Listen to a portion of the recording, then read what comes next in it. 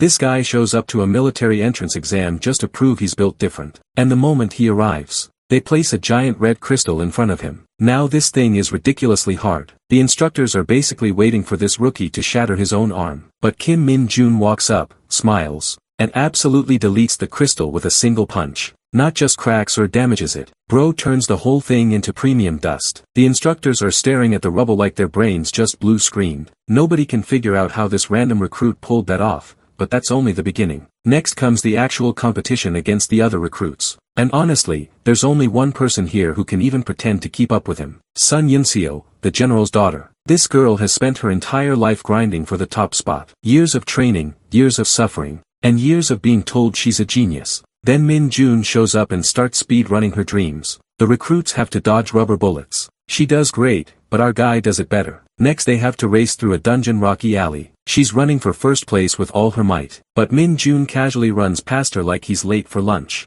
At this point, Yunseo is probably filing a complaint with reality itself. Nothing makes sense. Every challenge she's supposed to dominate. This guy clears with zero effort and wins. So how is he so ridiculously overpowered? Well, there's one tiny detail nobody knows. Kim Min-jun didn't come here from Earth. My guy just returned from another world. And unlike every Ice Guy protagonist who loses everything after coming back, he kept his dark magic powers. Min-jun spent years purging the land of Isgard from evil, and he finally brought the well-deserved peace to this world. But he doesn't get any credit for the favor he did. After all, he's a cursed mage. One who dabbles in the powers of darkness. With the mission complete, he finally meets the goddess who is responsible for summoning him in this world. He kept his end of the bargain by eradicating the menace. Now it's the goddess's turn to return the favor and give him the ticket back to his planet, Earth. The goddess insists he stay a little longer. But Min-jun's done doing her dirty work. It's finally time to embrace the Korean fried chicken he's been missing so much. Since the goddess knows next to nothing about crispy fried chicken, or something called the internet, she can't offer him any of that, so she eventually decides to send him back. With the teleportation circle activated, she removes the saint's protection that always stopped Min-jun from using his powers on her. Once that's gone, the final step is stripping Min-jun of his dark powers before sending him back. But Min-jun was already prepared to see this day, and he did exactly what he had to. He betrayed the goddess to keep his dark powers all to himself. Before vanishing into the multidimensional portal he created with his own dark magic, he flipped her the middle finger. And with that, he disappeared, leaving the helpless angry blondie gritting her teeth behind.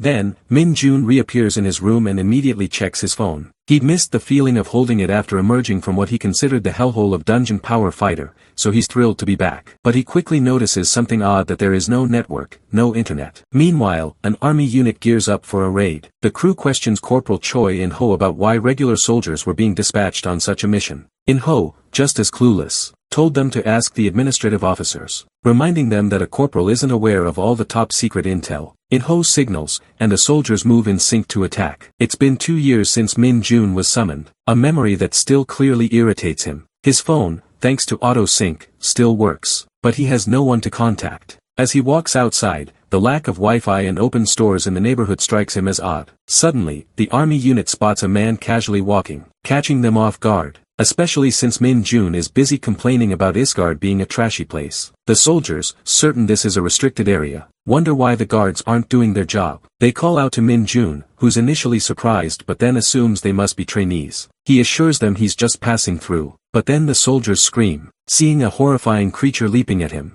Min-jun casually turns his head, only to see a creepy wolf lunging his way. Min-jun isn't even the least bit concerned when the soldiers yell at him to dodge. That horrifying beast is charging straight at him, ready to tear him apart. He's seriously pissed, wondering why this stupid mutt, who can't even take a single punch, is showing up now. But just as he tries to tap into his power, that devil-may-care attitude vanishes fast. He can't summon his demonic energy, not even a flicker. Then he goes for the only option left and stops the wolf with his bare hands, slamming it into the ground with brute force like he doesn't give a damn. The soldiers' jaws hit the floor in shock when they see the impact of Min-jun's smack leave a dent in the ground. Their faces go pale at the sight of such raw strength. Min-jun stares the wolf dead in the eyes and says he's no loser, even without his dark powers. Even if he's grown weaker, there's no way he's letting some measly scum of a monster get the best of him. He suddenly recalls that warrior putting him through a deadly workout routine, lifting boulders like his life depended on it. The memory makes him weirdly nostalgic for Isgard's brutal training.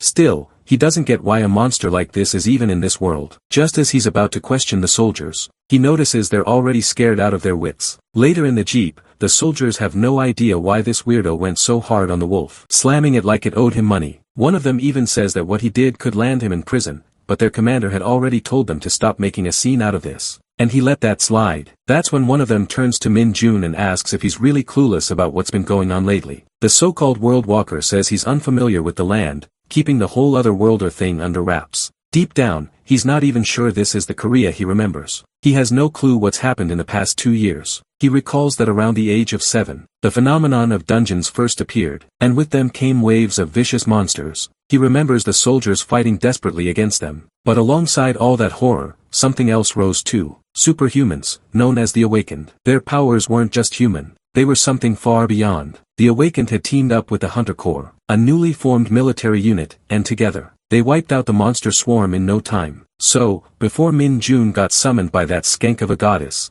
Korea hadn't faced anything too dangerous that could threaten civilian zones. Out of nowhere, he senses something off about Dungeon Power Fighter and checks his signal again. That's when it hits him. The server isn't completely gone yet. The realization pisses him off. All that hell he went through, only to return to this mess. On top of that, Sparky is itching to play the game, or at least see if the server's still running, but he ends up cursing the network in frustration. Meanwhile, one of the soldiers doesn't buy this loser's act about knowing nothing, while the whole world is clearly upside down. Still, after witnessing Min Jun's raw strength, he starts getting really nervous, thinking maybe this dude's got a story behind him that explains way more than he's letting on. Right then, Sparky grabs the soldier's attention and asks if game developers still even exist in the world. Then, out of nowhere, he follows up by asking if people still safely evacuate and manage to get jobs at game companies or something. Also, this deadbeat demands to know if all the buildings were destroyed, including the server storage systems. He's digging for details, wondering why everything's such a mess. The soldier says he'll explain,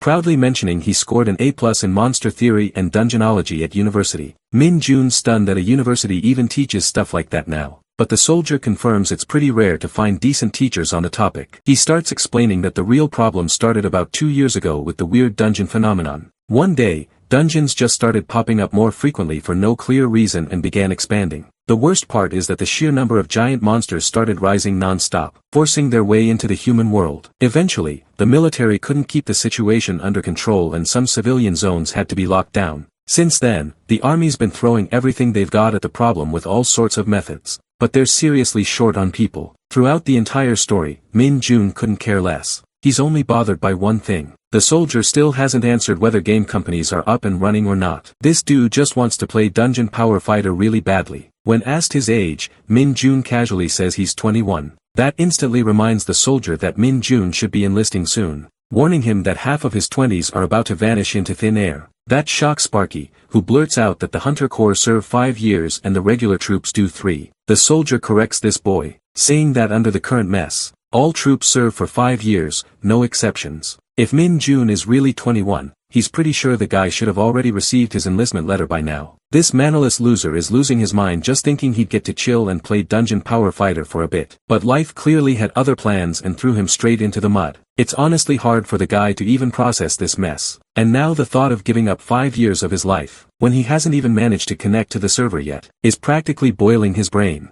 Out of nowhere, Min Jun gets a ping from military manpower, assigning him, Kim Min Jun, to enlist at the recruit training center. Sparky's totally whacked to see how serious they are about this, especially since his enlistment date is literally tomorrow. He wonders if the military just spams people now, because the timing feels way too on point. That cracks up the soldier boy, who says Kangwon's known for pulling that kind of crap. In a flash, Min Jun's at his wit's end, yelling at the guy like, how the hell is this even possible without a physical exam? In his defense, Soldier Boy already mentioned they're running low on manpower, so now the physicals are handled directly at the training center. As for the notice, he figures Min Jun probably just saw it late, but still suggests checking out the PC room near the evacuation center, just in case. Suddenly something clicks in his mind. Long ago, when Min Jun's parents went missing, he filled the void in his life with games. Then, as a lonely 12th grader, he was summoned to Isgard, the forgotten paradise of humanity. Now, back in the present, sitting in a PC room, Min Jun is crying tears of joy while playing Dungeon Power Fighter again. He's soaking in the comfort of these little gaming booths,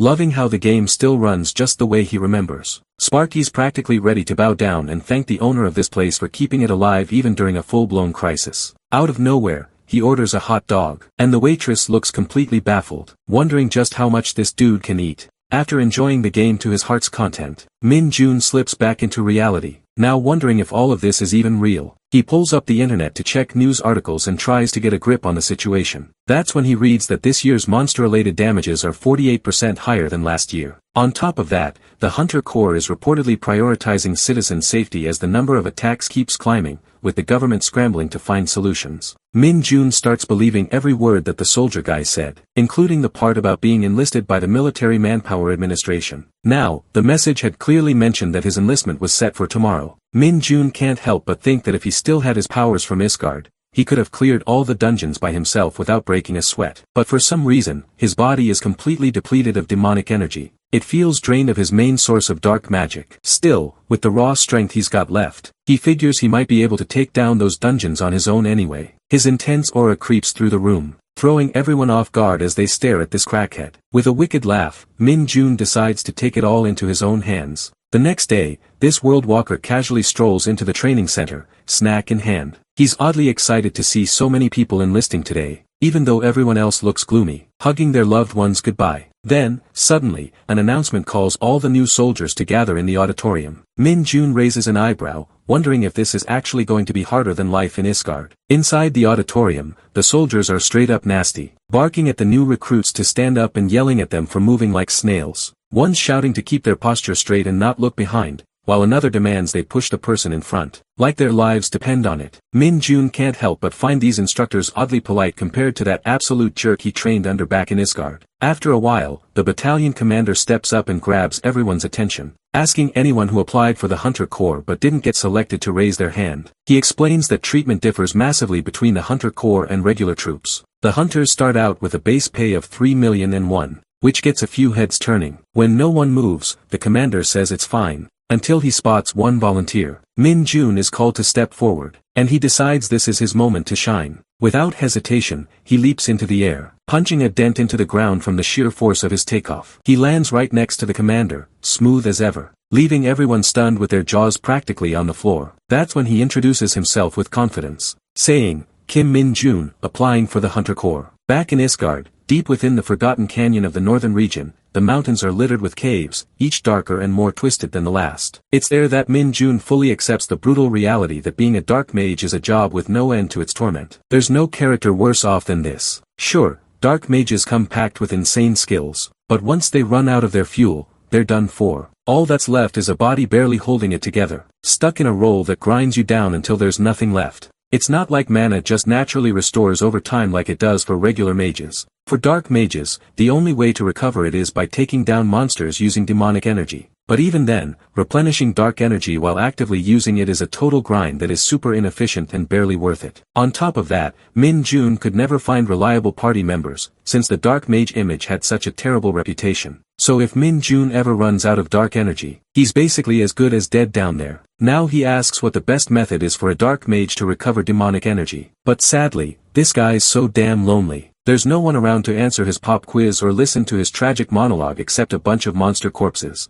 He starts wondering if it's because everyone else is already dead. Suddenly, he hears something creeping up behind him. Turns out, it's the Forgotten Canyon's hidden dungeon boss, Arachneist. This creepy, oversized spider beast crawls into view while Min Jun casually thinks maybe the dungeon boss could have answered his question. He even says the beast should have shown up sooner because he was dying of boredom waiting. As Arachneist notices her crushed babies scattered all over the ground, she lets out a bone-chilling screech. Min Jun just shrugs it off, cracking a joke about her breath reeking so there's no need for a reply. Then, without a shred of hesitation, he slams a punch right into her face and says the answer's wrong. With his demonic energy pouring out of him, Min Jun says the answer's real simple. That is just to beat the monster with a maxed out strength. That day, Min Old, who's actually Kim Min Jun, stood at the peak of dark magic in Isgard, and that was 645 days before he returned to Earth. Back in the present, the commander confirms his name, Kim Min Jun, and tells him to wait there until the Hunter Corps unit arrives. Min Jun's just vibing, low-key thrilled to see a whole commander casually making him coffee. Then the commander asks if there's any special reason he wants to join the Hunter Corps. He's clearly weirded out by this kid, especially since so many Hunter Corps members are bailing and returning to the regular army, even with their powers. Now that things are getting worse out there, with a hint of a smirk, Min Jun simply says he's got some business in the dungeons, leaving the commander completely speechless. A second later, the commander bursts out laughing,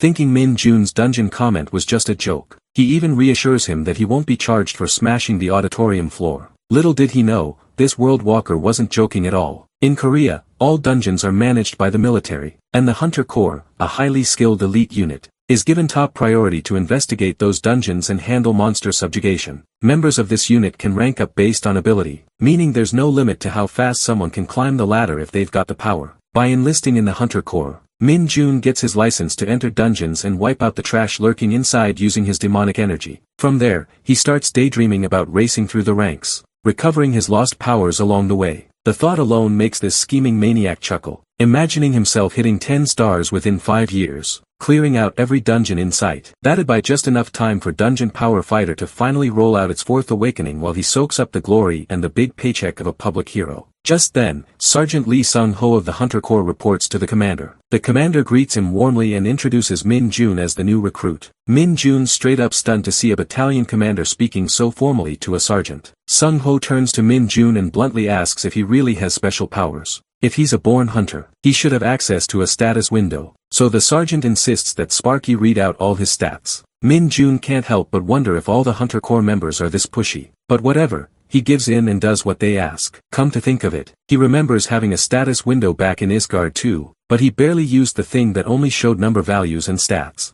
Now, the lad's actually curious to see how the status window works in this world, but the second it appears, he's completely thrown off. Sung-ho immediately presses him, asking what he's seeing, but Min Jun just gives him a nervous smile. With an awkward chuckle, he says the window's showing an error. Sung-ho's expression goes stiff, as if his brain just hit a glitch trying to process what he heard. Somewhere in Gyeonggi-do, at the Hunter Corps Training Center, the commander starts with some small talk, saying he last saw her in Hwachin. It's been 10 years. He admits he never imagined running into Sun Yun-seo here, of all places. She quickly corrects him, saying she's not a hunter yet, just a new recruit who enlisted today. Still, she wants to know if she's only being called in because of her father's status, making it clear she has no interest in getting special treatment during training. The commander laughs it off, assuring her it has nothing to do with General Sun, and that she won't be getting any kind of special pass either. He also reminds her that the Hunter Corps isn't some easy organization, something her father must have mentioned already. With such a renowned rookie enlisting, the commander figures he'd exchange a few words of encouragement before the girl gets super busy. He knows it couldn't have been easy for her to enlist as a regular soldier, instead of walking in as an executive, saying they're always short on people like her. So, he thanks her both as a citizen and as a soldier of the nation. Meanwhile, Yoon-seo's clearly embarrassed, but politely thanks the commander. Just then, a van rolls in,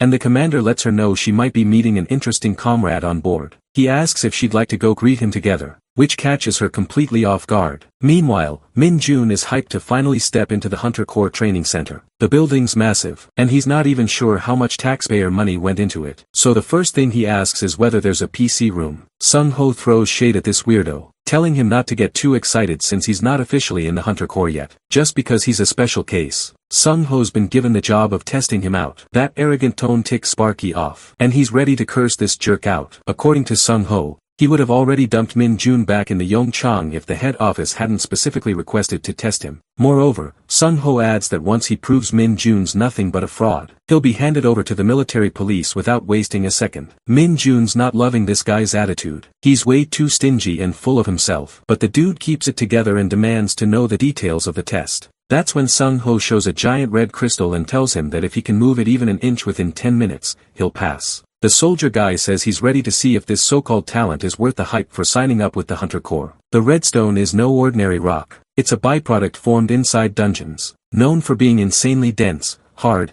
and heavy, making it pretty much impossible for any average recruit to even budge. Min Jun strolls past Sung-ho, casually saying he's glad the test is this simple, which definitely bruises Sung-ho's ego. Sung-ho knows the whole thing is a dumb way to measure someone's status window, but he gets it. There's probably been plenty of frauds with mediocre abilities trying to sneak their way into the Hunter Corps, so this kind of test weeds out the fakes. Meanwhile, Sung-ho had heard rumors about this guy jumping 5 meters straight onto the podium, but the whole status window error thing still doesn't add up. There are a few others watching Min Jun's test now, including Commander Choi and Eun Seo. Choi figures this guy probably showed off some crazy physical abilities to the battalion commander at the training center just to get here this fast. He also tells Eun Seo that Min Jun's status window came up with an error. The old man's never heard of anything like that before, but he's got high hopes for this new recruit. Min Jun stares at the redstone and instantly remembers it from his time in Isgard. That ridiculously heavy rock was scattered all over the dungeons there, but a chunk this size, he could move it without breaking a sweat. He hyped up, packs a punch, wondering if maybe this thing stores some demonic energy too. So the brute winds up and smashes the entire stone into pieces in one shot. Too bad though, it turns out it's got nothing. Commander Choi and Eun Seo are left with their jaws on the floor in pure shock. Even Sergeant Sung Ho looks like his eyes might pop out, calling Min Jun a straight-up crazy monster. Later, Nam In Hyuk is completely out of breath, drenched in sweat as he drags himself up the stairs with the other recruits. Even before joining the Hunter Corps, he knew the training wasn't going to be normal, but now he's really feeling something's off. Once the training period ends, they'll be heading into real combat. But before that, they're stuck with 4 weeks of absolute hell. That means strapping on sandbags from the very first session and climbing the infamous 6,000 steps. As if things weren't already brutal, there's this devil of an instructor, Sergeant Lee Sung-ho, constantly breathing down their necks. He checks their finishing times. That much was expected, but this kind of crude physical training only boosts their stats a little, and it's pushing most of the recruits to the edge of collapse. Nam In Hyuk always figures Hunter Corps recruits had to endure a lot and just suck it up, but now he's not so sure about this lunatic running the show. Meanwhile, Min Jun's having the time of his life, running like he's some kind of free elf. In Hyuk starting to question whether the problem is them, not him. Min Jun feels like his body is floating on air, and if he still had his demonic energy, he swears he'd be flying. Sparky actually finds this so-called hellish Hunter Corps training kind of sweet. The military uniforms look stylish compared to the rags he wore in Isgard, and the food is way better than expected. Even the schedule's a win. Once the evening roll call is done, they get actual free time and can crash for the night. Also, he heard there's a PC room right inside the facility, and it's apparently just as good as anything out in the city. As long as he follows the rules, no one's going to bother him during his free time. Though Min Jun had every intention of ditching the place if it turned out to be a drag, it turns out the Hunter Corps has everything he could ask for, including grueling drills, delicious meals, solid pay, and even time to play games. He dashes up the stairs shouting that the Hunter Corps is the best thing ever. In Hyuk, still trying to catch his breath, can't wrap his head around what kind of fuel this insane monster runs on to move like that. In a flash, Sung-ho is left completely stunned as he sees Min Jun reach the top way faster than expected. Normally, it takes about an hour for the average recruit to finish the climb, but this guy crushed it in record time. Min Jun's up there enjoying the view, dancing around Sung-ho, and reminding him of the promise he made that anyone who finishes under 30 minutes gets an outing pass. With no choice, Sung-ho hands it over while Min Jun starts plotting where he should use it. Sung-ho cracks a smile, wondering if there's ever been a recruit who got an outing pass. Still, he knows that high stats or raw strength alone aren't enough, as the real test is how fast someone can react to monsters. That's what truly matters in the Hunter Corps, and for that reason, he swears he'll be keeping a close eye on Kim Min Jun. Meanwhile, the rest of the recruits are whining, grumbling about how impossible it is to keep up with this kind of training every day. Then suddenly, In Hyuk yells out that his stats went up by 1, and the others quickly rally around to congratulate him like it's the biggest win of the day. Now everyone's caught up checking their stats, and Min Jun is straight up shocked when he sees how hyped the recruits are over just 1 stat point going up. This dude can't help but remember his brutal Isgard training under that insane warrior who forced him to earn 10 stat points a day like it was nothing.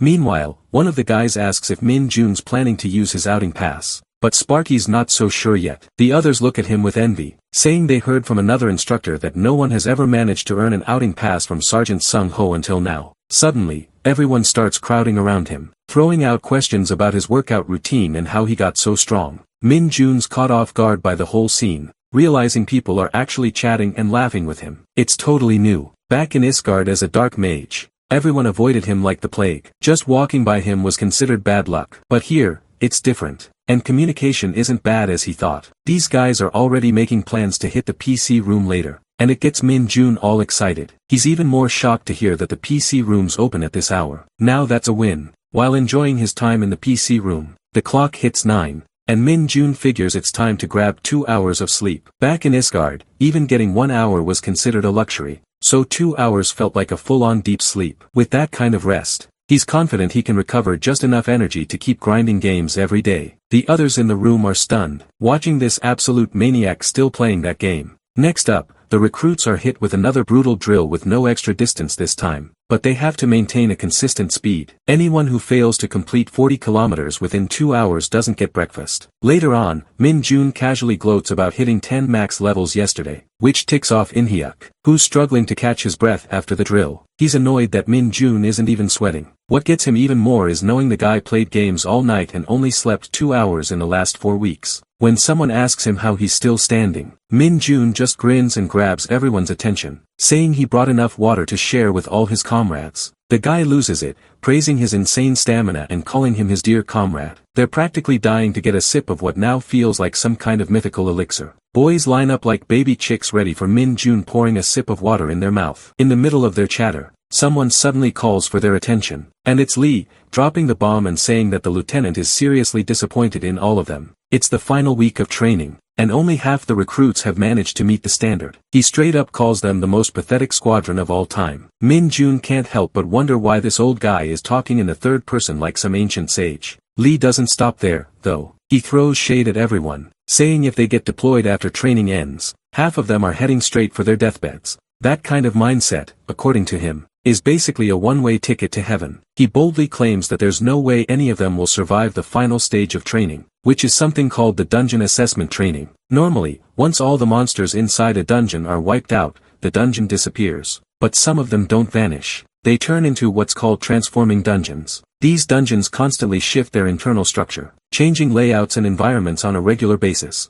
That makes them the perfect spot for trainees to get real-life dungeon experience. And that hardcore simulation is what they call the dungeon assessment training. Just hearing the name sends shivers down the recruit's spine, so they already know they're in for something brutal. With Lee cranking up the tension, he seems to enjoy it, saying recruits need to be handled like racehorses. For real discipline, you need a heavy whip to keep them in line and then toss them a carrot later. He assures them they'll make it through if they just use their brains. To sweeten the deal, he announces that the recruit with the highest score will earn a 2-night, 3-day vacation pass. The old man believes this little reward will light a fire under them and push them to work harder, asking if that news doesn't make their blood boil. But the recruits just stare at him blankly, watching him tap the stage like he's lost it. But no one responds. He's trying so hard to hype them up, but it feels like he's talking to a wall. That is until he spots one guy who actually looks thrilled by the news, and that just makes the rest of them more nervous. The next day, the whole squad shows up with their jaws on the floor, stunned by how massive the dungeon really is. Min Jun, on the other hand,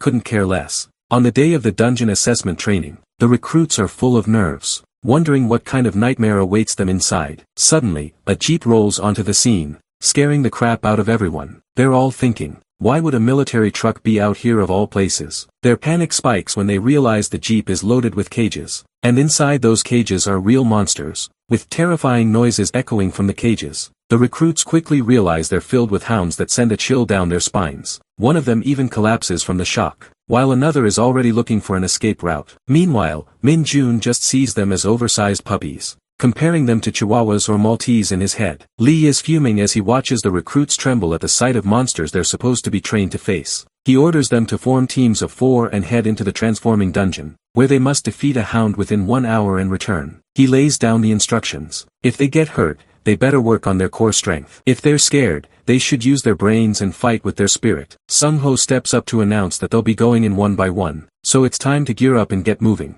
Next up is the Hunter Corps' exclusive safety suit, designed to protect the physical body during battle. Once everyone slips into the gear, they start trembling like scared chickens, wondering if anything in the world could be tougher than this armor. Meanwhile, Min Jun is silently judging the suit, thinking it's insanely uncomfortable and clearly built for defense only. He can't believe something this stiff and clunky costs around 50 million. From the smell alone, he figures these suits have been used to hell and back, soaked in everyone's passion and sweat. That's when Sparky throws out a bold question, asking if they managed to take down the hounds, which means they can ditch these suits. At first, Lieutenant Lee looks thrown off by the idea, but when he sees it's Min Jun, the #1 ranking recruit, He gives in and grants permission. Still, Lee doesn't let him off that easily. He reminds Min-jun that he's not allowed to steal the spotlight. He's expected to show real teamwork. And now everyone's going to be watching how the top-ranked recruit handles things when it comes to taking care of others. When it comes to defeating a hound, Sparky acts like the whole thing's a walk in the park, claiming all he needs to do is tell his teammates what to do.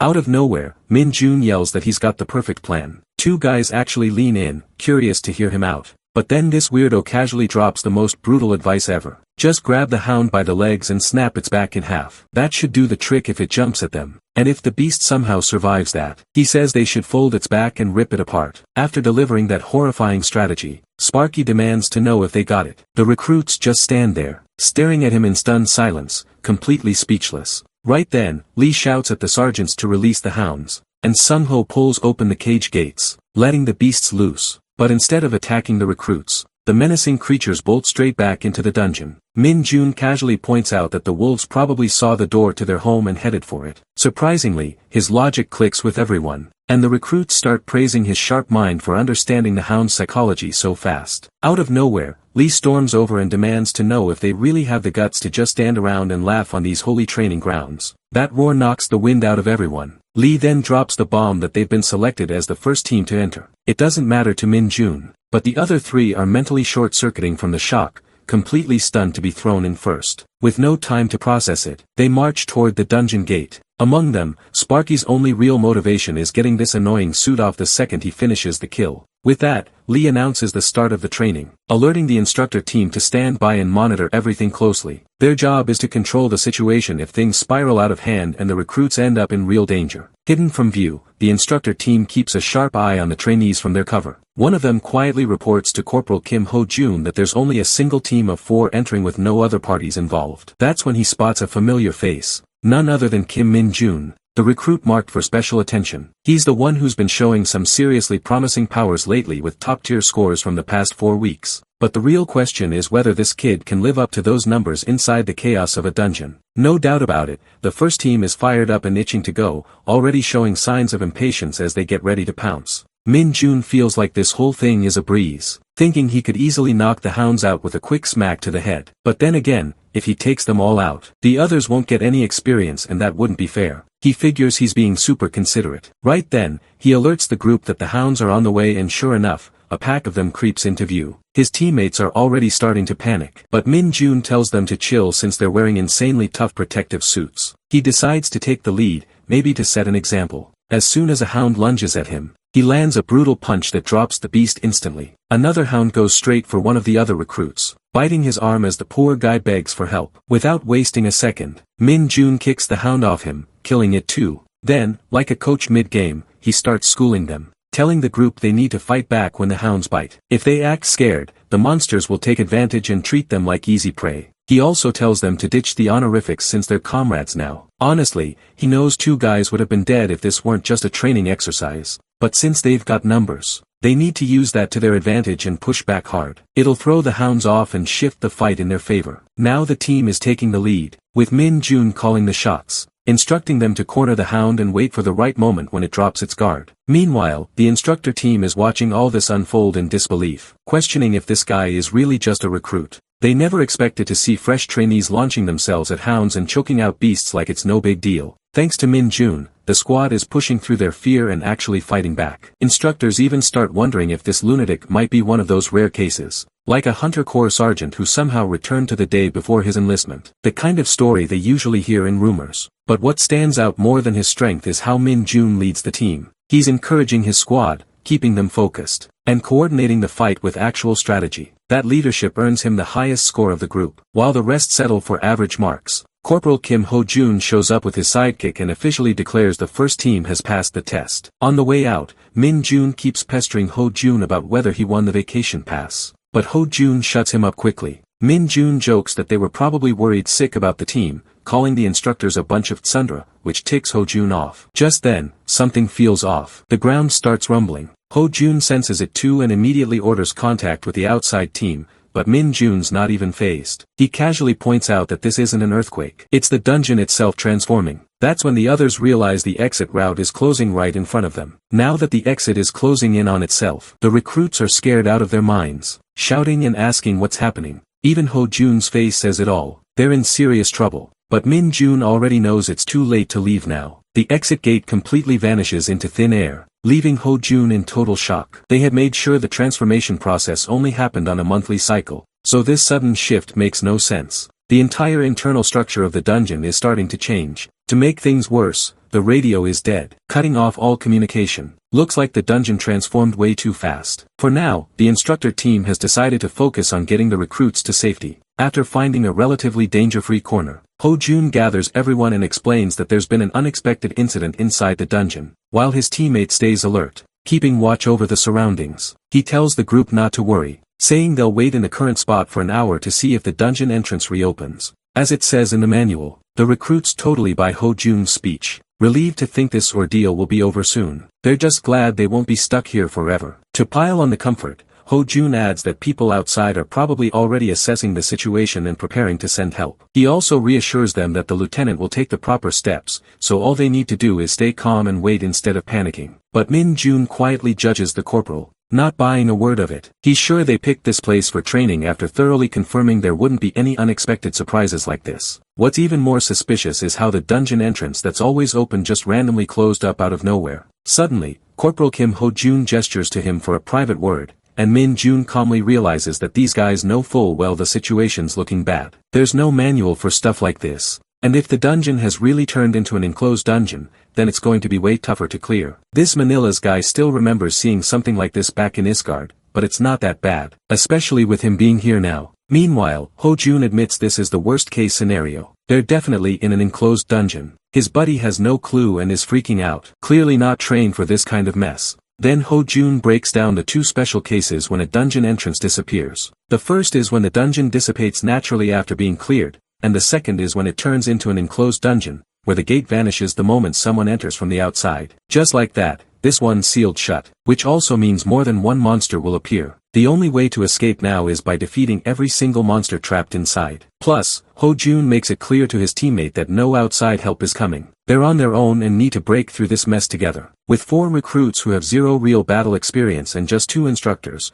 they'll have to clear the dungeon by themselves. After Ho Jun fills everyone in on their current situation, the recruits are visibly shaken, as expected. On top of that, Ho Jun has no idea what kind of monsters are crawling through this place, so things might take a deadly turn fast. Still, they can't afford to stay put. They need to keep moving while they have the strength. He regrets that the instructors weren't geared up before diving in. They just jumped in wearing track suits to monitor the kids. At this rate, even a few goblins could wipe them out, considering it takes Ho Jun around 10 minutes just to kill one. Then he glances at the back and remembers the recruits are still wearing the Hunter Corps safety suits. He figures they can use those suits' defensive capabilities as part of the most realistic strategy right now. Place the recruits up front to absorb the hits while the instructors strike from behind. It's a sound plan, but the thought of using these kids as meat shields makes Ho Jun sick to his stomach. They've endured so much brutal training and trusted the instructors to protect them, and now his pride and self-respect won't let him turn those same kids into bait. While Min Jun casually acts like he doesn't care, his teammates are panicking like crazy, especially since this whole disaster hits right when they're in the final week of their training. Out of nowhere, the Manila's weirdo senses that something's off, and the instructor asks him what's going on. That's when Ho Jun suddenly starts screaming like something's choking him from the inside. His partner rushes over, ignoring Min Jun's warning not to go near him, saying there's nothing he can do right now. But the guy rolls in anyway to check on Ho Jun, only to feel the exact same thing happening to him, and he collapses to the ground. From that point, Min Jun steps up and takes control, telling the rest of the team to stay back or they'll end up just like the instructors.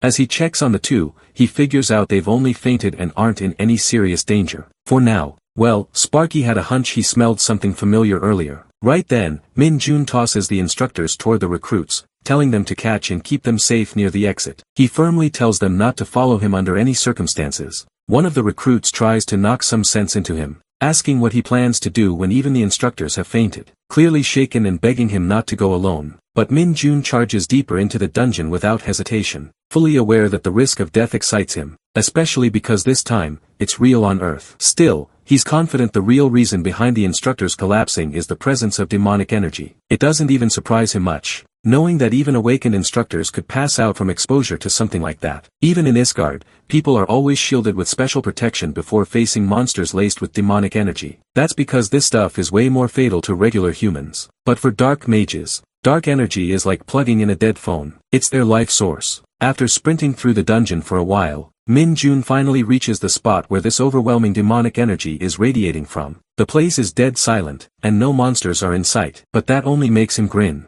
He looks up at the ceiling, knowing full well that something this nasty and soaked in darkness could never hide from a dark mage's senses. And there it is, he can feel it. He never thought he'd run into a beast like the Dark Hound here of all places. But make no mistake, this isn't just another version of the regular hounds. Despite the similar names, the Dark Hound is a completely different breed and leagues more dangerous. The first time Min Jun came across one in Isgard was about a year after he got summoned. Back then, he barely made it out alive. Even the monster guides on Earth wouldn't dare go near this thing. It's that brutal. The Dark Hound lunges straight from the ceiling, but Min Jun doesn't even flinch. He just stands there, almost relieved to see a familiar face. With a smirk, he thanks the beast for the meal. And the next second, he plants a mouth-shattering punch right into its face, launching the monster backward like a ragdoll. The Dark Hound hits the ground hard, its face bleeding and teeth shattered, while Min Jun's eyes glint with hunger for its demonic energy.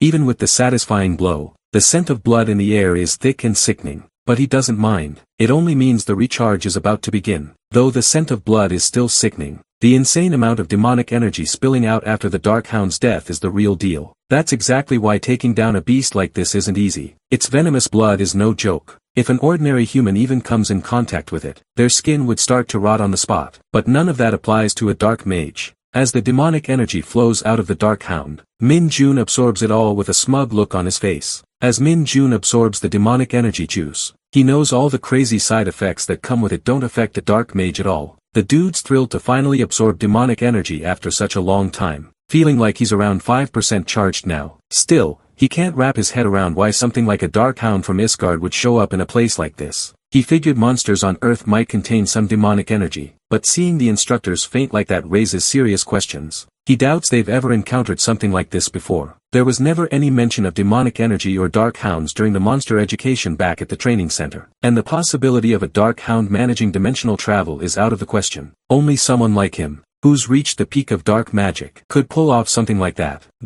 Or maybe it's something only a saint who can use God's power could pull off. Since it's not an ability just anyone can access, Min Jun wonders if he's just overthinking this, or if this really is the first time a Dark Hound has appeared in Korea. Either way, he decides to find the core and file a report, and eventually, he does. Meanwhile, Ho Jun slowly opens his eyes, and the recruits are all buzzing with relief to see him regaining consciousness. They crowd around, asking if he's okay, but both instructors suddenly sit up straight, scaring the life out of their juniors. Ho Jun immediately demands a full update, checking if anyone's hurt, or if anything happened while they were out. The juniors admit they thought the two turned into zombies for a second, but assure him they're all fine. Then they mention Min Jun ran deeper into the dungeon by himself. That news throws Ho Jun completely off. And when the recruits explain what happened after he and his partner collapsed, Ho Jun's face twists with rage. He's furious that Min Jun acted alone in a situation this dangerous, gritting his teeth at the thought. That kind of stunt is more than enough to get someone kicked out of the program. Well, he does feel like he's in no position to criticize anyone,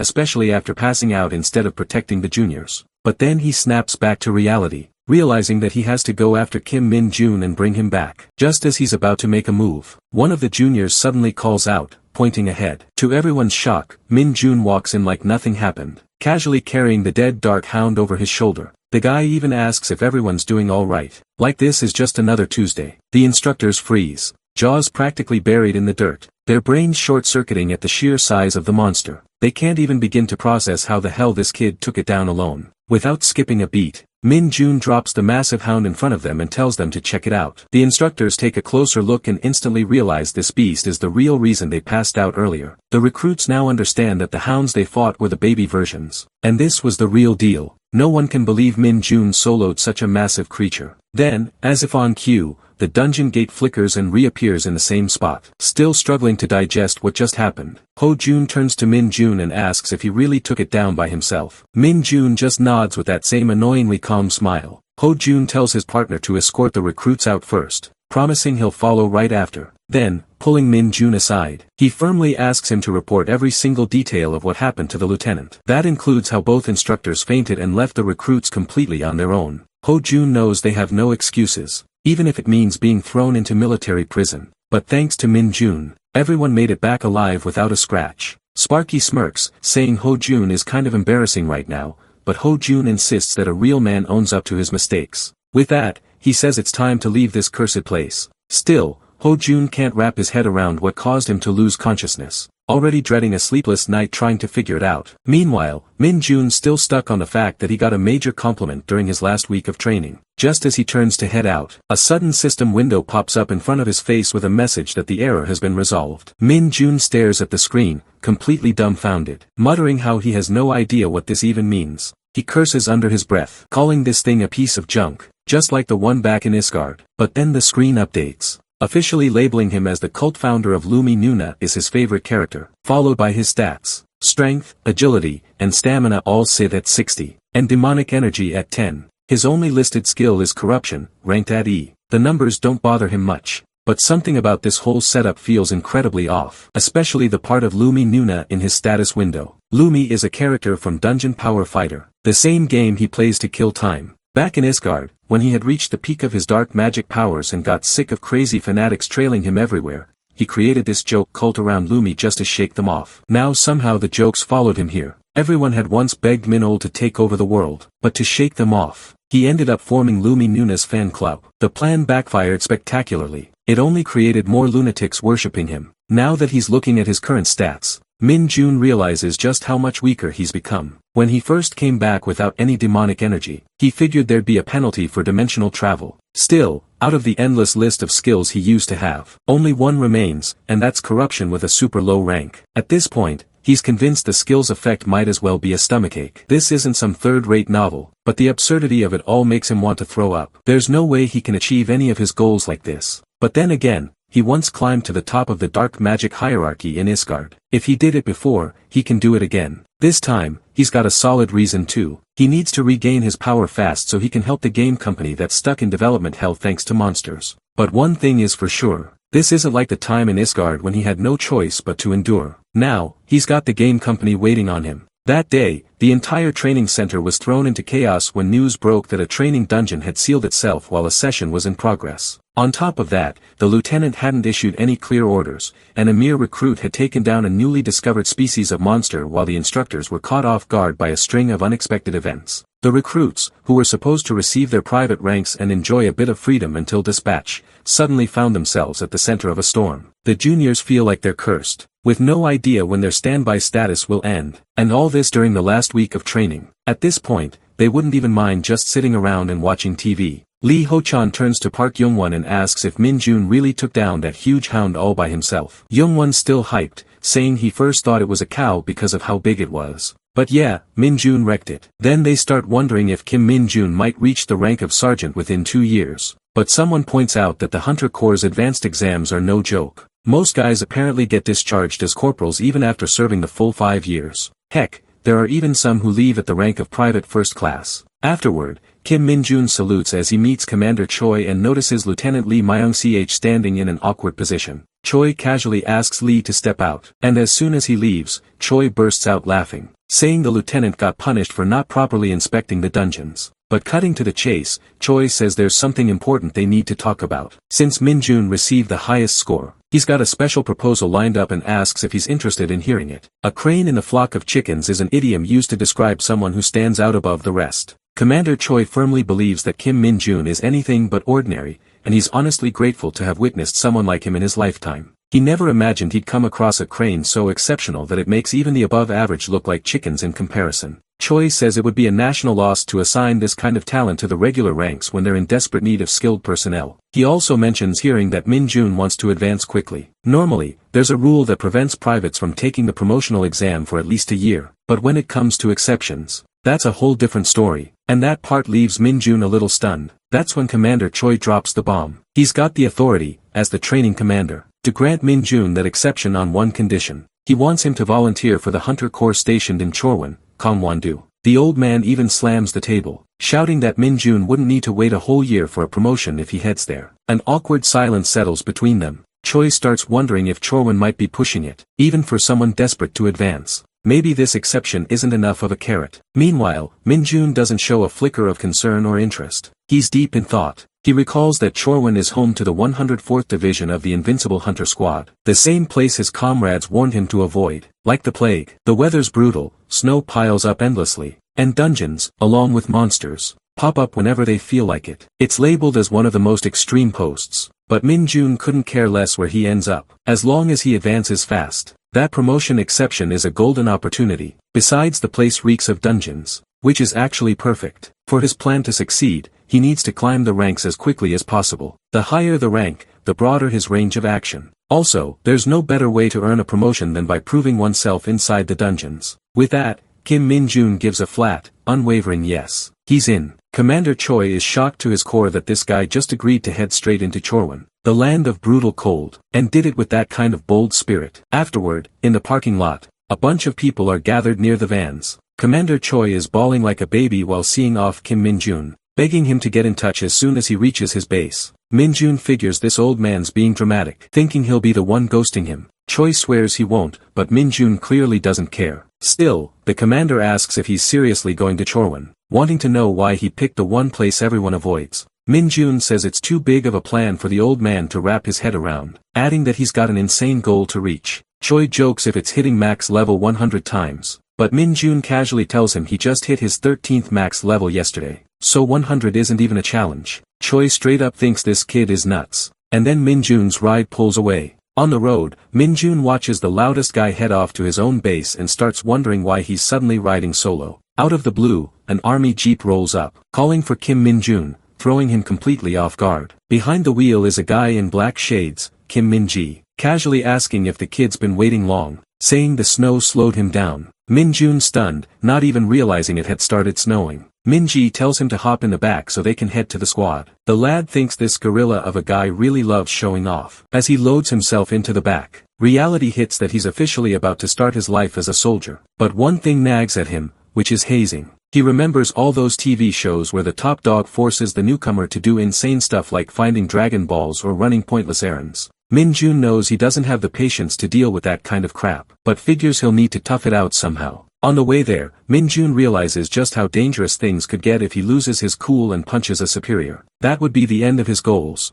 and he'd be shipped off to military prison as a regular soldier. As they approach their destination, snow starts falling lightly on the van of the Invincible Hunter Corps. Arriving at Gangwon-do, Chorwon, at the Hunter Corps 104th Division's 2nd Battalion, Min Jun and Min Jun step inside. Min Jun swings open a door and shoves the newbie inside, ordering the guys there to feed him and teach him how things work. The soldiers inside are stunned since they got zero heads up, but when they see the newcomer, they burst into laughter and cheer, thrilled to have fresh meat around. As Min Jun introduces himself, the squad realizes this is the very guy from the rumors, the psycho who soloed the giant hound. One dude chucks Min Jun's bag at Baldy, making him responsible for unpacking his stuff. Min Jun quickly takes the two loud idiots as the alphas of the dorm, standing there with big, goofy grins. It's like they just discovered a new toy or something, and they're dying to know why he chose this place when his top scores could have easily landed him a rear line post. Min Jun simply thinks the front lines offer better real experience and the fastest path to advancement. The guys stare at him like he's nuts, calling him crazy. They ask if he has a sister or a girlfriend, but Min Jun says he's been alone since birth. Curious to see what he's capable of, they pester him to show his talent, and Min Jun figures if showing off shuts them up, it's worth it. He drops down to do one-finger push-ups,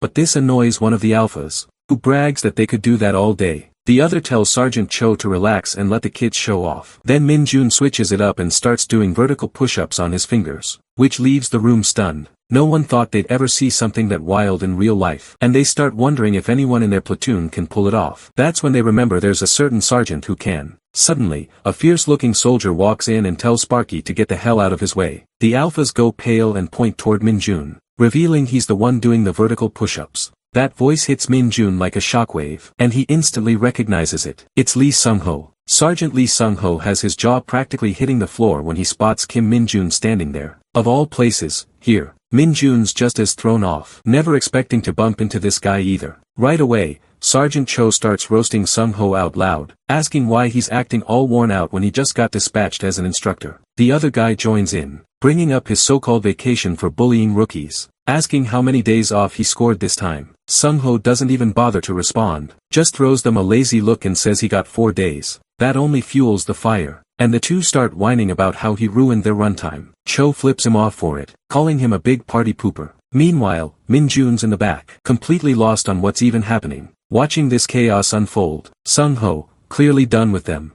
lies down like he's clocked out for the day and starts watching a live stream of a volcanic dungeon. The feed shows scorching terrain with naturally high temperatures that deal non-stop damage. It's clear to Min-jun now that there's a massive difference in rank and experience between them. Out of nowhere, Sung-ho calls out Private First Class Lee Dong-jin and tells him to properly instruct his direct junior, who turns out to be none other than Min-jun. Dong-jin walks over, introduces himself with a friendly vibe, and suggests they talk more over food since he has a special pass to the post-exchange retail store. Min-jun's low-key shocked, didn't even realize they weren't allowed to go there on their own. As soon as they arrive, Dong-jin tells Min-jun to go ahead and grab whatever he wants inside. Sparky admits he eats a lot, but Dong-jin just waves it off and tells him to pick whatever it takes to fill him up. Min-jun thinks this guy's actually pretty nice, but the moment Dong-jin goes to pay and sees the bill hit 3,001, the man starts sweating bullets like he's just seen his bank account cry. Even the cashier jokes, asking if he's getting cold feet. While Min-jun digs into his feast, he brings up the whole retail store situation,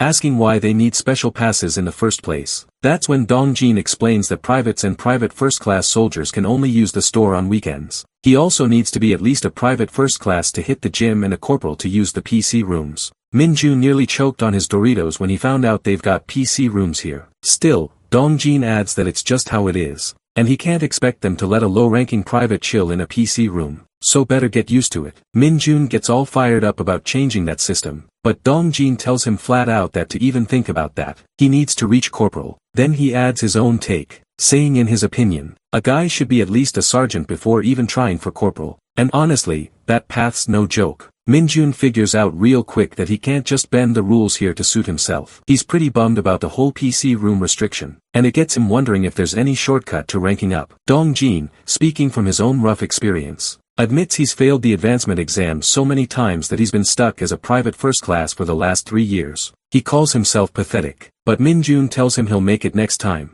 Truth is, Min-jun actually likes Dong-jin's vibe and wants him to rise through the ranks with him so they can hit the PC room together. Right then, a big guy walks in, Sergeant Kim Gwang-sik, who spots the two of them eating and eyes the snacks. He casually asks if they're having something good. Dong-jin invites him to join, and of course the guy doesn't pass up free food. He plops down with them, grabs a handful of chips, cracks open a soda, and between bites, reassures them that he won't breathe a word about their little chat to anyone. However, Gwang-sik warns them that if they're useless during firearms training tomorrow, they might as well be dead. He makes it clear he has no intention of letting Min-jun coast through anything, and bluntly asks if the kid even knows how to shoot. Dong-jin jumps in, saying he was just about to explain how firearms training here is way different from anywhere else, but Gwang-sik isn't having it. He raises an eyebrow and asks if Dong-jin's implying he's being overly involved when the guy's supposedly doing fine. Then Gwang-sik goes in hard, roasting him. If he's so good, then why is he still stuck as a private first class? That jab gets on Min-jun's nerves, so he quietly releases a bit of his demonic energy, just enough to mess with the guy. Gwang-sik suddenly stands up, looking like something hit his stomach wrong, and starts accusing the snacks of being off. Min-jun tries not to laugh, watching the guy fumble with the chip bag, probably hunting for the expiration date. Gwang-sik, now clearly regretting his snack choices, waves them off and tells the two to get moving. At that moment, sparkly Min-jun realizes that, hey, maybe the corruption skill has more day-to-day use than he thought. Meanwhile, Gwang-sik's still clueless, thinking his stomach just gave up on him out of nowhere. Next, Min-jun pulls Dong-jin's attention and asks him to break down the details of firearms training. Nice guy, always ready to help. Asks if Min-jun has ever used the KX-2 with ICM bullets before. He explains that here, they use bullets even more powerful than ICMs. Those are just like ponies in comparison. The ones the Hunter Corps uses are on a whole different level, more like wild stallions, with a recoil and sound that hit like a cannon. Because of how often monsters show up, firepower is everything in this unit. Dong-jin warns that at first, it might feel strange and even painful, and yeah, he's going to get yelled at during training, but he assures Min-jun that he'll get used to it in no time. The lad nods, kind of liking the whole pony to stallion metaphor. It fits perfectly, though he remembers seeing long-range weapons in Isgard that were on the level of an elephant. The thought of a wild stallion still gets him hyped. That elephant weapon couldn't even be called a firearm. It was practically a siege weapon. So now, with the stallion comparison in mind, Min-jun's all fired up for tomorrow's training. Meanwhile, Dong Jin quietly wonders what's up with Sergeant Guang Shik, and whether his stomach has recovered. The next day at the firearms training facility, loud bangs echo non-stop as soldiers aim at moving hound targets. When it's Min Jun's turn, he misses once but still lands 19 clean shots. The announcer straight up loses it, calling him out like he's a machine. Everyone stares in disbelief, watching this private put on a clinic with his aim. They start whispering that he's some kind of shooting monster. Even Sergeant Cho, who boasts his personal best of 14 hits, a score that's already considered excellent in the squad, is stunned by what he just saw. Meanwhile, two other big names are watching from the sidelines. 2nd Battalion 2nd Platoon Commander, 2nd Lieutenant Kim Min-chul, is frozen in shock seeing this kid rack up 19 hits. And next to him, 1st Sergeant Heo Tae-suk, the battalion's administration and supply officer, nods slowly, realizing the rumors about this elite private weren't just hype, they were deadly accurate. Now the alpha of dorms demands to know how Min Jun pulled it off. But the guy just shrugs and says he followed the instructions. That nonchalant answer only ticks them off more. Out of nowhere, Kim Min-ji steps in, praising Min Jun and telling him to keep showing his best. Min-ji even mentions he's looking forward to seeing Min Jun's performance this afternoon in the special firearms training. Sergeant Cho can't handle it, fuming at the idea of this newbie even trying the special training, while his buddy throws shade at Min-ji, accusing him of favoritism. The other guys start whispering that Min Jun's so good, he probably would have landed another vacation if he had hit all 20. Meanwhile, the heavy shooter of the group turns to Dong Jin, demanding to know what's so special about this elite training. Dong Jin is still reeling from how this so-called newbie turned out to be a straight-up first-class marksman. He explains that rookies usually aren't allowed in that training since it uses improved conventional munitions bullets, basically the big guns. Nice guy assures them he'll explain it more later and that Min Jun will get a proper briefing anyway. The program runs with two-person teams entering a facility filled with monsters they have to eliminate on the way to the end point. While the monsters aren't high-level threats, the catch is that they're fast-moving targets and they'll fight back. On top of that, civilian plates pop up unexpectedly and hitting even one of those counts as a massive failure. Dong Jin adds that the whole thing is monitored and controlled by the executives, so there's no real danger, but it does simulate an actual combat scenario. The mention of real monster targets makes Min Jun's heart race. This is exactly the kind of action he signed up for. At the mess hall, the feast kicks off and all the soldiers dive in like they haven't eaten in days. While digging into his plate, Min Jun compliments Dong Jin for landing 13 shots in a row, but Dong Jin's still in disbelief over the newbie nailing 19. Nice guy turns a bit red, brushing it off by saying he's not that great, just had some experience. He then points out that Sergeant Lee Sung-ho is the real monster around here, consistently hitting 17 shots on average, making him the top shooter in the squad. That little detail hits Min Jun. If the numbers are right, then he's now officially the #1 shooter in the unit. Dong Jin has no doubt in his mind that Min Jun's going to crush it in the special firearms training, too. Curious about the upcoming two-person team setup, Min Jun asks if Dong Jin's going to be his partner, but Dong Jin explains that the teams are picked by the executives, so there's no telling who'll be paired up with whom. When asked, the criteria for assigning team members are handled through a thorough ladder lottery. At the special firearms shooting range, the squad is given 5 minutes to gear up before training kicks off. Out of nowhere, Guang Sik bellows that he's been paired up with the newbie, claiming it's going to be a massive mismatch because a sergeant and a private are worlds apart. Min Jun sees this loudmouth as his partner now, and by the looks of it, the guy hasn't learned a thing, still stuck in hazing mode. This loafer smugly tells Min Jun that the average finish time in their squad is 3 minutes. Then this creeper throws in a warning, saying if Min Jun doesn't finish under that time, he'll regret it. Min Jun doesn't say a word, which makes Guang Sik assume the rookie's confidence is shot. He even mocks him, calling the 19 hits from earlier just dumb luck. Min Jun pegs him as a lost cause, but still calmly says he'll do his best. Guang Sik doesn't let up, saying if the newbie finishes slower than him, he's dead meat. After that, he tells Min Jun to keep an eye on the team ahead of them and learn how the whole thing works. Kim Min-ji locks in the first round of shooters. That includes Lane 1 Sergeant Kim Moon-ji and Lane 2 Sergeant Jang Han-young. Both are ready to roll, stepping into their individual elevators and descending into the underground facility, officially starting the training. The setup is supposed to be tactical monster elimination while protecting civilian plates inside an enclosed area, but let's be real, it's basically turned into a competition between troops. The main goal is to get through the course as fast as possible and slam that red button before the other guy does. The monster icons vary in size based on how dangerous the creature is. The nastier the monster, the bigger the icon. Guang Sik casually tells Min Jun this should give him a pretty solid idea of what he's stepping into. Each lane has 2 monsters, and since the encounters are totally random, no one knows what they're up against until they're face to face.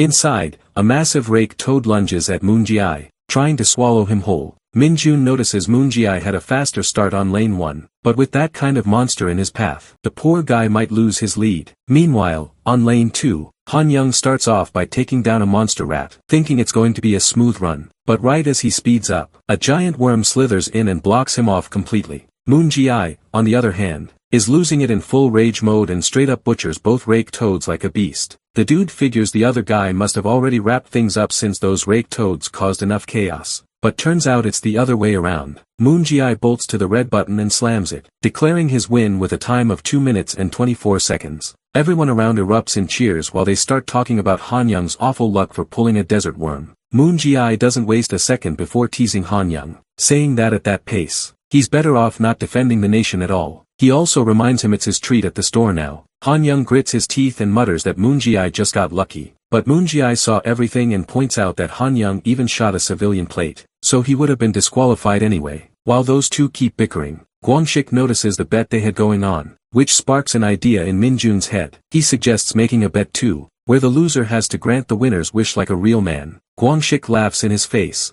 thinking this newbie got cocky just because the seniors have been a little soft on him. Still, the big gorilla agrees, but says he's got no real wish that a private like Min Jun could actually grant. Instead, he jokes he'd rather just get his salary for the next 3 months. Min Jun pegs him for a simple money-hungry guy, but locks in the bet anyway. Dong Jin on the side is getting more nervous by the second. Kim Min Ji-ai calls the next group in, and Min Jun steps up to face off against Guangxik as they descend into the facility. Min Jun's already kicking himself for falling for that cheap provocation, knowing it's usually best not to draw attention. Still, he just can't sit still when someone pokes at him. Outside, the crowd is buzzing, hyped to see a sergeant actually make a bet with a private during training. Some even joke about whether Guangxik will have to jump in and save the newbie from a monster. Then out of nowhere, a sudden tremor hits, rattling everyone to their core. Heads whip around, but nobody has a clue what's going on. Back underground, Min Jun freezes for a second, confused by the shaking. His eyes widen when he catches sight of a monstrous one-eyed freak chomping down on a rat like it's popcorn, and the sight instantly gives him the ick.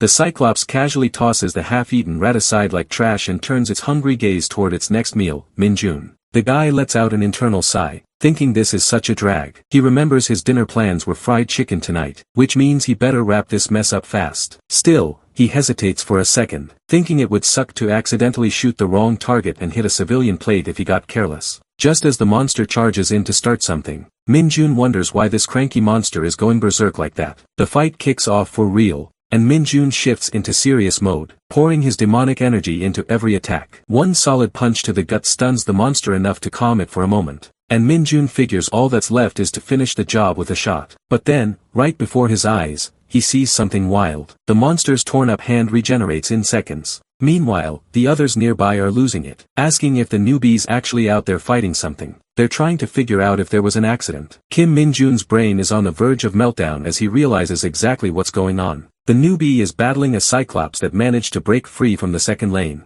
Not just any Cyclops either. That thing is the devouring demon. After absorbing energy, the Cyclops' regeneration and attack power ramp up insanely fast until the digestion phase ends. But something feels totally off. This kind of monster usually won't lash out unless it's backed into a corner. What's weirder is how it went berserk after eating another monster. The whole thing makes zero sense. This meathead shouldn't be losing it like this. Meanwhile, Min Jun is deep in the brawl, trading blows with the beast like it's just another Tuesday. The dude knows full well this should have just been standard firearms training, not a live boss battle. Still, he doesn't hold back. He unloads a barrage of bullets right into the monster's skull, relentless with his aim. A few well-placed shots tear through its eye, and Min Jun notices something. The eye regenerates way slower than the rest. That's his opening. He keeps moving like a ghost, dodging every swing with sharp reflexes. But even blind, the Cyclops' attack speed doesn't drop. That's the real freaky part. Min Jun's dodging like a pro, but the monster still tracks him, not by sight. He starts thinking maybe it's picking up on sound or scent. Or worse, maybe it's reacting to his demonic energy. That could be the trigger. Back on the sidelines, Kim Min Jun, fully loaded and suited up, watches the chaos unfold with a growing sense of guilt. He can't figure out how things escalated like this, but he blames himself for the screw-up. No regular private should be facing off against an energy-fueled Cyclops. Even armed, that's a suicide mission. Deep down, all Min Jun can do is hope Min Jun survives long enough, praying that the rookie can just hang in there. Min-jun takes off, rushing in with everything he's got to back him up. Meanwhile, Corporal Kim Kwang-sik is sprinting toward the button, confident he'd clock in at 2 minutes and 30 seconds. He is full of himself, thinking Min-jun could never keep up with his speed and had probably already failed, just like he expected. He even joked to himself about spending the brat's salary during vacation. This prick is having a laugh here, but when Corporal Kim Kwang-sik arrives at the destination, his face goes really pale to see the brat casually standing beside the button. Min-jun gives a look to Sergeant Kwang-sik and laughs at his face with a mug, calmly pressing the red button. That stunt took the light out of Kwang-sik's face, who was sweating like crazy to lose a bet from a brat. Min-ji has no words when he finally arrives at the scene. The Cyclops is dead, and he can't figure out how Min-jun possibly managed to shoot to make it end like this. Back there, everyone's going bonkers to hear that the so-called newbie finished in less than 2 minutes. They can't believe Min-jun just took down a fully fed Cyclops all by himself, especially since everyone thought it had to be some kind of fluke. Dong-jun eyes him with concern, asking if he's hurt or feeling off in any way, but Min-jun answers calmly, saying he's totally fine. With that, Dong-jun's tension eases a bit, and he asks Min-jun how he managed to take down the Cyclops. Min-jun flashes a grin and says it's all thanks to his training. Meanwhile, Corporal Kim Kwang-sik watches the whole scene unfold with burning frustration. One of the guys suddenly brings up the bet they had made, pointing out that the newbie actually won. Kwang-sik smacks the guy from behind and snaps, asking if he's got a death wish. He yells that the situation wasn't fair, so the bet doesn't count. There's no way the rookie could have finished faster than him. Kwang-sik insists that during special firearms training, each soldier is supposed to defeat 2 monsters before reaching the end point, and he did just that. According to him, the newbie only defeated 1, so the win doesn't count. Kwang-sik keeps going on about how unfair it all is, claiming that if he had only faced 1 monster like Min-jun, he would have finished way faster. He starts yelling at Dong-jin, demanding to know if this isn't obviously biased. He pushes harder, even going as far as threatening him to speak up. Dong-jin pauses, clearly annoyed, while Min-jun watches the whole mess unfold. To him, Kwang-sik seems like the absolute worst to Min-jun. Sure, the whole situation was unpredictable,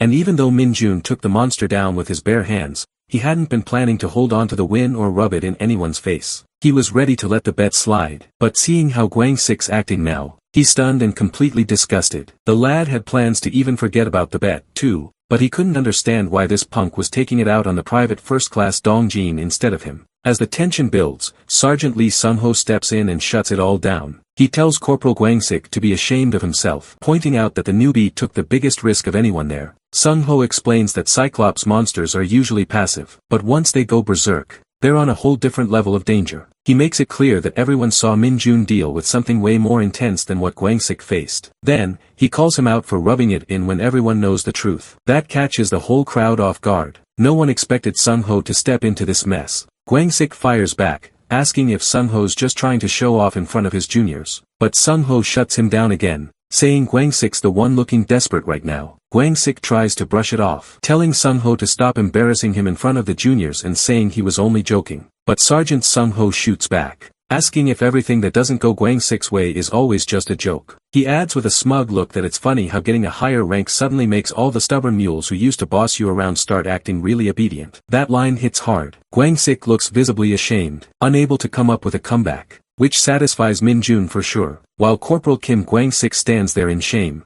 Sergeant Sung-ho asks if he's got anything else to say. Like a nervous wreck, Kwang-sik mumbles that it's nothing. Sung-ho just nods, saying it's better that way. Later, during their evening stroll, Kim Min-jun and Dong-jin talk about how Sergeant Lee Sung-ho had once received a rare 2-rank promotion, a special case awarded to someone who scored the highest in the advancement exams. It used to be a legitimate path, but the system was scrapped after a staff sergeant, who'd received the same kind of fast-track promotion, caused a major accident in a dungeon. Sergeant Sung-ho ended up being one of the last people ever granted that kind of jump. Min-jun asks if there's really no way to get a special advancement anymore, and Dong-jin replies that while there are still exceptions, like rescuing a civilian during an emergency or pulling off something remarkable during a monster hunt, those situations are extremely subjective. He explains it's better to assume the rule doesn't actually exist, since barely any hunters have advanced through it. Min-jun takes that as a hint that, in the end, the commander probably has the final say. The guy's clearly desperate for advancement, though it's not like he's wishing for civilians to end up in danger. Still, what puzzles him more is how strangely quiet this place is,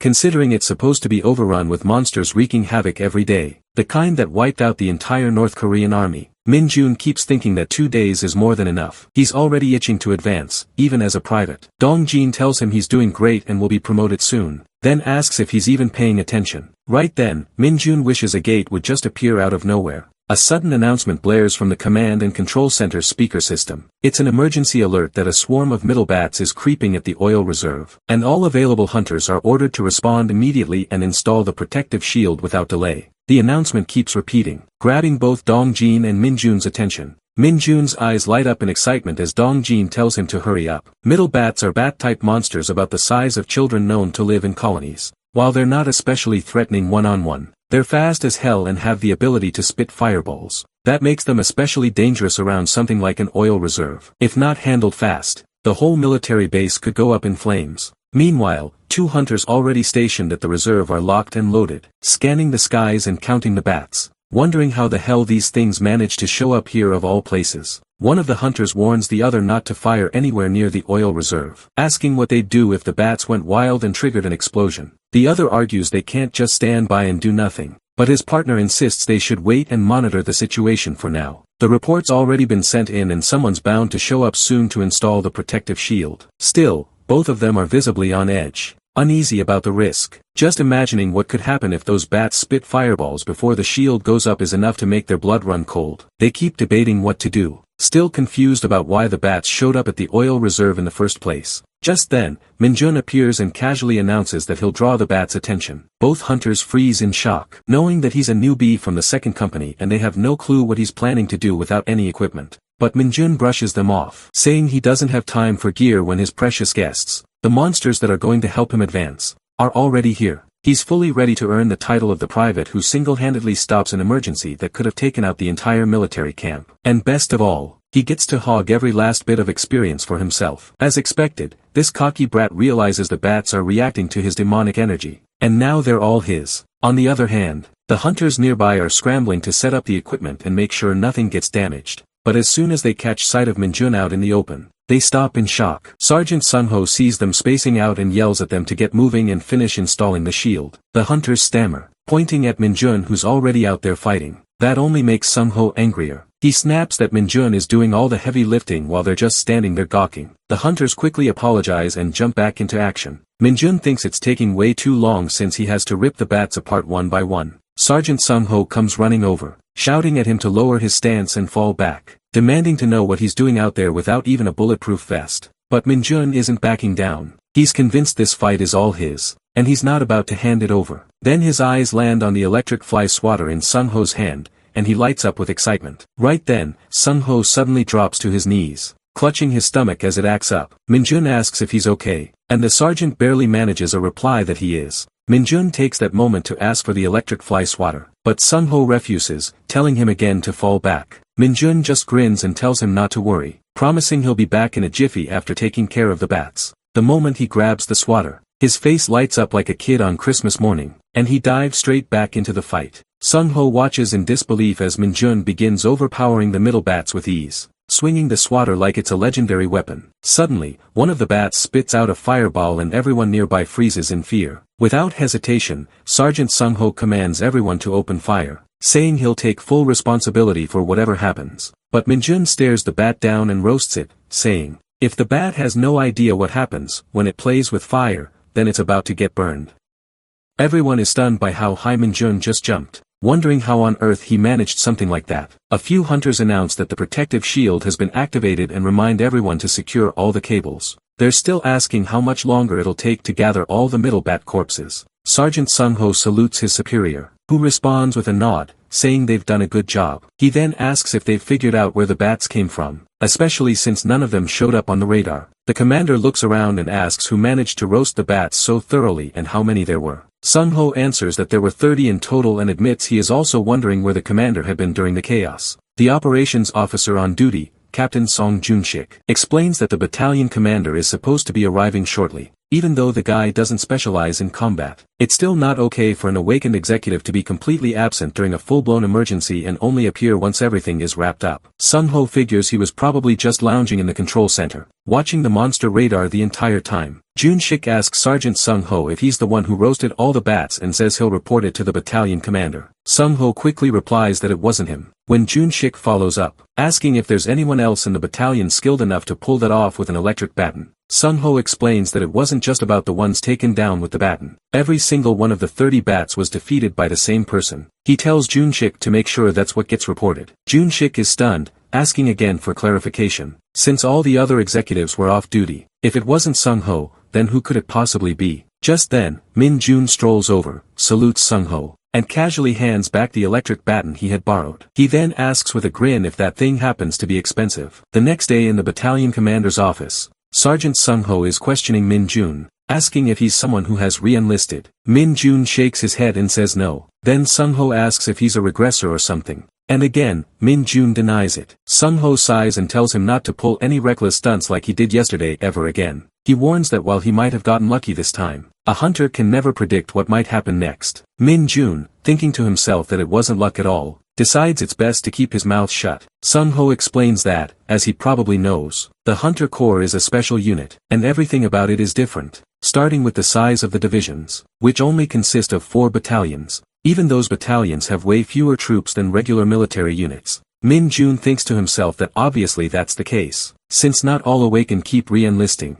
But he still doesn't understand why Sung-ho is bringing it up. That's when Sung-ho asks if he knows how all of this is possible. Min-jun stares back, completely clueless. Sergeant Sung-ho says that every single person in the Hunter Corps is awakened. While not everyone is out there fighting, quite a few officers specialize in areas like administration, monster theory, tactics, and weapons research, but they're all awakened too. The dude explains that in the Hunter Corps, advancement is based purely on accomplishments and talent. Meanwhile, Min-jun is thinking that they called him into the battalion commander's office first thing in the morning, so he figured there'd be some good news. But now he just feels annoyed. It's more like an info session, and he should have known better than to get his hopes up. Sung-ho looks at him and asks if he was expecting something just because he got called in. Then he tells the lad to stay focused, adding that today, the hunter who has defeated the most monsters in the 104th Division will be visiting their battalion. A car full of tough-looking men pulls up at the Hunter Corps base, and Colonel Lee Junbayam, the 2nd Battalion commander, steps forward to salute the arriving guests. Standing beside him are Captain Seo Young-woon, the 2nd Battalion's 2nd commander, Captain Song Jun-sik, the operations officer, 2nd Lieutenant Kim Chol-min, the 2nd platoon commander, and Sergeant Lee Sung-ho, the 2nd squad leader. All of them stand tall, sharp, and fully focused. Sir Du walks up and shakes hands with Sergeant Sung-ho, saying he's heard about how calmly he handled yesterday's incident. He praises Sung-ho's work, and Sung-ho respectfully thanks him for the acknowledgement. Meanwhile, Kim Min-jun is sizing up Sir Du, thinking he definitely gives off a commanding presence, and now he's really curious just how strong a 2-star officer from the Hunter Corps must be. Sir Du then turns his attention to Min-jun and asks if he's the one. Min-jun confirms, and as Sir Du shakes his hand, Min-jun instantly feels the insane strength in his grip, leaving him stunned. Then the big guy casually starts patting Min-jun's back like he's his favorite puppy, telling everyone to relax and ease up. Sir Du tells everyone to stand at ease and asks if they've pinpointed the location of the gate the middle bats came from. Sergeant Sung-ho reports that it's on a hill about 1.2 kilometers north of the battalion. The dude explains that the area is currently off limits,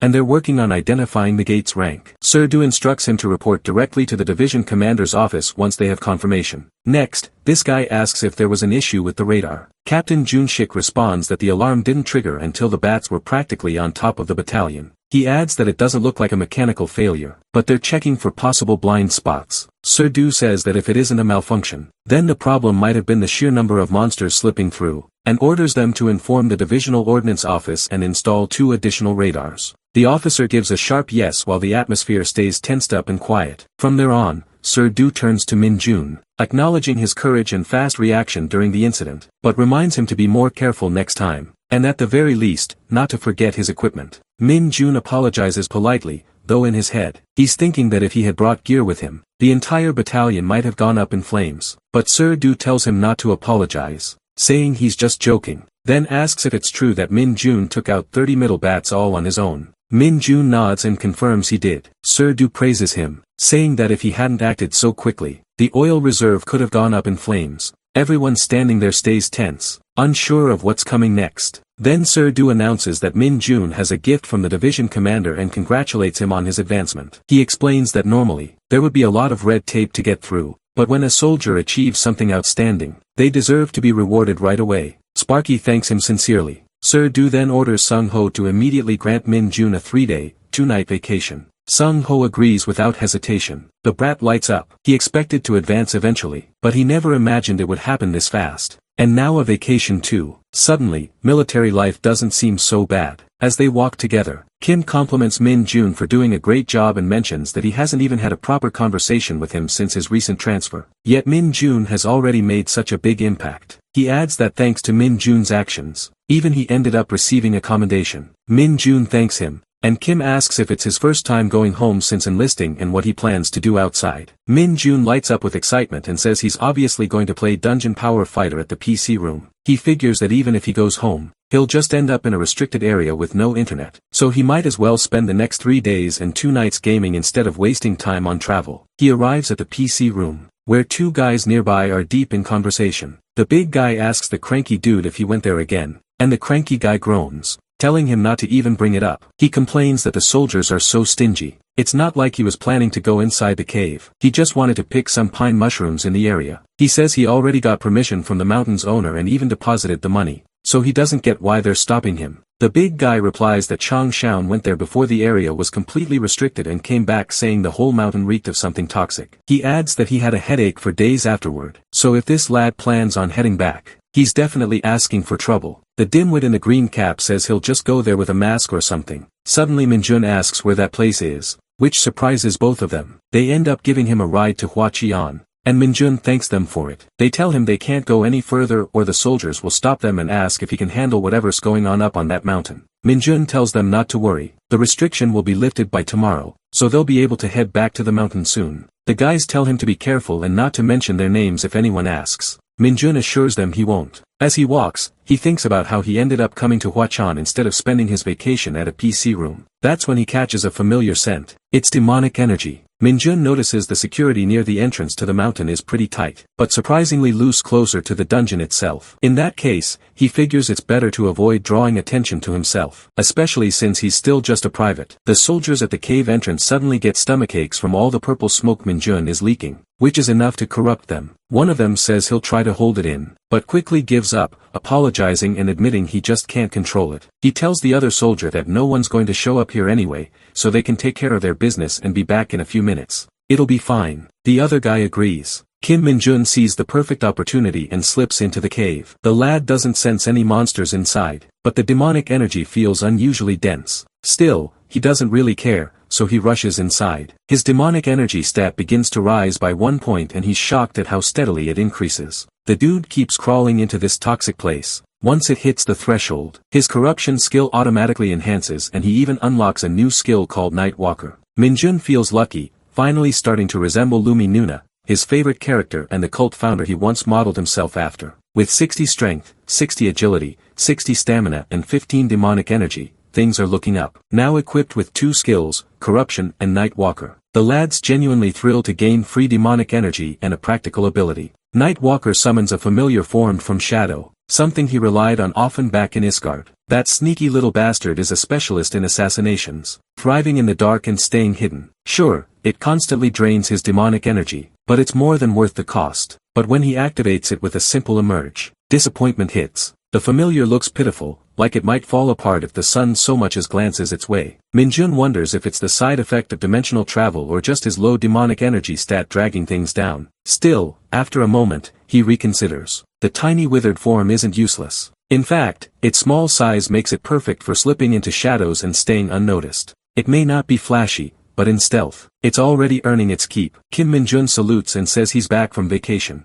Everyone around stares in surprise, asking if he's really the hunter who advanced faster than anyone in history. Someone else chimes in, asking if it's true that the division commander personally gave him a vacation and handed him his badge. Min-jun nods, confirming it all. Then this bunch starts praising him, clearly impressed. The kid just shrugs it off, then spots Dong Jin and casually hands him a bottle of moisturizer, saying he brought it for him. Dong Jin smiles and replies that he didn't need to go through the trouble, but thanks him. That's when Kim Kwang-sik strolls over, grinning, and cracks a joke about their touchy friendship, saying it's not like Min-jun got deployed overseas or something. He asks if Min-jun brought the Maxim he asked for, and Sparky tosses it to him without missing a beat. Min-jun and Dong Jin keep chatting, and Dong Jin teases that he'll have to start using honorifics if Min-jun makes it to corporal. Sparky shoots back with a confident grin, saying there's no if about it. Then Sergeant Cho, the red-haired loudmouth, says he happened to see the list of candidates for the advancement exam when he was passing by admin, and Min-jun's name was on it. Sergeant Kim, the guy in the blue jacket, is shocked, pointing out that the application deadline passed before Min-jun even transferred there.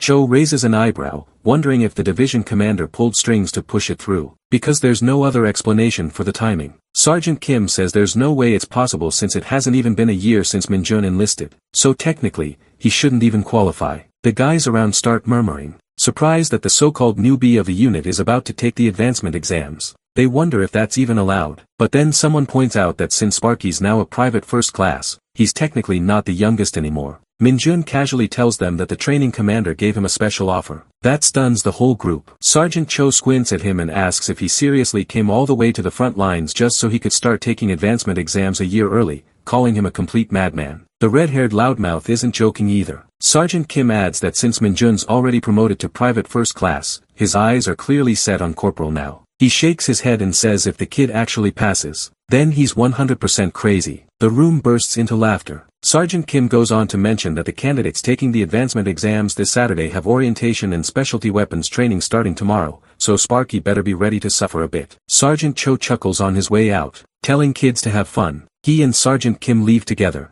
still chatting and laughing as they go. Sergeant Cho asks Sergeant Kim if he's not taking the advancement exam himself, and Kim just shrugs, saying there's no reason for him to stay in the army any longer. Meanwhile, Sparky is deep in thought, wondering about the specialty weapons training. He's curious if it involves anything beyond the standard firearms. At the Hunter Advancement Examination orientation, the officer at the front tells everyone to quiet down and pay attention. He says they're going to run through a quick orientation for the exam scheduled tomorrow. For those who've taken it before, he warns them not to tune out just because they know the drill. He wants everyone focused for the sake of the first-timers. The officer then explains that the Hunter Corps Advancement exam is made up of two main parts, a written test and a practical test. He reassures them that the written portion is basic, even easier than a driving test. Min-jun tunes out that part immediately. His eyes are set on the practical section, which includes a stat test, specialty weapons proficiency, and monster handling ability. In his head, he already considers passing a done deal, but now he's thinking,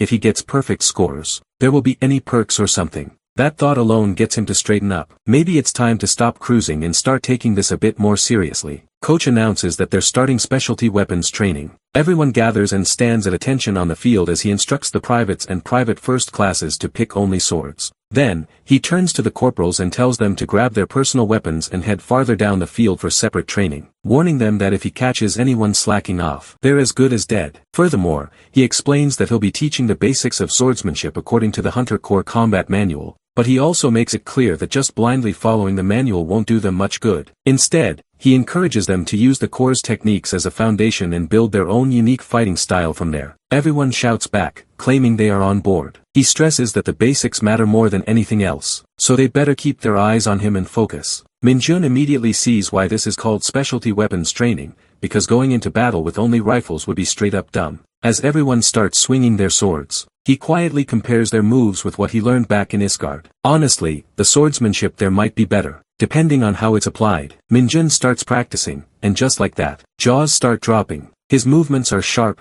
clean, and precise. So much so that the others can't believe their eyes. Coach tells everyone to stop and calls Kim Min-jun up to the podium. Facing the group, he points out that most of their sword movements still look stiff and disconnected. He tells them to take notes from Private First Class Kim Min-jun. The whole squad tightens up, eyes locked on him as Min-jun steps forward and runs through the sword forms again, each swing cleaner and more precise than the last. Eventually, Min-jun gets tired and drops into a seat, wondering why he's the one putting on a performance when he's not even the training officer. He wipes the sweat from his forehead, grumbling to himself about how hot it is and questioning whether it's actually going to snow like the forecast promised. Zero walks over, praises him for nailing the routine, and casually hands him a sealed packet, telling him to eat it when he's alone. Min-jun stares at it, confused, wondering what kind of guy just walks around with random stuff like that in his pocket. Right then, Dongjin approaches, complimenting Minjun's form and asking if he can take a closer look at it during the break. Minjun's caught a little off guard. He didn't expect that kind of request. Dongjin adds that he knows it's Minjun's first time officially training with them, and it's obvious the sword is his specialty weapon. But for him,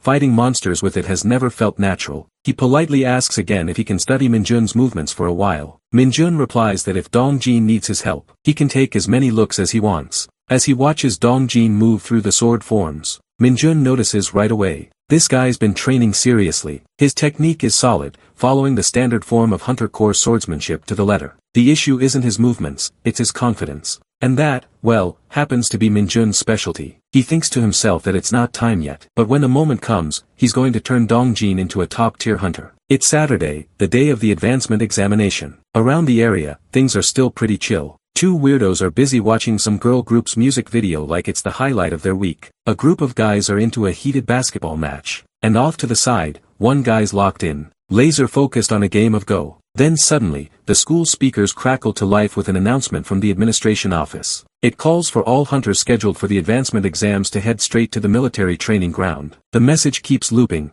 growing more urgent. And as it echoes through the area, everyone freezes. Eyes widen and hearts pick up pace. It's finally happening. They all know what this means. It's time to try and level up. It's time to become a corporal. And Minjun gives a smile that the time has come. On a bright sunny day, the hunters gathered at the training grounds, and soon after, 2nd Lieutenant Kim Cheilman of the 2nd Battalion stepped forward. He introduced himself as their guide for the day and added with a dry smile that he hoped they'd actually bother to listen to him. He, wasting no time, calls for a head count and told each company to report their numbers. Just then, a bus rolled up and Kim Cheilman instructed everyone to board in an orderly manner. Once they were all on board, he reminded them of what they already knew. The advancement exams would be held at the 105th Division, which meant they'd be heading to Gapyeong, where the division was stationed. Before taking his seat, he added one last piece of advice. Review the practice questions while on the road. On the bus, it's pure chaos, packed wall to wall with confused weirdos and jittery hunters. Some of them were chatting about how the 4th Battalion would be joining the advancement exams today, and one guy immediately perked up, asking if that meant girls would be there. His whole mood lit up as he started going on about how he was finally going to show off his years of practice and weapons proficiency just to impress them. Both of them got all hyped and fired up about scoring phone numbers. One guy came fully loaded with cheesy tricks to impress girls, even though getting their number was bound to be a struggle. Kim and Jun's fired up and ready to go all in. After a bumpy ride full of dumb conversations and sky-high delusions, they finally rolled into the 105th Division base in Gapyeong, Gyeonggi-do. Once there, they were ushered into written examination room 7, where the hunters took their seats and got ready to face the test. Invigilator Kong stepped up and announced the results, saying everyone had passed the written exam, except for Cho Jong-wook from the 2nd Battalion of the 104th Division. All the other hunters were told to head to the practical examination room right away. Cho Jong-wook stood frozen, clearly stressed out as the others filed out around him. As soon as the room emptied, Kong let loose, yelling at him for failing an exam that's supposedly easier than getting a driver's license.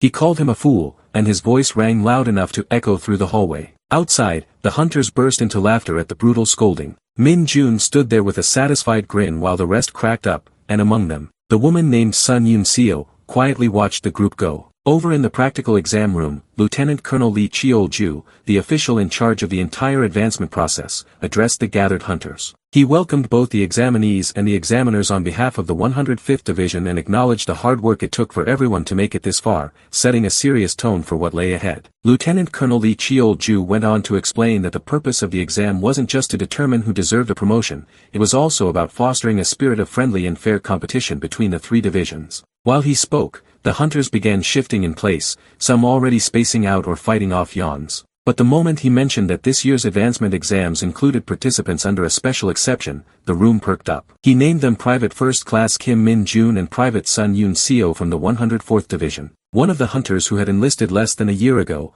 Kim Min-jun blinked, wondering if there was someone else beside him, just to be sure. The colonel then asked if everyone was familiar with the 104th Division and warned them not to stir up unnecessary misunderstandings. One of the hunters muttered that it was true, that one could get special exceptions if one applied to the front lines with top-tier grades. A few guys during his enlistment year had been offered the chance too, but as far as he knew, they'd all turned it down. Then the moment he realized they were talking about the 104th Division, his words stopped cold and his face shifted to surprise. Everyone around him looked just as stunned when they noticed that Kim Min-jun had already reached the rank of private first class. Amidst the rising whispers and side glances, one guy couldn't help but notice how Kim Min-jun didn't seem to care at all about being the center of attention. While everyone else was either curious or shocked, Min-jun looked like he just wanted to get it over with. At the same time, Yoon Seo and Min-jun briefly locked eyes, but just for a second. The air between them was tense, but no one around seemed to catch on. Then, the colonel reminded everyone to give it their all. Then Captain Jong Sang-cheol stepped forward, took charge of the group, and announced that they'd now begin the stat tests, starting with strength, agility, and stamina. Captain Jong Sang-cheol explained that the first test would be the strength test, and it was pretty straightforward. All they had to do was push back the examiner standing in front of them. Lee continued, saying they had 1 minute to complete the task, and would be graded on a scale of 100, with full marks going to anyone who could move the stone 10 meters. The stress in the room started rising as he called for the first participant, Private Kim Jin-hyuk of the 103rd Division. Jin-hyuk stepped forward and gave it his all, but the examiner didn't budge an inch. He couldn't even twitch the stone, and just like that, he was slapped with a score of 0 and instantly disqualified. Lee reminded everyone firmly that anyone who scored under 40 would be out of the advancement exam entirely. That sent a wave of panic through the rest of the group, and suddenly everyone started realizing just how tough this test was going to be. When Jang Won-ho was called, he gave it a shot but only managed 10 points, getting disqualified. Lee Meju went next and scored 20, also out. Jang Yoon-ha followed with 0, and Jang Do-won wasn't far off, ending up with 15.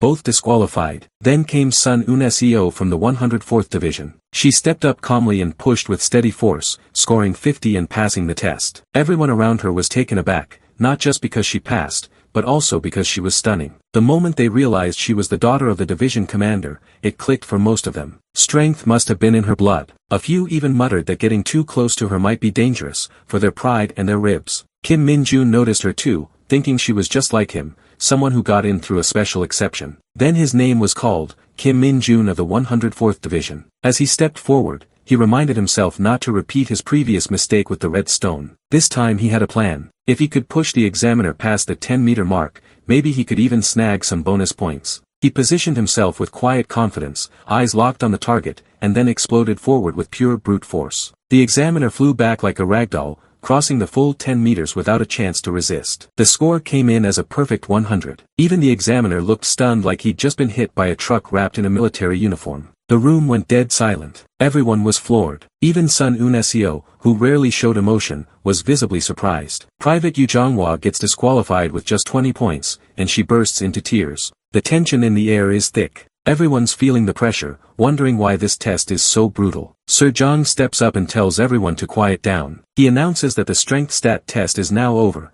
and they'll begin the agility stat test immediately, no breaks allowed. He instructs those who've been disqualified to exit in an orderly fashion from the rear under the examiner's supervision. Meanwhile, 2 guys come in dragging a net board. A few others roll in a gun machine, and the recruits start freaking out, thinking they're about to be shot at. Sir Jong reassures them they are not actual bullets, but just rubber ones. Still, he warns, if they get hit, it's going to hurt. He tells everyone to get ready to dodge as their lives depend on it. Kim Min-jun finds this whole thing kind of exciting. Sir Jong explains that the perfect score for the agility test is awarded to those who last a full minute. Now Seo stands prepared to start this machine running. They have to stay within the zone, or else it's over. The whole squad is on edge. Then Sir Jong adds that since this is an agility test, they'll also acknowledge anyone who tanks all the hits but still manages to stay in for a minute. For the disqualification criteria, Sir Jong explains that anyone who steps outside the area in under 30 seconds or gets severely injured will be immediately disqualified from the advancement exam. With that, he announces the start of the agility test. Right then, Dong Jin walks up and calls out to Min-jun. The lad looks utterly surprised, and Dong Jin smirks, asking if Min-jun really thought he'd get disqualified during the strength stat test. Min-jun laughs awkwardly and says, of course not. Dong Jin explains that all the private first classes, except for Min-jun, have taken the advancement exam at least once before, so they're unlikely to get knocked out during the stat tests. However, he adds that the qualifications remain the same. It's just that the overall score standard has gone up compared to when they were still privates. That's why Dong Jin's been failing his exams. Then he gives Min-jun a tip that the rubber bullets fly just as fast as real ones, so relying on sight alone to dodge is a bad idea. Instead, he should focus on the slightest movements of the gun to predict the bullet's path. Suddenly, Sir Jong announces that Private Yoon Katai has been disqualified, and orders the examiners to escort him to the infirmary. Min-jun starts thinking about how brutal the stat tests are. So many people are getting knocked out before even reaching the real combat portions. No wonder the pass rate is so low. Still, making it this difficult actually makes sense. Then Private First Class Ji Young-do gets disqualified too, and Seo-jong, clearly disappointed. Depends on how underwhelming this batch of hunters is. He reminds them this is nothing compared to the sergeant advancement exam happening in the room next door, wondering out loud how anyone is supposed to advance like this. Private Sun Yoon-seo gets called next, and the whole crowd goes silent. Everyone watches in awe as she dodges the rubber bullets with insane precision. Seo-jong raises his voice, telling the rest that this is exactly how it's supposed to be done. When she finishes and earns a perfect score, everyone around gasps, clearly amazed. But instead of basking in the praise, she suddenly stops and locks eyes with Kim Min-jun. Now standing still, Sparky is completely thrown off. Everyone starts whispering, wondering if they're dating or something. Sparky frowns, trying to figure out what she wants. He starts overthinking that maybe she wants a compliment for her performance. Well, if that's the case, she should ask her family for applause at home. When Private First Class Kim Min-jun gets called up, he steps forward confidently, still feeling Sun Yoon-seo's eyes stuck on him, which makes him even more irritated. But once the bullets start flying, Sparky becomes a whole different beast. Instead of just dodging in place, he charges forward, weaving through the rubber bullets like he's out on a stroll. The crowd loses it,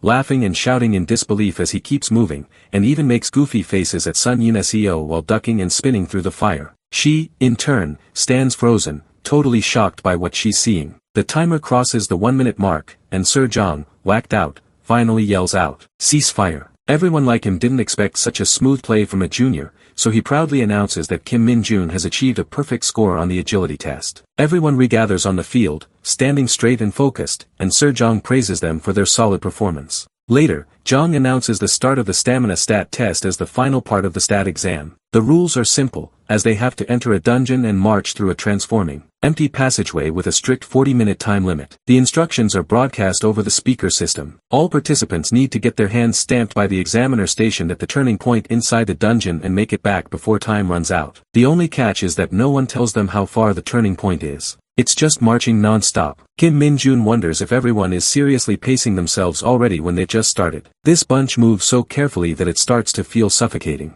He thinks about whether it'll be too troublesome if he just runs ahead. That's when Sun Yoon-seo suddenly dashes in front of him. Min-jun blinks, thinking, what does she want now? But then excitement surges through him. It totally looks like she's challenging him, and nothing gets Min-jun more fired up than a sudden race. Fired up, he kicks into gear and tries to match her speed, determined to catch up. Everyone around is weirded out, wondering what's gotten into this guy. But in a flash, Min-jun finally catches up to Yoon-seo and flashes her a confident smile, leaving her completely taken aback. Min-jun casually says there isn't much to it as he keeps pace with her, but Yoon-seo doesn't get what he means. He quickly brushes it off, saying he's just talking to himself. Then without warning, the guy speeds up and dashes ahead, leaving her behind. Yoon-seo slows down and comes to a stop, catching her breath. That's when a memory flashes through her mind. She recalls the moment her girlfriends got all excited after finding out she had a meeting with the battalion commander right after arriving at the training center. Blondie had confirmed the rumors were true. Yoon-seo really was the daughter of a general and the rookie with sky-high stats. It was all anyone could talk about. Yoon-seo had blushed back then, and the girls had been surprised to see that behind her tough shell was someone actually shy. They'd assumed she'd act like a snob being a two-star's daughter, but turns out,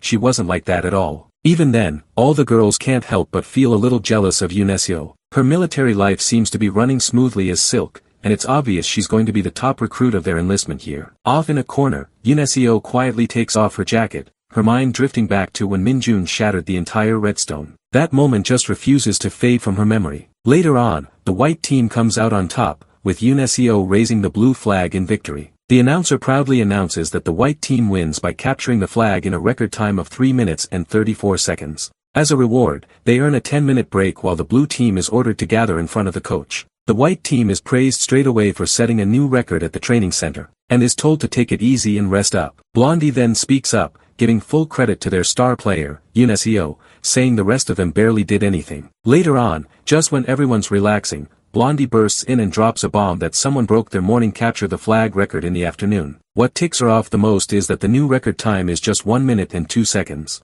She's left speechless, wondering if anyone could really pull off a time like that. Blondie is seriously disturbed, while Yoon-seo quietly takes it all in. But the moment Kim Min-jun's name comes up, it hooks her attention completely, especially when Blondie yells that guy, Min-jun from 4th Platoon, broke the record all on his own. Yoon stiffens, recognizing the name instantly. The other girls don't hold back either, saying that Kim Min-jun got a near-perfect score in the shooting range and even nailed the ICM training. The news spreads fast, and now all eyes are starting to shift toward this rising rookie. Yoon doesn't say a word, but something about hearing his name again sticks with her. Next, Blondie keeps the gossip train rolling, saying Min-jun supposedly runs like a lightning bolt without even breaking a sweat. Even in her sleep, she won't shut up about how Min-jun apparently hunted down a hound the size of an elephant. Min-jun finally snaps at Young RM to go to sleep. Meanwhile, Yoon drifts into a memory of her childhood, her father gently patting her head before leaving the house. From that moment on, she made it her goal to become strong like him.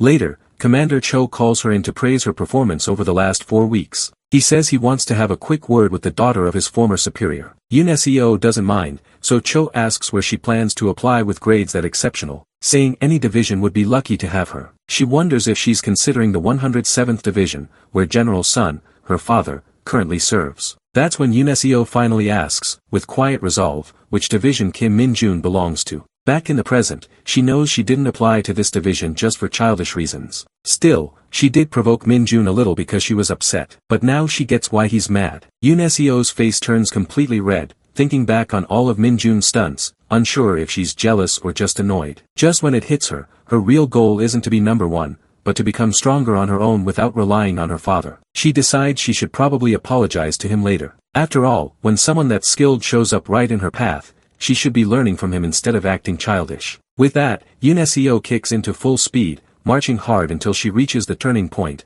only to find that deadbeat weirdo casually chatting with another guy. Right then, Min-jun smugly flashes his stamped hand in front of her face, teasing that he almost fell asleep waiting for her. That pushes all her buttons. She yells at the commander to stamp her already, and the old man has no clue why she's so fired up. Safe to say that apology is definitely off the table for now. Yoon inner demon has officially woken up. She's all hyped up, sprinting ahead to catch up with him while the other normies are barely dragging themselves in. Later, the commander announces that Private First Class Kim Min-jun took first place with a record time of 29 minutes. For second place, he names Yoon with her time of 32 minutes. Jong bursts out laughing, pointing out how Min-jun nailed perfect stats again, which is just insane. After that, Jong tells the hunters who pass to go eat and then gather at the training grounds by 1 o'clock sharp. Later on, Yoon heads over to grab her jacket, only to catch Min-jun making a goofy face at her like a total dork, and she's seriously weirded out by this dimwit. Then Sparky jogs ahead to catch up with Dongjin. Yoon ends up smiling to herself, realizing she totally fell for the provocation and lost this round. With nothing more to say, she slips back into her uniform and walks on. At the 105th Division base,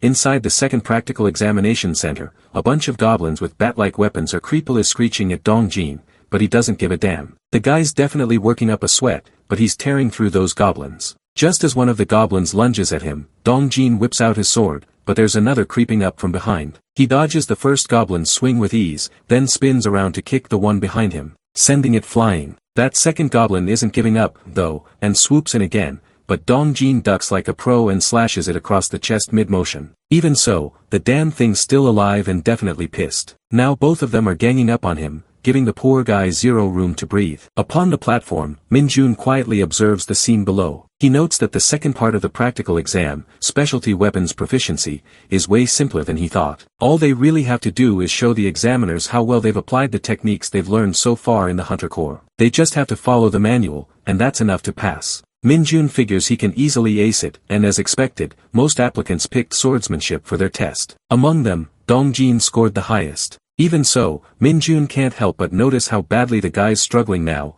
caught in a rough spot with those two goblins out for blood. In the last part of the practical exam, known as the ability to handle monsters, privates are required to defeat 4 hounds, while private first-class soldiers have to take down 3 goblins using their chosen specialty weapon. This field definitely reflects real combat, as Dongjin manages to defeat the blue goblin with a stab to the chest, and that ends his round. Right then, the commander announces that Dongjin took 7 minutes and 52 seconds to complete the ability to handle monsters test. The guy's drenched in sweat, barely catching his breath, but he walks out with whatever strength he has left. Meanwhile, Min-jun notices that Dongjin had several openings to finish off the goblins, but hesitated each time, which makes him wonder if the guy doesn't fully trust his own abilities. Later, Dongjin comes out and stands beside Min-jun, head low and clearly disappointed. When the commander calls in Min-jun for his turn, he doesn't want Dongjin to feel discouraged. Besides, Min-jun can't help but wear a smug look, knowing he's about to become a corporal today. From here on, he plans to tear Dong-jin's bad habits to shreds and rebuild him from scratch.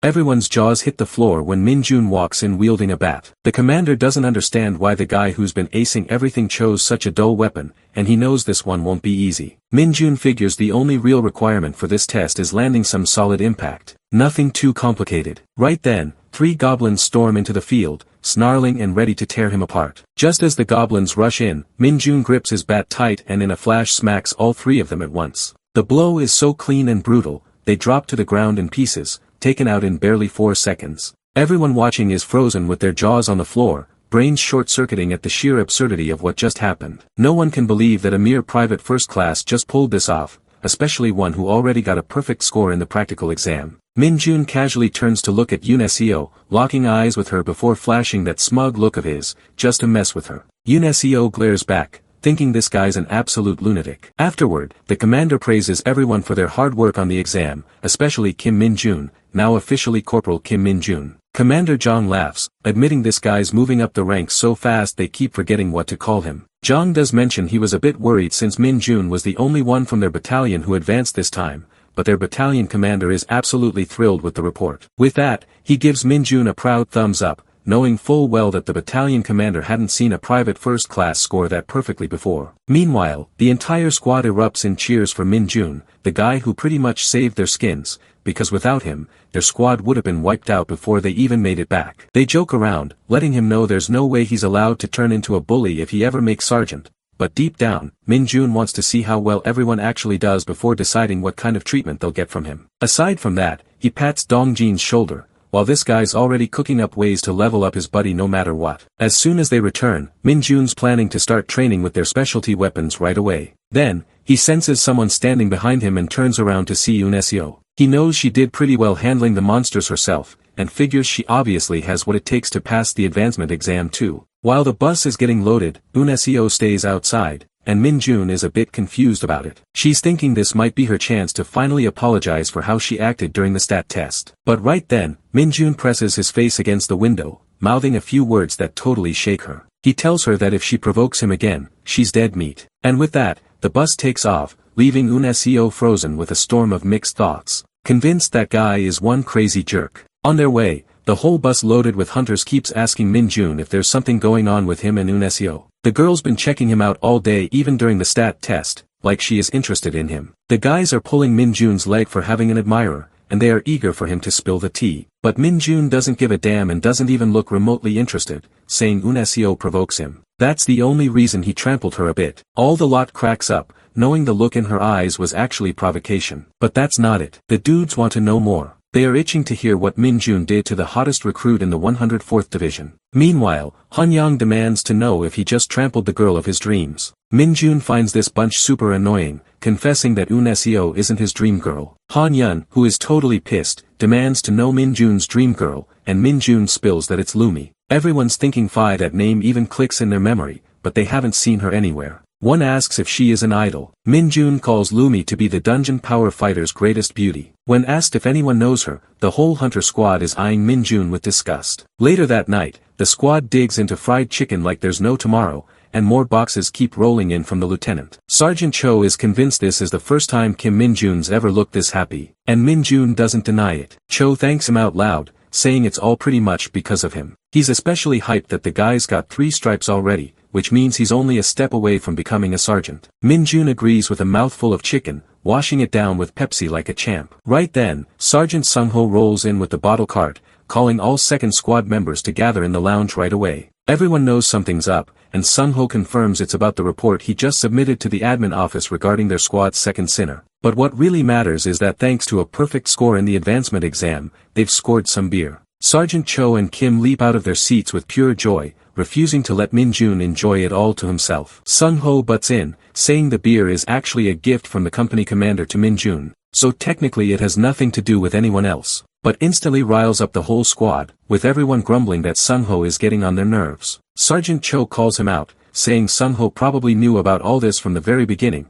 which is exactly why he kept Min-jun in his squad from day one. Later that night, Min-jun is out trolling by himself and takes the chance to summon his night walker. He makes small talk with the little guy, asking if he's doing okay. Honestly, he was pretty flustered the first time this thing appeared during a summon, but now Sparky's got a clear plan. He doesn't really need an assassin. He's got the perfect job in mind instead. From here on out, he assigns the little one the task of gathering intel. Specifically, Min Jun wants it to keep a close watch on the high-ranking officials, follow them around quietly, and immediately report back on anything weird, especially if it's related to demonic energy. Suddenly, the Night Walker lifts its tiny hand, leaving Min Jun confused for a second, until he realizes the little guy is asking for a treat. With a sigh, Min Jun tosses him a ball of demonic energy. The moment it grabs it, the little shadow looks absolutely thrilled, walking away like it's got a mission from heaven. Min Jun warns it not to get caught, though deep down he's a little anxious seeing how excited the Night Walker is. He knows if anyone from the squad spotted it right now,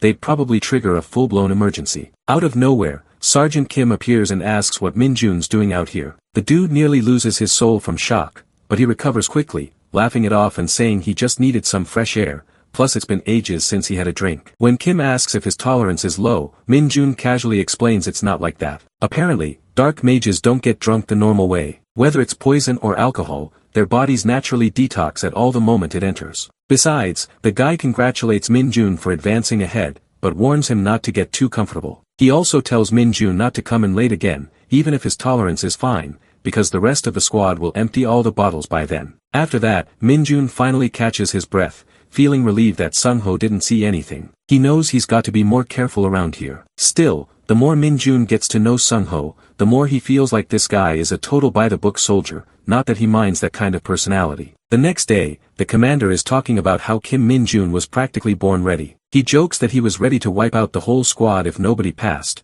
but one guy made it through and did it with a perfect score. Another officer adds that Corporal Kim Min Jun just set a new record of 4 seconds in the ability to handle monsters test. That makes the commander laugh, remembering how he once thought the training center's Commander Choi was nuts for hyping this kid up. But Min Jun has shattered every expectation. He even handled the middle bat situation solo. CO brings up how Min Jun was the first to jump in during the oil reserve emergency, and Lee points out that this kid climbed ranks to corporal in just 1 month, which is already unheard of. They all agree. This guy doesn't just meet expectations, he destroys them. It won't be long before the entire Hunter Corps starts watching him. This makes CO realize that Lee is hinting at the Hunter Special Forces Brigade, and he asks if Min Jun can really handle something that big. But Lee is confident. He says Min Jun is the one. He can feel it. He's seen plenty of hunters in his time, some even called legends in the Hunter Corps. But this kid might just be something else entirely. Maybe a new monster is about to be born in the Corps. Later, out in the desert, a swarm of lizard monsters, goblins,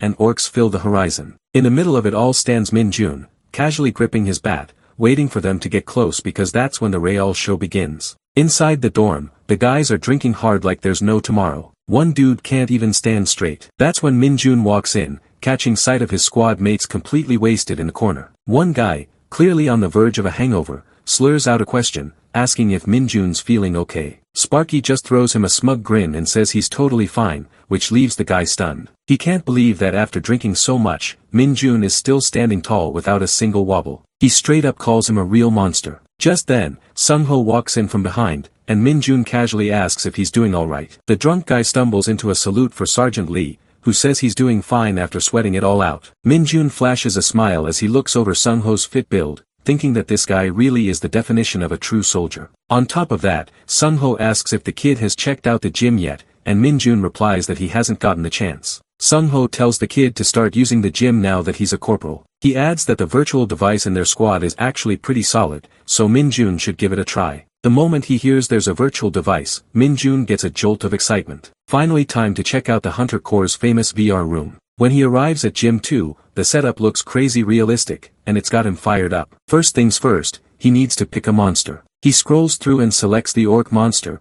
but when it comes to the number of orcs, Min Jun goes completely nuts. He maxes it out to around 30. To him, that still feels way too little. He's trying to get that full-on game vibe like he's in the Warrior series. Then it's time to choose his weapon, and Sparky is absolutely losing his mind seeing how awesome the options are. After locking in all his selections, he steps into the VR room, fully geared up, clutching a jockey in his hand, ready to bring chaos. It's time to kick off the battle, and Min Jun finds himself dropped into a desert setting, pumped and ready to take on some monsters. The dude is loving the CGI and graphics that look almost too real. Orcs start popping out of nowhere, all geared up to wreak havoc, but Sparky isn't fazed. He swings his bat and nails his first sixer, sending an orc flying through the air. The impact feels incredible, and Min-jun is hooked from the first swing. He picks up the pace, smashing through orcs like it's nothing, completely in the zone. The way the bat feels in his hands makes him grin, and he calls out to the monsters to bring more. In just a few seconds, it's all over with only one survivor, Min-jun. But that was too easy. 30 orcs is not even close to satisfying. So he dials things up and selects 30 goblins,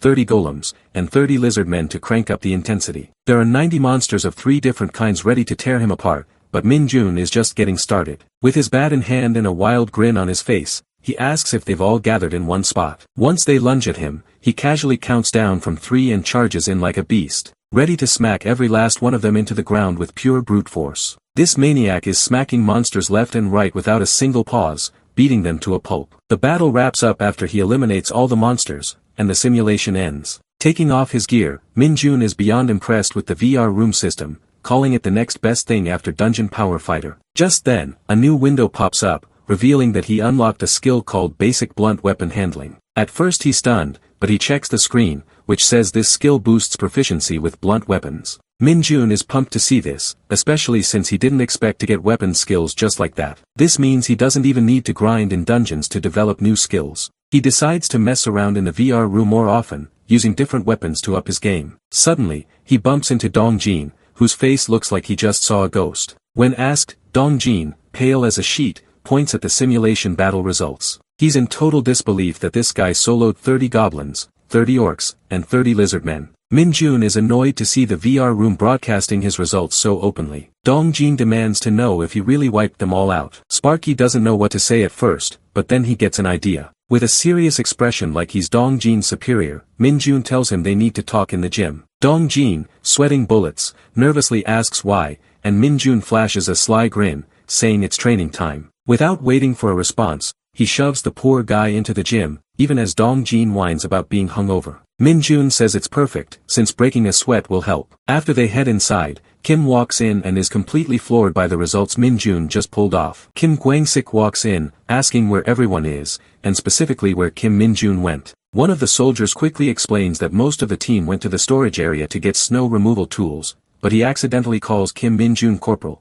which he shouldn't have said in front of Gwang-sik since Min-jun hasn't been officially promoted yet. Realizing the slip, he panics and rushes off to send someone to call Min-jun, saying the platoon commander is looking for him. Meanwhile, Gwang-sik stumbles across a group of soldiers huddled together, clearly relaxed and having fun. Confused, he asks what's going on, and they casually welcome him and explain they're placing a bet, a full month's salary, on how soon Kim Min-jun will get promoted to sergeant. Everyone has their own prediction. 6 months, 8 months, over a year. Gwang-sik is stunned by how seriously they're treating it and asks why they're always making bets like this. Kim Moon-ji laughs at Jong Han-young's 6-month prediction, calling it crazy and impossible, while the others join in, teasing and enjoying the moment. Jong gets fired up, yelling that Min-jun isn't just some average guy, he's on a completely different level. Kim Moon-ji teases him for being all worked up, and Jong snaps back, saying he has no regrets and warns everyone not to back out later. The group bursts out laughing and locks in the bet, each throwing in their guesses with full confidence. Then Gwang-sik steps in and boldly bets on just 1 month, shocking everyone into silence. Meanwhile, Min-jun is in the gym, feeling a bit down, because he's been training hard for days but hasn't seen any improvement in his stats. He starts to wonder if all that effort was just a waste of time. Then he remembers that even something as irritating as the Isgard incident ended up giving him a passive skill. One of his abilities boosts his strength by 150%, and he starts wishing he had something like Returned Hero Strength, a skill that scales with stat growth. Just then, a notification pops up saying he's unlocked a new skill. It's a basic one called Power, and it gives him a boost of 5 to his strength stat. Even though it's simple, he's fired up and knows he can level it up later. As Min-jun catches his breath, a fellow soldier shows up and tells him the platoon commander is looking for him. Min-jun thanks him and heads out. The soldier watches him leave, a little confused by how calm and focused everyone seems around Min-jun today, like something is off. When Min-jun arrives at the administrative office, he salutes and reports in as ordered. Kim Min-cheol greets him and brings him to the counseling office for a casual chat, asking how life as a corporal is treating him since it's been almost a week. Min-jun replies that things are going great. Kim Min-cheol congratulates him on the promotion, and thanks him again for resolving the middle bats incident. Min-jun shrugs it off, saying it was nothing. Then Kim Min-cheol gets to the real reason he called him in. He hands Minjun an official certificate, a special award from the battalion commander. Thanks for handling the incident and scoring perfectly on his promotion exam. Kim Min-cheol jokes that Minjun shouldn't be disappointed by how casually the award is being handed over, explaining that in the Hunter Corps, they prefer to avoid too many formal events. The certificate is an award of excellence, signed by Colonel Lee Junbiam, officially recognizing Minjun's outstanding service. On top of that, Kim Min-cheol mentions that the award will count toward his experience. Minjun glances to the side, wondering if that means he might get another exception later. Kim Min-cheol hesitantly agrees, maybe, but also points out that this award is rare, and not many hunters receive it this early, let alone more than once. Minjun lights up with excitement, tossing out the idea that if he earned 10 awards, maybe he could land another promotion. He blurts it out like it's a stamp card deal, joking about whether awards are like fried chicken coupons, or if there's a buy one, get one free event. Kim Min-cheol gives him a blank stare and questions whether Minjun was even listening. A few days later, the soldiers are lined up, standing at attention with weapons ready. They've been assigned to clear a dungeon, and it's their next real mission. The platoon commander, Kim Min-cheol, reminds them that if they stick to their training, they'll get through it safely without injuries. Today's dungeon is known as the Monster Rat Nest, or more commonly, the sewers. Minjun stands with his squad, Jung Han-young and Lee Dong-jin, along with other squad members like Jin Chaeol-ho. Their commanding officers are also present, including First Lieutenant Kim Chaeol-man, Sergeant Lee Sung-ho, and Sergeant First Class Kim Min-ji. The Monster Rat Dungeon isn't considered extremely dangerous, but it's still serious because more than 200 monster rats usually spawn inside. On top of that, the narrow tunnels make it tough to use guns effectively, so even though it's not a high-ranking dungeon, it still demands full focus and tight teamwork to clear it safely. What makes this one trickier is that there's only one exit besides the way the team came in, so the plan is to trap the rats by funneling them all through that single route. Kim Min-cheol tells everyone to get into position and prepare the bait. They place it near the second entrance to lure the rats in. The dungeon stinks horribly, so all the soldiers wear the special gas masks issued by the Hunter Corps. One of the soldiers, Ju Sung-ji, grumbles about the smell and the rats, saying the monsters feed on gross stuff like rotten bananas, which only makes the stench worse. Even though it's hard to breathe and move around properly, the team pushes through and spreads out as much bait as possible to kick off the plan. The soldiers spot a massive group of monster rats charging in from the front entrance, and everyone immediately gets into position for battle. The commander shouts for the troops to form a line side by side at the entrance and instructs the lower-ranked soldiers to move to the back with the vice commander for safety. Some soldiers start joking around, placing bets on who can kill the most monster rats, with the loser buying snacks at the PX. They even ask the squad commander if he wants in on the bet. Despite the teasing, they stay focused as the commander reminds them not to lose their concentration and to hold formation no matter what. The plan is to fight the rats head-on without breaking their line. Up ahead,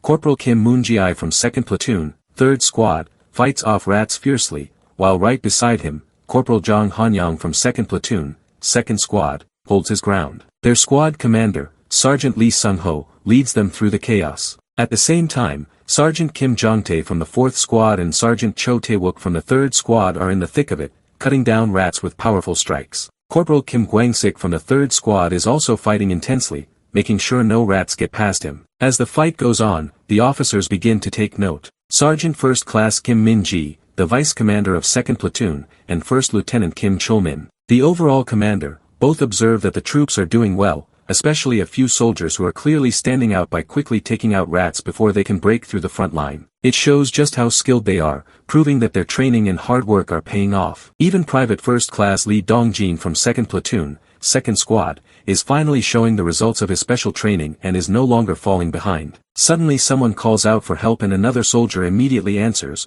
jumping into action without a second thought. But just then, more monster rats appear from the rear. The soldiers quickly shout a warning that the back is under attack. The commander orders the 1st and 4th squads to handle the rear entrance and tells the privates to slowly back away using their shields for protection. He warns them not to overdo it or break formation because they're almost done. Just a little more to go, but something feels off. Through his gas mask, Gwang-sik senses that something is wrong. He realizes too late that something dangerous is coming. Not from the front, but from underground. An irregular monster starts to emerge, and Gwang-sik sees that it's huge, having fed on the other rats, and its size is absolutely terrifying. Frozen in fear, Gwang-sik can't move. Lee Dong-jin tries to shout but finds himself just as frozen. He finally screams at Gwang-sik to get out of the way, begging him to run, to move, to do anything. But it's already too late. Then Kim Min-jun looks closely and notices something strange in the monster's eyes. They look completely blank, empty, and there's no fear in them at all. That's when Minjun realizes the truth. It's overflowing with demonic energy. At the same time, Li Dongjin gets praised for acting quickly to save Guangzik. Right after that, soldiers from behind shout to Minjun that it's too dangerous and tell him to fall back. They also order all corporals to follow him while telling the rest of the squad to stay ready. Kim Minjun just smirks because, while all of that is happening,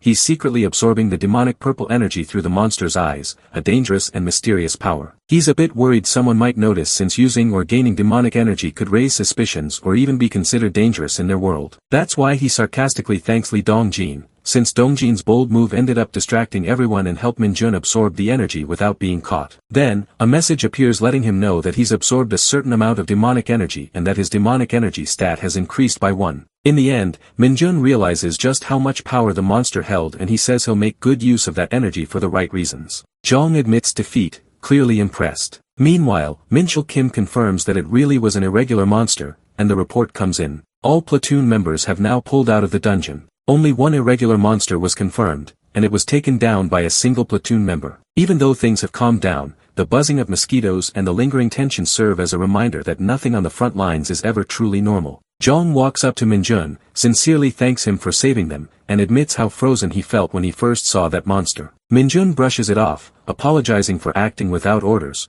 but Zhang quickly reassures him that there's no need to be sorry, it was clearly an emergency, and Minjun's quick thinking probably saved both Guangchik and Dongjin from real danger. After that, Minchul Kim checks in with Minjun, asking if he's hurt, and Minjun confidently replies that he's fine, standing tall and proud. As Minjun lets out a breath, Kim Minchul quietly warns him that they'll need to have a private talk once they return to camp. Zhang watches this exchange and notes that the platoon commander doesn't look pleased. Meanwhile, updates come in through the comms. All evacuated members have only minor injuries, and Dongjin has already completed his checkup and is heading back to camp. Guangchik, despite having a few bruises on his head, is expected to recover fully and return by tomorrow. The second platoon is called to attention in response to the unexpected events, and the dungeon clearance operation is officially called off. Everyone is told to check their gear and prepare for departure. Without hesitation, the squad responds in unison. Later, at the administrative office, Minjun is called in regarding the official report. He's told to write down exactly how he defeated the irregular monster and hand it in,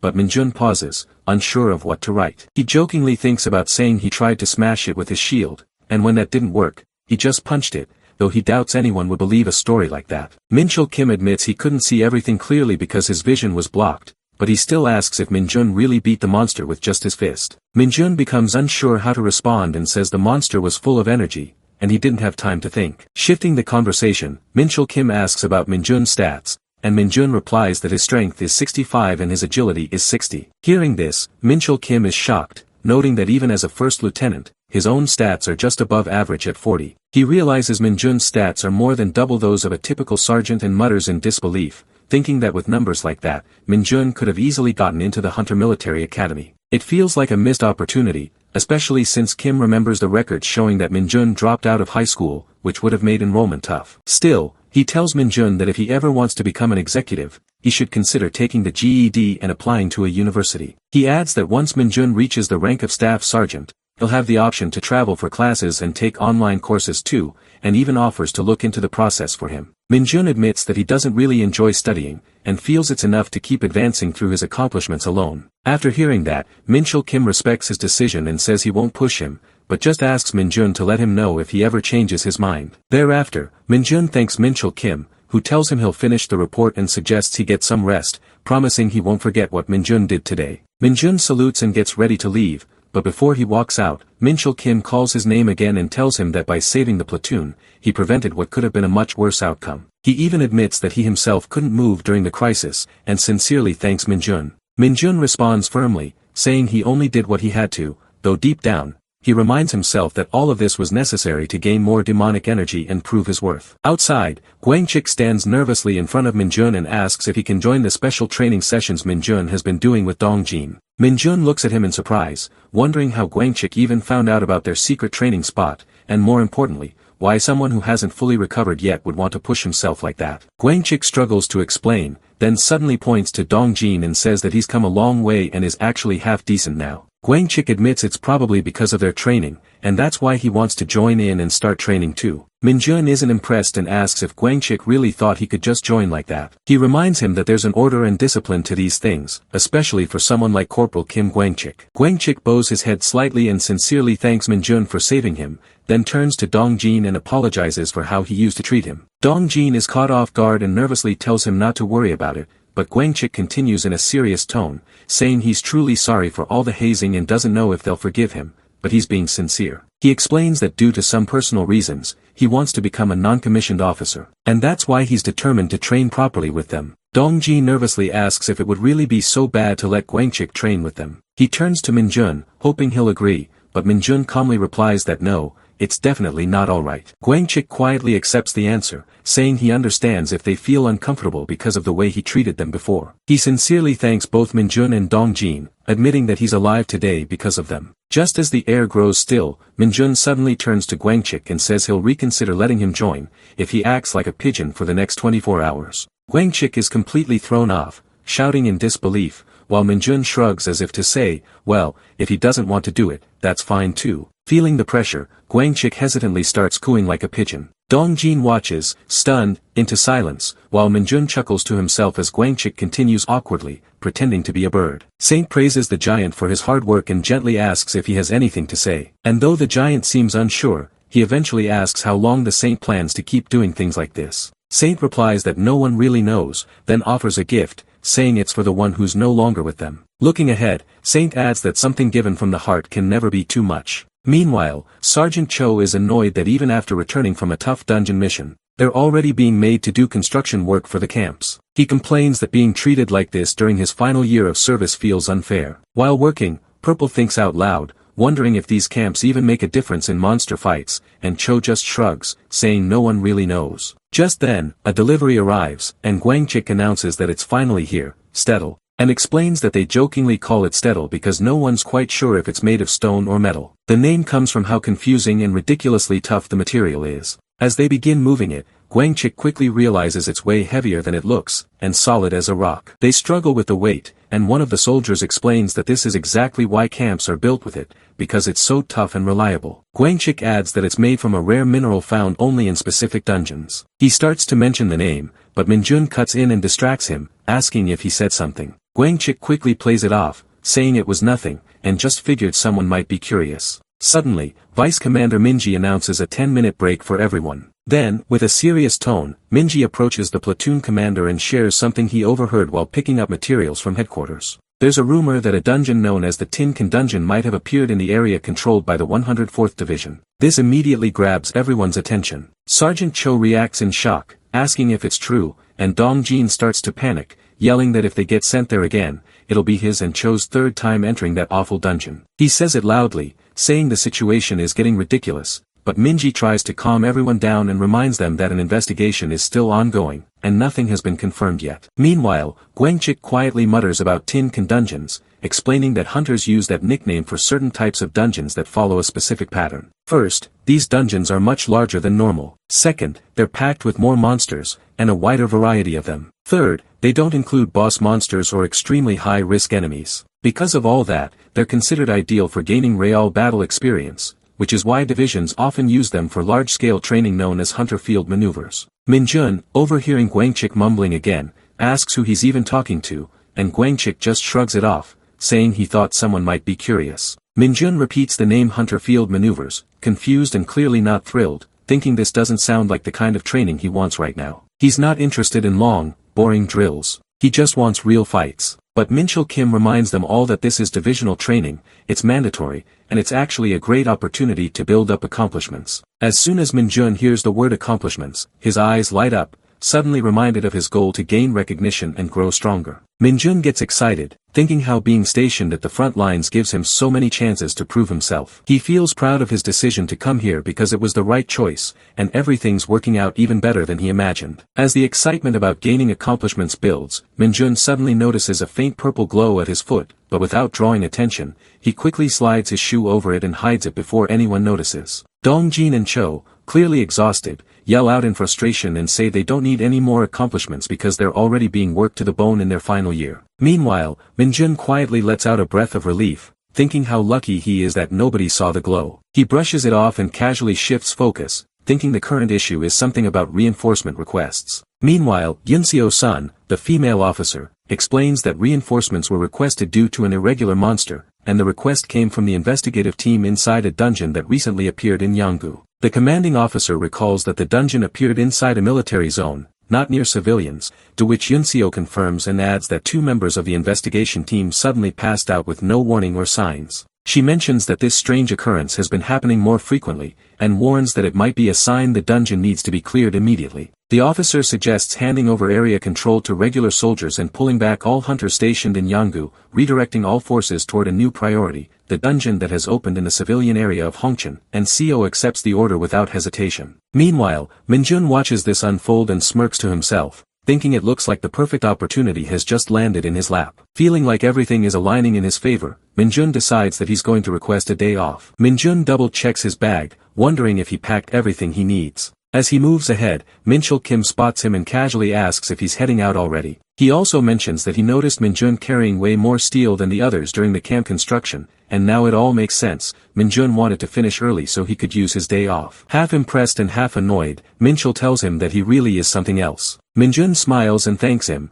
but Minchul quickly clarifies that it wasn't exactly meant as a compliment. Then, pointing to the form, Minchul notes that Minjun's registered home address is currently in a restricted area. Curious, he asks where Minjun stayed the last time he left, and Minjun replies honestly that he stayed in a PC room. As expected, Minchul pulls out a key and tells Minjun that if he's okay with it, there's a place he can use, an apartment that belonged to his parents, currently empty while they're away on business. It's kept clean since Minchul visits during his own breaks. Minjun tries to politely decline, saying it's not necessary, but Minchul cuts him off firmly and insists that this time, it really is. Quietly, Minjun reads the small note handed to him earlier. It says the apartment is a bit far from the camp, but still within Gangwon-do, located in Chuncheon at XX Villa. Minjun thinks to himself that it's definitely better than staying in a noisy PC room. Chuncheon isn't too far, so it's not a bad option at all. He also recalls what First Lieutenant Minchul said, take the key even if you don't use it. Just get some proper rest. Minjun folds the note and puts it away. As he does, Minchul glances down at Minjun's info sheet. His name is Kim Minjun. His listed address is Gyeonggi-do, Nim-dae-hyun. Both of his parents, Choi Yoon-ju and his father, are marked as missing. Meanwhile, Minjun arrives at the Yanggu County bus terminal, where nearby soldiers are talking about a dungeon that recently appeared near an old, abandoned school. They're instructed to stay at least 1 kilometer away and focus on securing the perimeter. Minjun stands quietly off to the side, listening without drawing attention, his eyes fixed on a distant, silent building that must be the dungeon. As he approaches, he wonders what kind of creature he'll face this time, annoyed that the person who sent him didn't even bother to check what kind of monster it was. Typical. Minjun tells himself that if things get too risky, he'll just turn around and leave. The moment he steps forward, a faint glow flashes across his vision, and a message confirms that he's entered the dungeon. The air inside is thick and sticky, unusually humid, and the walls are cracked with the ground torn up, signs that something violent happened here. He spots a shattered object nearby and knows immediately that a battle took place. He can also feel someone or something watching him. Without missing a beat, Minjun calls it out, telling it to show itself. The monster steps forward, and Minjun studies the massive creature, unsure if it's a goblin or a kobold, but whatever it is, it's way too big. He's honestly shocked the investigative team managed to survive an encounter with something like this. Without waiting, Minjun charges in, mocking the monster for surviving its earlier fight, then activates his corruption skill. The monster doesn't even flinch, it doesn't block or react at all. Minjun compares most of his previous enemies to ants, but this one feels more like a giant beetle. Still, a bug is a bug, and with frustration bubbling up, Minjun glares at it, launching one last attack while shouting for payback for ruining his brand new clothes. After defeating the monster, Minjun suddenly receives a system message saying he has absorbed more demonic energy, and his stat increases again. Another message follows, and his demonic energy stat goes up by 3 times in a row. With that, Minjun finally crosses a threshold and unlocks a new skill, Dark Arrow. His Nightwalker skill also gets enhanced, and on top of that, he gains basic swordsmanship. Excited, Minjun quickly pulls up his status window. His stats now read, Strength 65,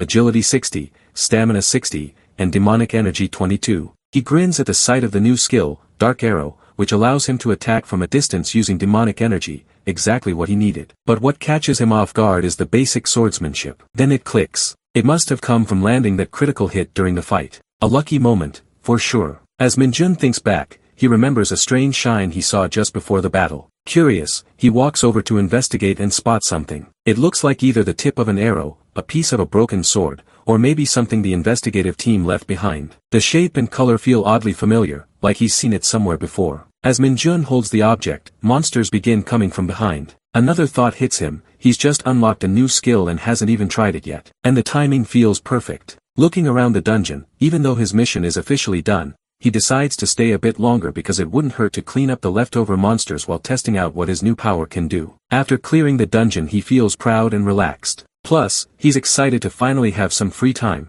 so he decides to play his favorite game, DPE. It seems like the perfect way to wrap up a productive day. His day off feels satisfying and well spent, but that peaceful mood doesn't last long. As soon as Minjun returns to camp, he senses something is off. Everyone looks serious, and the energy around the platoon is heavy. Zhang quickly informs Minjun that it really is a Tinken dungeon, and next week they'll be doing a large-scale real-life training session called the Hunter Field Maneuvers. Every platoon will start from different random points and work their way to the center of the dungeon. The goal is to respond to sudden emergencies, fight monsters, and survive the pressure of real combat, and no one gets to relax. Everyone has to stay alert and battle-ready. As the exercise begins, Minchul Kim shouts commands to take positions on a hill. Finally, dark balls appear, monsters that float and have thick, durable skin. These creatures are tricky because melee weapons don't work well on them. All troops are ordered to put away their specialty weapons and use firearms. They begin firing non-stop to stop the dark balls from getting closer, but Minjun finds it all thrilling because this kind of training is exactly the kind of dangerous action he enjoys. Minji warns everyone that if those monsters get too close and start sucking blood, they'll become almost impossible to stop. If any soldier gets bitten, it's pretty much over for them. Minjun realizes that if too many people get injured or taken out, their platoon's score in the training will drop badly, and that's not something he's willing to let happen. After that, Minjun gets serious and calls out for Sergeant Lee Sung-ho. While running across the battlefield, Minjun's foot suddenly slams into a black monster that appears in his path, and the impact is so strong and fast, the creature shoots straight up into the sky like a kicked ball. Everyone around him freezes for a second, watching the monster disappear into the clouds above. In other words, Minjun wishes he could just use his dark arrows to shoot down the floating monsters because that would make things a lot easier. Meanwhile, the commander, Minchul Kim, gives the loud order for all troops to fire freely at the dark balls in the air. As the battle calms, they finally get a short break, and the troops are told to rest for 10 minutes, check their gear, and report any injuries in their squads. During the rest, Sergeant Cho feels drained and mentions how this session feels way harder than the last one, wondering how many battles they've already gone through. Inho Choi replies that he isn't exactly sure, but brings up a strange rumor. Some people are saying this dungeon might not be a typical Tinken dungeon after all. That surprises Sergeant Cho, who asks what he means.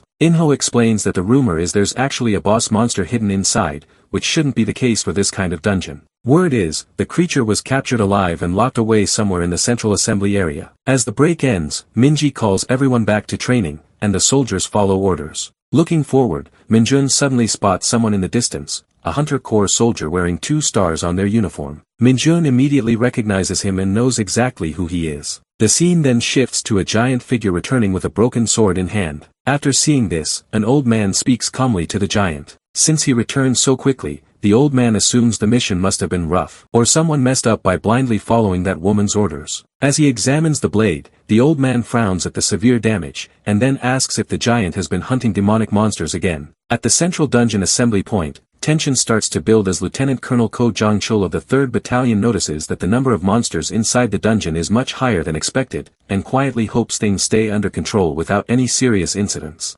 Standing next to him, Colonel John Sunghyun of the 1st Battalion explains that the division commander believes the troops' overall combat ability has been slowly declining, but Ko Jong-chul worries they might be pushing the soldiers too hard, both physically and mentally. Then Colonel Lee Junbayam of the 2nd Battalion shows up, visibly anxious, and asks if anyone knows where the division commander went. John Sunghyun just shrugs and says, everyone knows how unpredictable the commander can be, no one can stop him once he sets his mind on something. Still uneasy, Lee Junbayam questions why the commander would even take part in this kind of training himself, and his concern grows when he realizes the division commander went straight to the area where his own battalion members are stationed. That's when Lieutenant Colonel Ko Jong-chul reveals what the division commander said before heading out, that there's a soldier he wants to see with his own eyes. Minchul Kim stares in disbelief. He knows that in these exercises, there's usually a penalty mission where someone pretends to be injured, and that person has to be carried by their squad. What shocks him is who's playing the injured soldier this time. That role was supposed to go to a regular officer from Division HQ, but somehow the division commander himself is lying on the stretcher, playing along. While Minchul tries to wrap his head around it, the commander casually tells them to take good care of him. Minchul quickly snaps to attention and salutes, despite still being stunned. Then Sergeant First Class Kim Min-ji steps forward, explaining by the book that the injured person must be transported properly. Trying to stay respectful, Min-ji offers to carry him, but the commander cuts him off mid-sentence, reminding everyone loud and clear that they should know his personality by now. Seo Kyung, the division commander, firmly refuses to be carried, and says he won't participate in that part of the drill, insisting they keep going with the training as planned. Everyone watches in stunned silence. Meanwhile, Min-jun can't help but think to himself that this training is absolutely insane, but also incredibly fun. The excitement and surprises don't stop there. The field is packed with all kinds of monsters, each bringing its own danger. And on top of that, the division has set up special traps and challenges, making the entire session feel like a real dungeon expedition, with something new waiting around every corner. Private Jin Cheolho from 2nd Platoon, 2nd Squad, struggles to keep up. Breathing heavily and clearly anxious, he fails to take down a frog-like monster. Just as the creature lunges at him, Min-jun steps in and takes it down in a single blow, saving Cheolho from serious harm. As Min-jun reflects on the battle, he realizes that even his basic swordsmanship skill, though simple, is helping him hit harder and stay sharper in combat. He starts to think this intense training might be just what he needs to level up even more. Cheolho, still catching his breath, quickly thanks Min-jun. From a distance, Suk-young watches the battlefield and admits to himself that this might be the toughest round of hunter field maneuvers they've ever done. Meanwhile, Minchul Kim calls out to the troops, urging them to hang on until the break, and everyone pushes forward with what strength they have left, though it's clear Kim Min-jun is standing out more than ever. At the same time, in the northern section of the dungeon, Private First Class Sun Yun Seo shows off her skills by taking down multiple monsters on her own. She breathes hard, wiped out from the effort, but just as another girl soldier is about to be attacked, Yun Seo charges in and saves her, keeping her safe without hesitation. All the platoon members have managed to reach this point of the training without suffering any serious injuries. Suk-young watches with pride, while Minchul Kim, standing nearby, acknowledges how capable the platoon truly is. When Minchul humbly gives credit to the members, Suk-young reminds him that recognizing and managing good soldiers is also part of a leader's strength. He encourages Minchul to give it his all for the final phase of training, and Minchul replies with gratitude. Suddenly Suk-young loses his balance. Sergeant First Class Kim Min-ji quickly snaps at him, scolding him for relying only on his left hand and not supporting himself properly. Suk-young apologizes right away. Nearby, Corporal Lee Sung-woo is approached by a younger soldier who's curious. It's his second time participating in hunter field maneuvers, so naturally someone tries to ask him a question, but Lee bluntly tells them not to ask. As the group gets ready to move out and form up again, the younger soldier repeats, confused, something about the hole, to which Lee confirms it, calling it the dungeon hole. The younger one stares at the large pit ahead, recognizing it as a hole but clearly not understanding its significance. Lee just shrugs and says it's obvious he must have been sleeping during the dungeon information session. Though there isn't much known about how dungeons work, Lee explains that the common idea is this. A dungeon is like a space linked to another dimension through some kind of gate. Even though it's connected, it's not a perfect or endless space because dungeons have borders, and inside them, there are areas where the connection becomes unstable, or breaks completely. Those strange and random spots are what people call dungeon holes. Another soldier, slightly nervous, asks what happens if someone accidentally enters one of those dungeon holes or crosses the dungeon's edge, to which Lee admits he isn't exactly sure, but says people believe they'll suddenly be teleported to some random place inside the dungeon, like a sudden pop. Right then, something unexpected happens, and a strange noise and reaction spread across the group because someone appears in front of them. A girl soldier is lying on the ground, helpless. Mincheol Kim quickly steps up and reassures her, saying he already reported the situation to the 4th Battalion, and tells her to rest and not worry. The girl, still anxious, asks if her battalion members are all safe, and Mincheol gently confirms that yes, they're all safe, and in fact, deeply worried about her too. He adds that the training has been paused to focus on recovering Private First Class Sun Yunseo. Mincheol explains that the situation has been officially reported, so training will likely resume soon. Yunseo quietly thanks him, clearly relieved that things are under control. Minji reminds her that with a fractured foot, it's better to rest because hunters must protect their health just as much as they sharpen their combat skills. Mincheol adds that headquarters has been contacted and the transfer crew are already on their way. He starts to say that her participation in this session is now over. Before he can finish, Major General Du Seo-kyung arrives, and his sudden appearance catches Yunseo by surprise because she hadn't expected the division commander to be out here during training. The soldiers fall silent, fully aware of the weight his presence carries. Mincheol Kim informs the general that although Yunseo has no serious external injuries, her left ankle is fractured and she won't be able to continue. Du Seo-kyung expresses disappointment that there was only a little training left. He turns his attention to Yunseo, waiting for her report, and she explains that during a monster fight, she slipped off a cliff and lost consciousness. When she woke up, she had already been moved, and her words make it clear that she must have fallen beyond the dungeon's inner boundary, likely into a place the team wasn't monitoring. Whether it was a dungeon hole or not doesn't really matter anymore because what truly matters is that Sun Yunseo was found in time. Seo-kyung feels a wave of relief and calmly acknowledges how lucky she was to be discovered so quickly. Then something clicks in his mind, and he asks for her name again. Upon hearing it, his expression shifts immediately as he recognizes her background. Yunseo is from the 4th Company of the 4th Battalion, and, more importantly, the daughter of Sun Tai-ho. With that revelation, Du Seo-kyung calls out to Corporal Kim Min-jun. Min-jun responds quickly, confused about why he's being singled out, but before he can process anything further, the order is given. He must carry the injured Yunseo. Min-jun is caught off guard and hesitates for a second, questioning it internally. But Seo-kyung's sharp voice cuts through any doubt and leaves no room for debate. Despite Yunseo's protests and confusion, the decision is already made. To the commander, this is not just an order,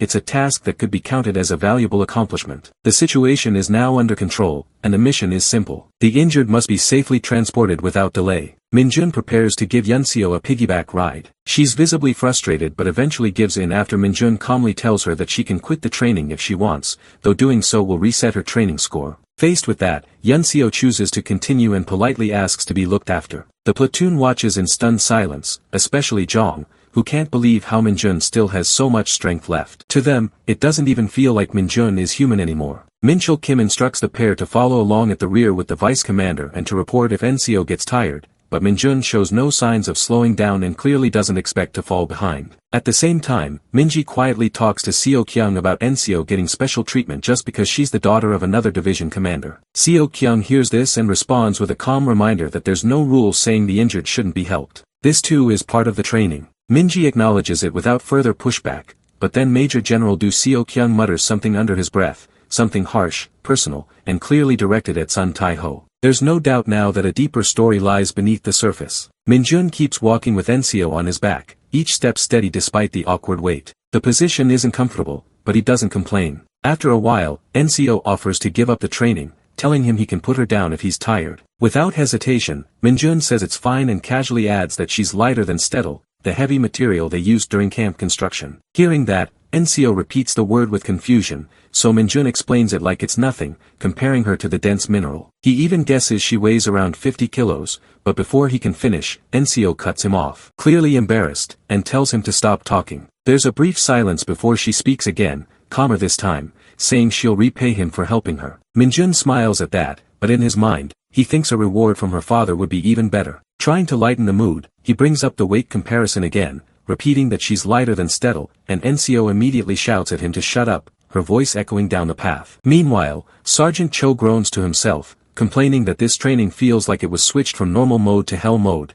and wonders who made it so hard. Mincheol Kim checks the distance and sees that only 2 kilometers are left. He reminds everyone to stay focused and not let their guard down. The message spreads through the squads and gives them a bit of energy. Suddenly, Corporal Lee Ik-jun and Sergeant Lee Jitai from the 2nd Platoon, 1st Squad, report seeing flying monsters up ahead. Mincheol hears the call and immediately orders everyone to prepare, warning them that these airborne monsters won't be easy to deal with. The worst part is that they're facing black rakes, nasty creatures about the size of sparrows, but aggressive enough to tear through skin with their sharp claws and teeth. Hunters might not die from the wounds, but the pain is brutal, and right now, everyone's already exhausted from training. To make things worse, they're still carrying someone injured, and fighting like this is going to be incredibly risky. The black rakes are known for being relentless. Once they attack, they don't stop. Far off, Du Seo-kyung, the high-ranking officer pretending to be the injured person, watches quietly. His eyes aren't as sharp as they used to be, so he can't even see the monsters clearly anymore,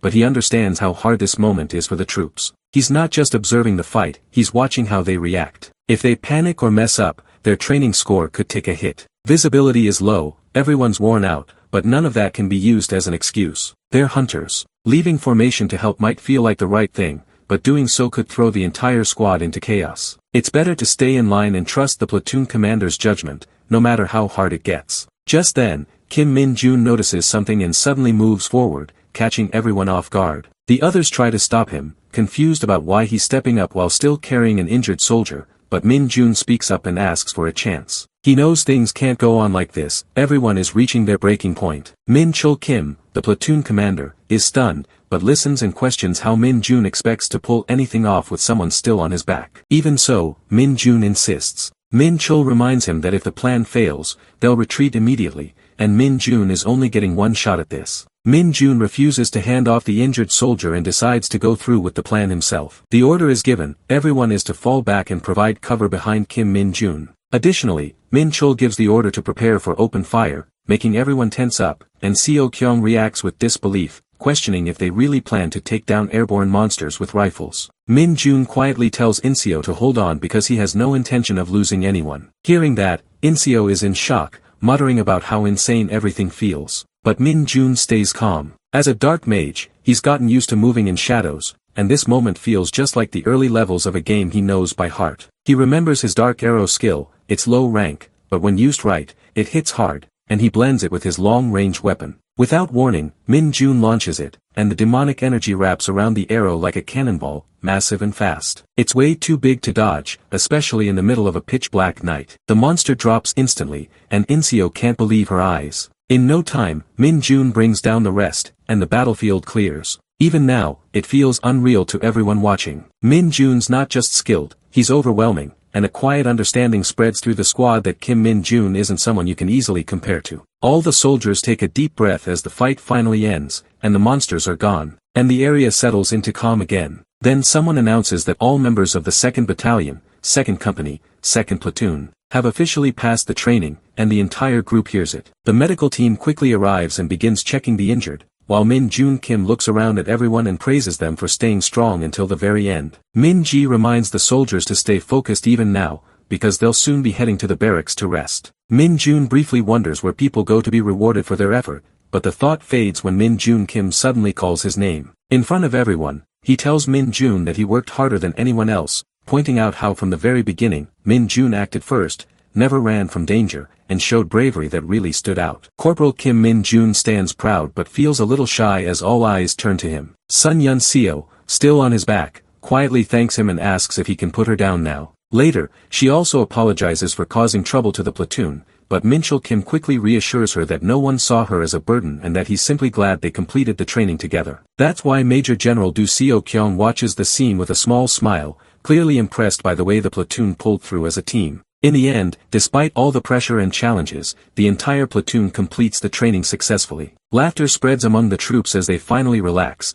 and more than a few admit that it was all thanks to Min-jun, because his actions truly made the difference. Suddenly, Colonel Yu Ji-hai, the commander of the 4th Battalion, arrives to check on Yoon-seo and asks about her condition. Yoon-seo reports that aside from a small ankle injury, she's fine, and Colonel Yu notes how lucky she was, especially after falling into the dungeon hole. Yu Ji-hai then tells the squad to move her carefully, and they follow orders right away. After that, Colonel Yu Ji-hai turns to Major General Do Seo Kyung and requests a private conversation regarding the training. Even though Seo Kyung hesitates at first, she insists that it needs to happen immediately. Later that night, while most of the camp is asleep, Kim Min-jun enjoys a quiet moment. The chef offers him some fried chicken, and Min-jun's eyes light up with joy. He asks if he can really eat all of it, and the chef says there's no one else around to share it with since everyone's already resting. Min-jun digs in happily, saying he can't let his efforts go unrewarded. The chef brings up the training and confirms Min-jun's from the 2nd Platoon of the 2nd Company, then tells him he heard their unit was praised as the best in the entire division. Min-jun nods while munching,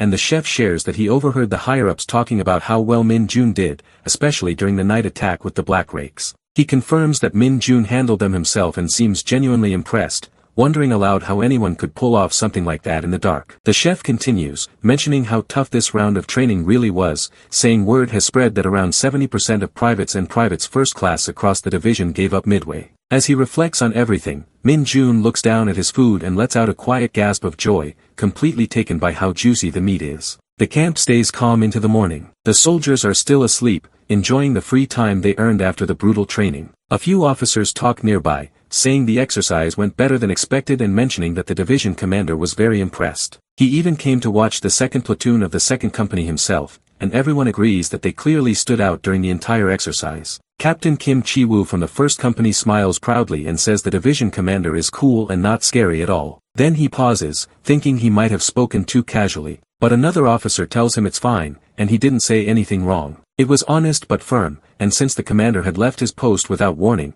no one could really argue against it. They also talk about the 4th Battalion commander, and some say NCO feels a bit intimidating, even to them. Still, none of that changes the fact that Kim Min-jun made a huge impression, and everyone agrees he did an incredible job. Min-jun stayed strong, reacted quickly, and never backed down. On top of that, he did it all right in front of the division commander. Now that things are calming down, everyone starts looking forward to the upcoming monthly meeting. At the headquarters of the 104th Division, Major General Du Suk-young goes over the dungeon cleanup schedule, and everything seems in order, so he moves on to check on Private First Class Sun Yun-seo. Colonel Yu Ji-hai informs him that her injury isn't as bad as expected, and confirms it's not a fracture. Her recovery is going well, and by tomorrow, NCO will complete her treatments and return to duty. Suk-young quietly notes that she seems to take after her father. Suddenly the phone rings, and Suk-young answers. A voice on the other end greets him by calling him a bearded bastard. Confused at first, Suk-young asks who it is, but the voice responds like it should be obvious. After a brief pause, the realization hits.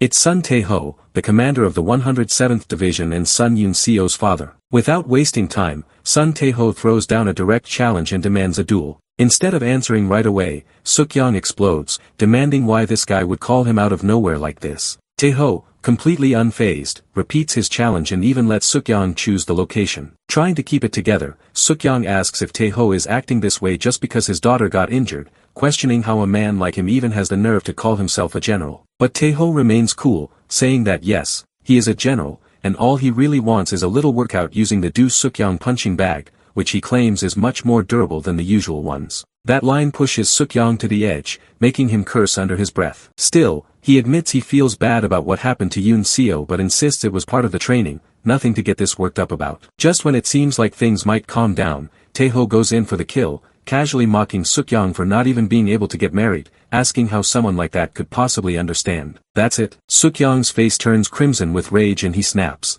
He demands Tae-ho's location, shouting at him to stay right where he is, because once Suk-young gets there, he won't be laughing anymore. When Tae-ho doesn't respond, Du Suk-young slams his hands on the table in pure frustration, cracking his phone in the process. The room falls into tense silence. Yu Ji-hee walks up to him carefully, letting him know that the call ended just now. Suk-young, still fuming, demands she call Tae-ho personally, but she urges him to calm down, reminding him that Tae-ho has every right to be upset at this point. That only fuels his anger further. He can't believe even she's taking Tae-ho's side. Suspicion creeps in as he asks if she was the one who told Tae-ho about his daughter's injury. Tae-ho firmly clarifies it wasn't her. Most likely, the hospital contacted Yun-seo's guardian directly. She also explains that Tae-ho probably found out because his daughter was granted special permission to finish training before being transferred to the hospital. As those words land, Suk-young's rage starts to waver and guilt takes its place. He realizes he should have at least reached out. He should have explained that he wasn't targeting her specifically, just testing the 2nd Battalion, 2nd Company, 2nd Platoon to gauge how they'd react when one of their own was injured. He sighs, now thinking it's best to clear things up with Tae-ho properly, knowing this mess came from a serious misunderstanding. Since Du Suk-young's phone is in no shape to call anyone, Yu Ji-hee dials Tae-ho herself and puts the call on speaker. The moment Tae-ho picks up, his voice is sharp and annoyed, already guessing Suk-young is with her. Ji-hee quickly apologizes for calling him out of the blue, explaining that the division commander's phone is broken, so she made the call instead. With that, Suk-young steps in, owning up to everything. He calmly explains the misunderstanding and sincerely apologizes for his actions, but Tae-ho isn't ready to let it go. He mocks Suk-young, accusing him of backing out of their duel, then demands to know the identity of the man who carried his daughter on his back. The fact that someone who wasn't even a medic got that close to her clearly doesn't sit well with him, and he warns Suk-young to be ready the next time they meet. Realizing this conversation's going nowhere fast, Yu Ji-hee ends the call without waiting for more drama. Furious, Suk-young grips the edge of the sofa with white knuckles and shoots her a deadly glare, clearly blaming her for pushing him to make the call. Without another word, he demands she prepare a vehicle immediately. They're going to Taejun to meet Tae-ho face to face. Ji-hee, knowing there's no winning here, stays silent, thinking to herself how ridiculous both these hot-headed men are acting. In another corner of the base, Min-jun Kim strolls down the hallway, completely focused on one thing, his free chicken from the cafeteria. But just as he's lost in that thought, he senses something. Running around, he catches his Nightwalker bouncing around in pure joy at seeing him. As cute as the little guy is, Min-jun's had enough of him popping up in public without warning. Without wasting time, he grabs the tiny creature and shoves him into his pocket, heading straight out of the building for a private talk. Out behind the building, Min-jun double-checks to make sure no one's around before letting the Nightwalker out. The moment the little guy's free, Min-jun gives him a firm scolding, warning him not to show up unless it's absolutely safe. The Nightwalker, hurt but trying to explain himself, says he made sure no one was around and only came because he missed his master. Min-jun, realizing he might have been a bit too harsh, softens and summons some demonic energy to feed him. After getting his fill, the tiny creature suddenly points at Min-jun. Curious, Min-jun touches the little finger, and instantly, a connection forms between them. Through the link, Min-jun sees what his minion had witnessed earlier, Hwa-chan, completely wrecked, radiating clear signs of demonic energy. He stunned the Nightwalker traveled that far and actually gathered solid intel. Praising him for the incredible job, Min-jun watches his little guy light up with pride. But while the Nightwalker soaks in the compliments, Min-jun's already brainstorming an excuse to sneak out of base again. As Min-jun approaches the dormitory, his mind spins with thoughts. He figures it might look suspicious if he leaves right away, but it also feels like a waste to sit on his vacation days if it's just a false alarm. He's still thankful for the day off he earned last time during the Yanggu operation. Just as he opens the dorm door, he's hit with a burst of noise. Everyone inside is celebrating. The moment he steps in, they all start congratulating him for being selected as the division's best soldier during the Hunter Field maneuvers. They mention an upcoming award ceremony and, even better, that the whole platoon is getting a day off because of his achievement. Min-jun's eyes light up, and he wastes no time asking if he can use his break tomorrow. The platoon commander, not having much room to argue, says he'll check the schedule. And just like that, Min-jun scores a day off. The next day, Min-jun heads to Huachien, but everything feels off. The chaos seems to be over, with some hunters cleaning up, but he can't figure out why so many of them are still around. He's especially annoyed that he fed his minion a boost of demonic energy earlier as a reward, only to arrive after the action ended. Suddenly a voice calls his name. He turns to see a girl pulling down her mask, and it's none other than Sun Yunseo. A few minutes earlier, out on the outskirts of Huaqian's civilian zone, before Min-jun even arrived, the girls were already hard at work sanitizing the entire area. Corporal Chamari was getting tired and irritated, still not able to wrap her head around why they had to clean up after their Hunter Field maneuvers. Corporal Yoon Haiju, more level-headed, figured it was a punishment from the battalion commander since their training results were pretty bad, and judging from the company commander's expression, it wasn't something to take lightly. She told the others to quit grumbling, and just get the job done. But Mari was absolutely exhausted, complaining that a monster had to pop out of a gate the moment they wrapped up their training. Still, she admitted they were lucky not to be assigned to the attack team, especially since some people had even lost their homes in the mess. Their attention soon shifted to Yunesio,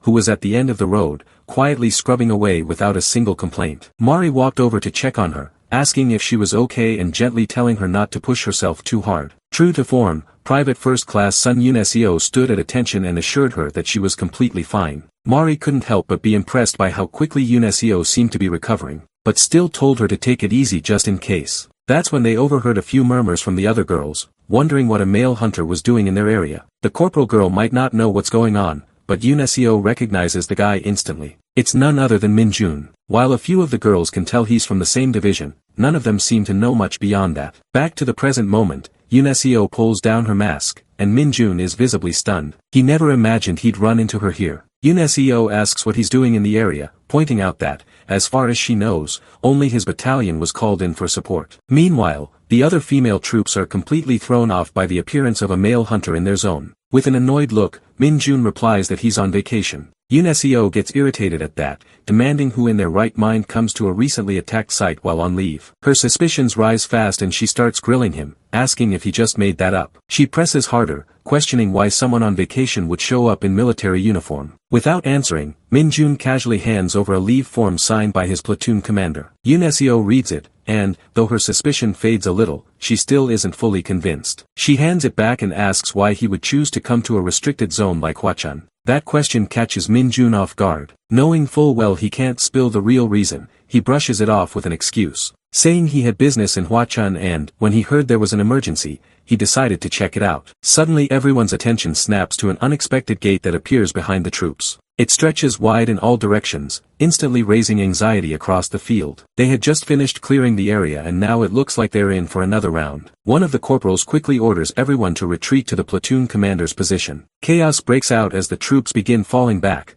but in the middle of the mess, Min-jun does the opposite. He walks straight toward the gate. Yoon Seo spots him and immediately urges him to evacuate, but he clearly has other plans. Calmly, he gives her an excuse, saying he'll buy them some time while the others escape. Yoon Seo is frustrated and thinks he's being reckless, especially since they have no clue what might come out of that thing. But Min-jun points out that the attack team has already pulled out, and if a monster shows up now, everyone could be in serious danger. In that case, he'll do what he can to stall it, and if things get bad, he'll run. Then he asks if she has any spare gear and tells her to lend it to him. Still clearly worried, Yoon Seo hesitates, but when he brings up her injured foot, she clenches her jaw and reluctantly hands him her weapon. Before turning to leave, she tells him again, if things go south, he better run. Now that everyone is gone, Min-jun finally has the gate to himself and gets ready for some real action. As he walks closer, he reminds himself that some monsters are the type to stay behind in dungeons rather than leaving. Drawing his weapon from its sheath, he hopes this isn't one of those gates that leads to monsters like that. Otherwise, all his excitement would be for nothing. Still, he knows it's rare for such monsters to show up, since most tend to move in groups. Then, just as expected, a slight grin creeps onto Min-jun's face when he spots a red boar stepping out of the gate, wrapped in a thick layer of purple demonic energy. One by one, more red boars begin crawling out behind it, forming a pack. While Min-jun waves away the awful stench coming off these beasts, they don't hesitate. They all charge at him at once. Without flinching, Min-jun braces himself, gets into an attacking stance, and rushes forward. He opens with a series of dark arrows launched from his palm, but to his surprise, they bounce right off the boar's thick skin. Realizing they've got nothing but high defense, he leaps high into the air and comes crashing down with a barrage of sharp, calculated slashes. His blade cuts into their hides, but none of them fall. Min-jun narrows his eyes, fully aware that while their outer layer is tough, that doesn't mean their insides are built the same. Because of that, Min-jun unleashes a D-rank skill called Corruption, sending waves of demonic energy pulsing out of his body and into the monsters through the cuts on their thick skin. The red boars begin bleeding from within, but still try to charge forward one last time, only to collapse miserably. Without missing a beat, Min-jun absorbs the demonic energy from their broken bodies, just to make sure they're down for good. He slashes across their bodies one final time. As a result, he gains a boost in demonic energy, and sees noticeable growth in both his Nightwalker and basic swordsmanship skills. Now that the red boars are done, he waits to see if any more monsters come out. But just then, his face drops as a familiar voice calls out from behind. It's none other than the platoon commander, Ji-yoon, arriving with the other corporals. She grabs Min-jun to check if he's okay, while the rest of the female troops can't help but blush after witnessing him take down those monsters on his own. Ji-yoon immediately starts scolding him for acting reckless and fighting instead of reporting the gate's appearance. She demands to know which unit he belongs to and why he's even here. Without going into detail, Min-jun hands over his signed leave application, and explains that he had some business in the area, but rushed to help when he heard about the emergency. Her doubts cleared, Ji-yoon instructs everyone to move out since the monsters have been taken care of, and the investigation team will arrive soon. As she walks off, the rest of the girls swarm Min-jun like bees, bombarding him with questions about how he managed to fight alone.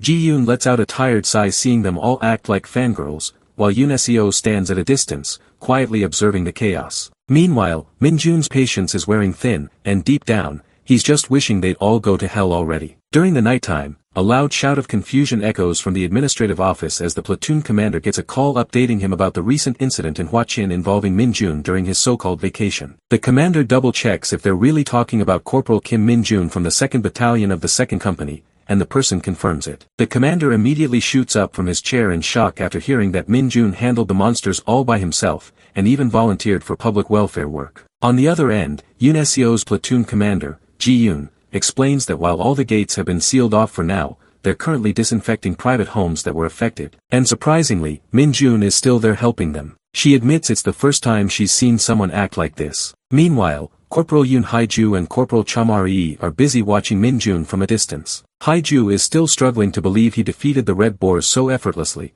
considering she heard getting hit by one is like being rammed by a truck. On the flip side, Chamari is totally simping over Min-jun and his brutal monster-slaying skills. At the same time, Min-jun himself is annoyed that he didn't get the full benefit from killing those monsters. Determined to salvage something out of this mess, he decides to help with cleanup duties to boost his image before heading out. That's when Yoon Seo quietly walks up behind him, catching him off guard since his head is already spinning with thoughts. Instead of greeting her properly, he immediately says something ridiculous about almost hitting her in the face and tells her to move out of the way, brushing off the fact that she clearly wants to talk. Still, Yoon stays firm and gets straight to the point, saying there's something she really wants to talk about. After wrapping up the cleanup, Min-jun and Yoon stand face to face, the air between them tense but calm. Min-jun asks her straight up why she came to talk to him. Yoon doesn't beat around the bush. She brings up their first encounter and asks if he really cursed at her from the bus window. At first, Min-jun looks confused, but then it clicks, and he corrects her,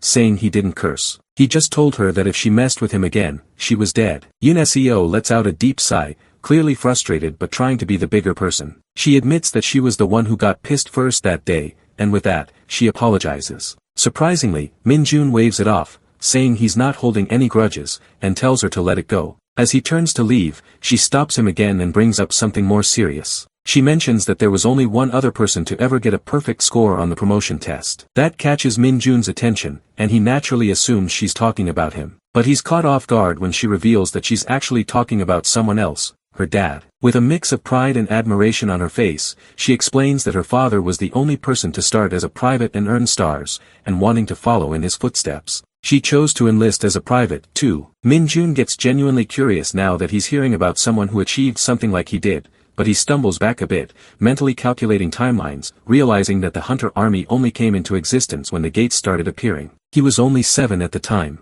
That leads him to assume that Yoon's father must have re-enlisted as a private after becoming an awakener. Yoon quickly clears up the misunderstanding. She explains that her dad wasn't strong back in the day. In fact, he was considered unfit for military service because of poor eyesight and some other physical issues. But after awakening and seeing his body change for the better, he enlisted voluntarily. The pride in her eyes when she speaks about him makes Min-jun think that he'd like to meet this man someday. Yoon assures him that her father would be thrilled to meet someone like him. He has a lot of respect for strong warriors. Meanwhile, over at the Taejun 107th Division headquarters, things are getting chaotic inside the Hunter-exclusive gym. The entire building is trembling, and Colonel Lee Sang-jin, the 3rd Battalion commander, looks like he's about to pass out from stress. Yoo Ji-hae is also there, completely overwhelmed, unable to get the situation under control. Turns out, it's not an earthquake, it's a full-on fistfight between Taeho and Do Seo-kyung. The two seasoned warriors are brawling like wild beasts, both of them bruised and scratched up from head to toe. Amid the clash, Taeho throws a mocking comment, asking if Seo-kyung really came all this way just to drop Kim Min-jun's name. That catches Seo-kyung completely off guard. He didn't expect Taeho to already know about him. But Taeho just chuckles, asking if Seo-kyung seriously thought he wouldn't find out just because he decided not to mention it. Without wasting another second, the two start throwing punches again like they forgot they weren't in their 20s anymore. Lee Sang-jin is losing his mind, convinced no one can stop them at this point. But right then, Yoo Ji-hae jumps between them when she realizes things are getting way too intense. The punches stop, but the two men are still glaring each other down, throwing insults like kids in a schoolyard. Eventually, the madness cools off, and they find themselves outside the building, sitting on a park bench. Yoo Ji-hae walks over to Seo-kyung and delivers a report from the 3rd Battalion commander, saying the Red Boar's gate has been cleared. Seo-kyung praises her and the commander before she heads off. Once she's gone, Taeho finally breaks the silence, asking straight up what Seo-kyung's real reason is for showing up. He's convinced there's something more. Seo-kyung doesn't hold back. He admits he came to promote Min-jun to the rank of sergeant. Taeho's calm expression twists into pure rage,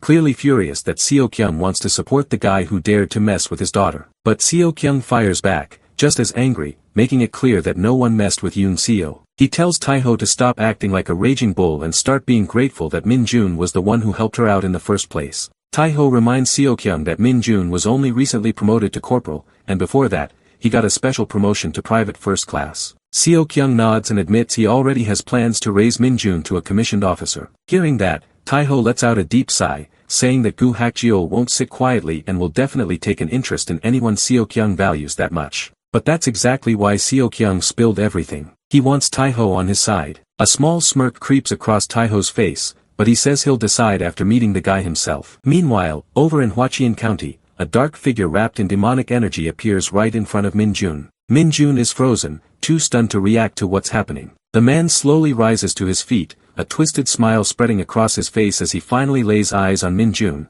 clearly thrilled to have found him at last. Moments earlier, all the female corporals were seated inside the bus while Min-jun stood outside, seeing them off. The girls waved and shouted, hoping they'd meet him again someday. Corporal Chamari looked like she was just 1 second away from asking him out, or at least slipping him her number, but Corporal Yoon Haiju quickly shut that down and politely thanked Min Jun for helping them out. While Chamari kept bickering with her friend about ruining the perfect chance, Yoon Seo quietly exchanged a glance with Min Jun. And just like that, the bus rolled off, leaving Min Jun behind. Honestly, he felt a bit relieved that he could finally drop the act of playing the nice guy. But as soon as he turned around, the Nightwalker suddenly popped up out of nowhere. The little shadow creature coughed and shamelessly begged for more demonic energy to feed its huge belly. But what it didn't realize was that its master was still mad about the bad intel earlier. So there was no chance it was getting any rewards today. The little minion looked heartbroken after being denied his treat, but his expression changed the moment he sensed something strange. Suddenly, he started jumping and pulsing with demonic energy, sending urgent waves of thought directly to Min Jun. Through the signals, Min Jun learned that a foreign demonic energy was entering this dimension, not through a dungeon gate, but by breaking through the boundary on its own. Impressed that the Nightwalker could detect such faint traces, Min Jun finally understood that maybe his minion wasn't suited for stealth, but had incredible potential as a danger radar. Without wasting a second, Min Jun asked the little guy to lead the way. A few minutes later, the two of them reached deep into the forest. As a reward, Min Jun summoned a small burst of demonic energy and offered it to the minion. But before he could relax, the air around them started to twist, and a demonic portal cracked open right in front of them. Slowly, a figure began to emerge. The moment the man stepped out and laid eyes on Min Jun, his entire face lit up with joy. And he shouted, "Master Minold," with tears streaming down his face. Min Jun, however, was not thrilled. He immediately backed away and told the man to keep his distance. But when the guy clumsily tripped over his own feet, Min Jun instinctively rushed to check on him. Frustration flickered across his face as he knelt beside him,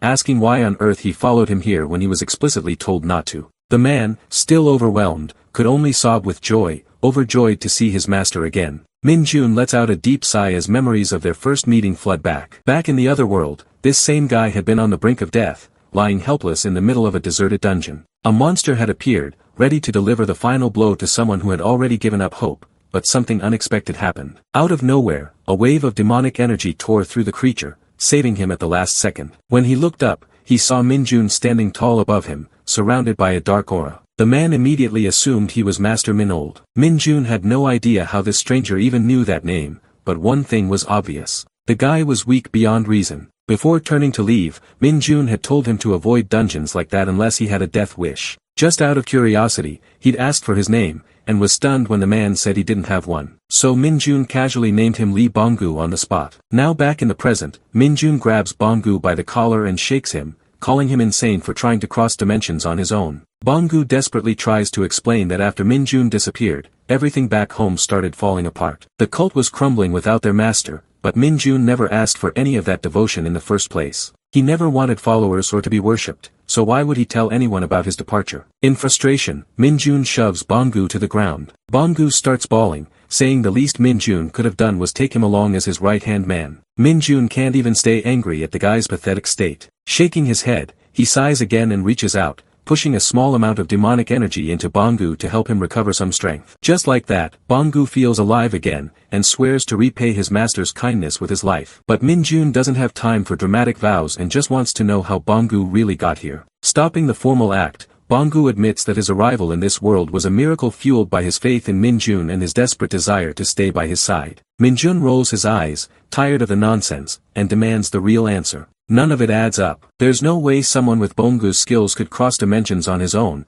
unless someone powerful, like the Saintess, was involved. That's when Bonggu finally explains. After Min Jun disappeared, he stayed behind to keep an eye on the giantess because of some strange rumors. Apparently, ever since that day, eerie noises had been coming from the temple every night. Word spread that large numbers of monsters were being caught, but when Bonggu checked for himself, there were no bones, no meat, nothing. Just empty space. That's when it hit him. They weren't killing the monsters. They were sending them somewhere else. To Min Jun. Hearing this, Min Jun is stunned, realizing just how dirty the Saintess is willing to play. Now convinced that she's behind the recent demonic attacks, he wonders if Bonggu knows anything about the strange item he found a few days ago. He pulls out a piece of steel he had retrieved from inside a troll monster. Bonggu takes one look at the shape and confirms that it looks like a broken fragment of a temple guard's blade, most likely belonging to the guard captain himself. On the flip side, Min Jun can't stop thinking about how reckless Bonggu really is. What if that gate had dropped him into a completely different world? If he'd been even a second late, he could have ended up stuck in the dimensional gap, dead and gone without a trace. But clueless Bonga clearly had no idea how close he was to disaster. Shaking his head, Minjun eyes the blade fragment again, his thoughts spiraling. He still can't wrap his head around what the Saintess is really up to, and that unknown is starting to crawl under his skin like a splinter he can't dig out. 1,224 days before Minjun returned to Earth, during a beautiful sunset in Isgard, the Saintess stood quietly, staring at something in the distance. She was interrupted when she heard a familiar voice behind her asking what was going on and why they'd been called there. As she turned around, she was greeted by none other than Minjun. The Saintess offered him a warm smile, commenting on how nice it was to be outside and feel the breeze. Minjun was clearly irritated, pointing out that he'd been sleeping outdoors for days. So what exactly was so special about this moment? Realizing her words may have come off the wrong way, the Saintess apologized, though she reminded him that she couldn't leave the temple's territory. Then she mentioned hearing that several of Minjun's so-called colleagues were seriously injured at the Parka's dungeon. She was just about to mention their ridiculous cult name when Minjun cut her off, making it clear that none of those idiots were his colleagues and that there was no cult to begin with. Minjun just followed him on their own and got wrecked by some dark hounds, but they'd been treated and would survive. The Saintess smiled at the mention of dark hounds, amused at learning yet another term from him. As Minjun stepped a little closer, he explained that in his world, something like a cass is referred to as a hound, so he chose to call the Parkas as dark hounds. Although he kept dragging the topic, it was only because he genuinely wanted to know if there was really no connection between Isgard and the monsters that kept showing up on Earth. The Saintess assured him that there wasn't. She explained that gates and monsters had been appearing in Isgard for hundreds of years, and if there was any link to his homeworld, it was simply that both were suffering from the same phenomenon. She understood why he was suspicious, considering he'd seen the same monsters back home and even ended up in Isgard through a gate himself. Still, she reminded him that dimensional travel wasn't something easily done. Even summoning him had required an incredible amount of effort, so the idea of transporting entire dungeons and armies of monsters was ridiculous. After hearing all that, he didn't argue. He just turned and walked off, but before leaving, he told her not to back out when the time finally came for him to return home. Now back in the present, Minjun recalls how he never really trusted the Saintess to begin with. He'd done his own digging and confirmed that Isgard had been dealing with gate-related issues long before he ever arrived. He even learned that transporting something as large as a dungeon to another dimension wasn't impossible, but it definitely wasn't easy, not even for someone like the Saintess. What still bugged him was why she would waste so much holy power just to keep sending monsters. Was she trying to lure him back, or was she burning through holy relics for some other twisted plan? It was all speculation because the only person who knew the truth was the Saintess herself. While his thoughts spiraled, his attention shifted to the idiot kneeling in front of him, still ready to die for his so-called master. Minjun was beyond done with this religious nutcase but figured he couldn't send him back now, so just to shut him up, he told him to stop calling him Minold and start using his real name, Minjun. With a face full of excitement, the fanatic tries to call his master by his proper name, but completely butchers the pronunciation. Minjun tries correcting him a few times but ends up giving up, realizing there's definitely something off in this guy's head. Pushing that aside, he asks Bongu if he can use the imitation skill. The man eagerly confirms that he can, though Minjun's a little skeptical since he barely gave him any demonic energy. Still, the fanatic thanks him over and over again for the small amount, and assures him that he can still transform into a small animal. Hearing that, Minjun points at a nearby crow and tells him to mimic the bird. Without wasting a second, the dark mage wraps himself in demonic energy and transforms into a crow. Proud of his new form, Bonga flaps around excitedly, but Minjun tells him to calm down and move alongside the Nightwalker for now. The Nightwalker looks clearly annoyed by Bonga's presence, and the two are just about ready to throw hands until Minjun steps in and tells them both to shut up and get along. Left with no choice, they quietly do as told. Minjun then tells Bongu to get his instructions from the Nightwalker, while the Nightwalker keeps an eye on him and makes sure he doesn't try anything reckless. With that, both of them take off, and as Minjun watches them fly away, he lets out a sigh of relief, though his rumbling stomach quickly reminds him that he's way overdue for food. A few days later at the camp, Kim Kwang-sik bursts into the locker room, practically bouncing with excitement. The guys inside look at him like he's lost his mind,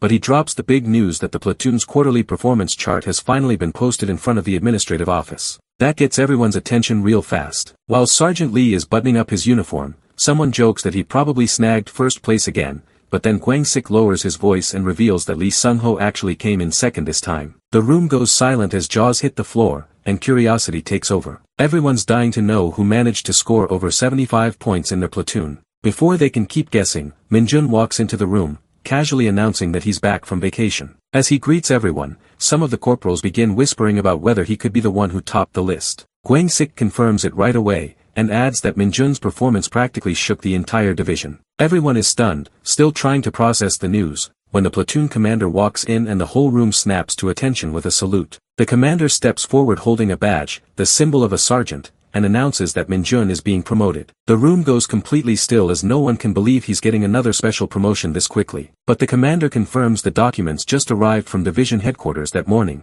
stating that Minjun was officially named the best soldier in the entire division during the Hunter Field maneuvers. On top of that, his voluntary dungeon clearance during vacation got major recognition. The commander congratulates him with a proud look, explaining that this promotion came directly from Division Commander Seo Kyung himself. Now the platoon commander removes the 3 bars of a corporal from Minjun's uniform, and replaces them with 4 bars, officially making him a sergeant. The entire unit breaks into applause, cheering for their newly promoted sergeant, everyone except Jong Han-young, who seems a bit uneasy. He pulls a folded piece of paper from his pocket, revealing the bet they all made before dungeon training about when Minjun would be promoted next. It's the same paper where Gwangchik boldly predicted 1 month and wagered his entire salary. Gwangchik is practically glowing with pride over his win, while Jong Han-young reluctantly accepts his loss. Suddenly, Minjun snatches the paper from their hands, making both guys freeze, unsure of what he's going to do. As Minjun reads through it, his expression slowly changes, and when he realizes Gwangchik actually won the bet, his face stretches into a wicked grin,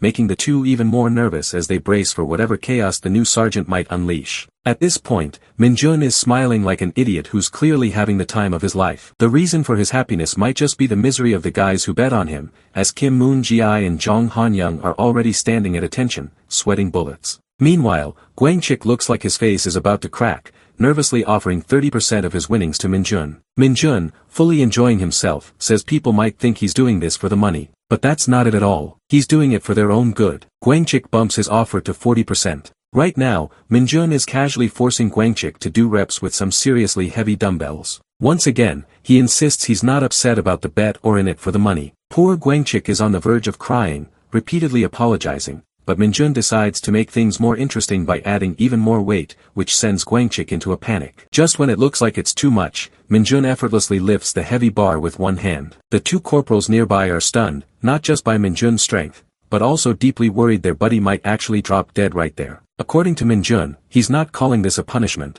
but training, since they were the ones who said they wanted to grow stronger. He then turns to the other 2 and calls one of them to join in, but they nervously decline, insisting they're already well trained and make up an excuse that they're needed elsewhere. Just as they try to slip away, they freeze when they hear the sergeant's tone shift into something terrifying. When they turn around, Minjun is wearing a wicked smile and calmly tells them it's a real shame they thought they had the right to say no. Fear instantly floods their faces, and soon after, only screams echo from the training room. A while later, Gwangchik is completely passed out, and the other 2 are left panting, clearly wrecked from the workout. That's when Minjun casually brings up a favor he wants to ask the corporals. Desperate for a break, the guys immediately agree to anything, as long as it doesn't involve more physical training. That's when Minjun starts listing a few facts, like how soldiers ranked lower than private first class aren't allowed to use the training room or the PC room for games. At first the guys are a bit confused, but Minjun just keeps going, saying they're also not allowed to use the gym, and the list keeps growing. Being informed about this, both guys take their stand and declare how unreasonable and unjustified these rules are. They look at each other and decide to work together to eliminate them. That's exactly what Minjun wanted from the start, though he still warns them not to go overboard. He assures them that he'll handle convincing the sergeants and leaves the rest to the 2 of them. As soon as he dismisses them, they run as fast as they can out of the training room. Meanwhile, Gwangchik finally regains consciousness and tries to follow them with his trembling body, only to be stopped by Minjun once again. Gwangchik turns around, expecting more torture, and Minjun does not disappoint. He casually drops the bomb about a personnel reshuffle and informs him that Gwangchik has been officially placed under his squad from now on. That means poor Gwangchik has to train with Minjun every day from this point forward. Elsewhere, in a completely different environment, a dungeon holds the dangerous snake mine, a snake-like monster that lives mostly underground. Unlike snakes on Earth, these creatures aren't venomous but explode when they die. That's why their tails must be removed before killing them, since the tail acts like a detonator. Otherwise they'll blow up. It turns out Minjun's platoon is the one handling this mess. To prevent an explosion, the platoon commander and his squad are carefully cutting off tails so they can clear the dungeon safely. Normally,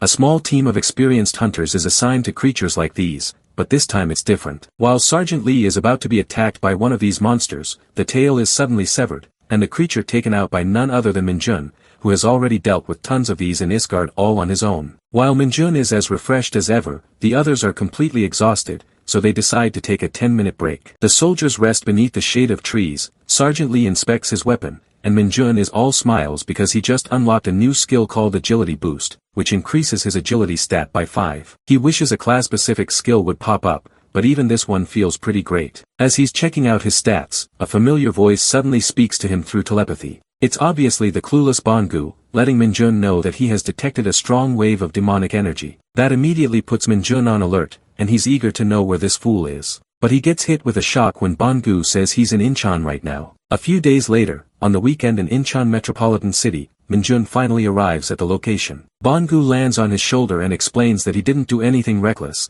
and only kept watch the entire time. Since there are no monsters around, he suspects this could be the byproduct of a dungeon. He also reveals that there was no human presence in the house until yesterday, but someone is definitely inside now, and the demonic energy is still coming from that place. Bangu wishes his master had arrived yesterday, but Minjun barely made it out for an overnight stay. Still, he puts on his mask, ready to move in. He knows this might technically look like trespassing, but in his eyes, they're just getting rid of something dangerous hidden inside that house. Upon entering the house through the window, Minjun scans the room and spots a purple crystal resting on top of the TV cabinet. As he carefully approaches, he senses the demonic energy radiating from it, though it doesn't feel harmful. Just as he reaches out to grab the crystal, he freezes when a voice warns him not to move. Minjun knows he's been caught red-handed, but doesn't dare turn around. To his surprise, the voice belongs to none other than Yunseo. A little while ago, Yunseo was in her bedroom, completely unaware that a familiar guy had just intruded into her house. She was casually chatting with her mom on the phone,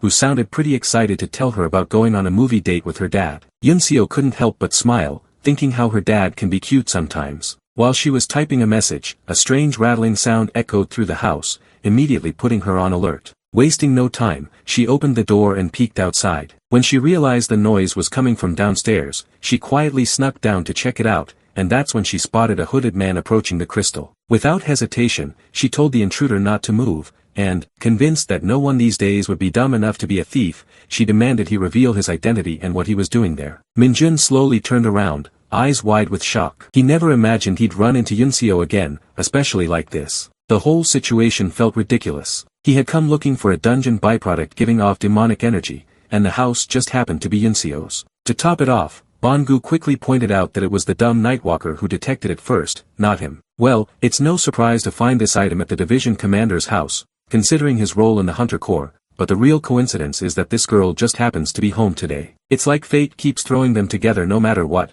just like it did back in Hua Division, and that thought alone makes Minjun frustrated, but his attention quickly shifts to the alert girl behind him, who is now commanding him to put his hands behind his back and freeze. Of course Minjun, being greedy as always, decides he's not leaving after coming all this way. When he ignores her warning, Yunseo launches a high kick, but Minjun dodges it with ease while digging through his pocket for a pen and a folded piece of paper he had been randomly carrying around. Still focused on getting this so-called robber to leave, Yunseo throws a flurry of punches using her boxing skills, but Minjun, staying true to himself, keeps dodging every single one while casually scribbling on the paper. When she jumps into the air for a kick, Minjun's gaze shifts to her movements, and he admits to himself that she's really good and will probably get promoted to sergeant soon. Eventually, after dodging enough and clearly getting bored, he blocks one of her attacks, grabs her wrist, and shoves the paper into her hand. Yunseo starts sensing that this guy isn't just some thief, but someone who's clearly trained. He tries to hit him one more time with a kick, but as expected, he dodges it again and uses the chance to create some distance while keeping his eyes on the crystal. Then, with a clever dash, Minjun rushes forward,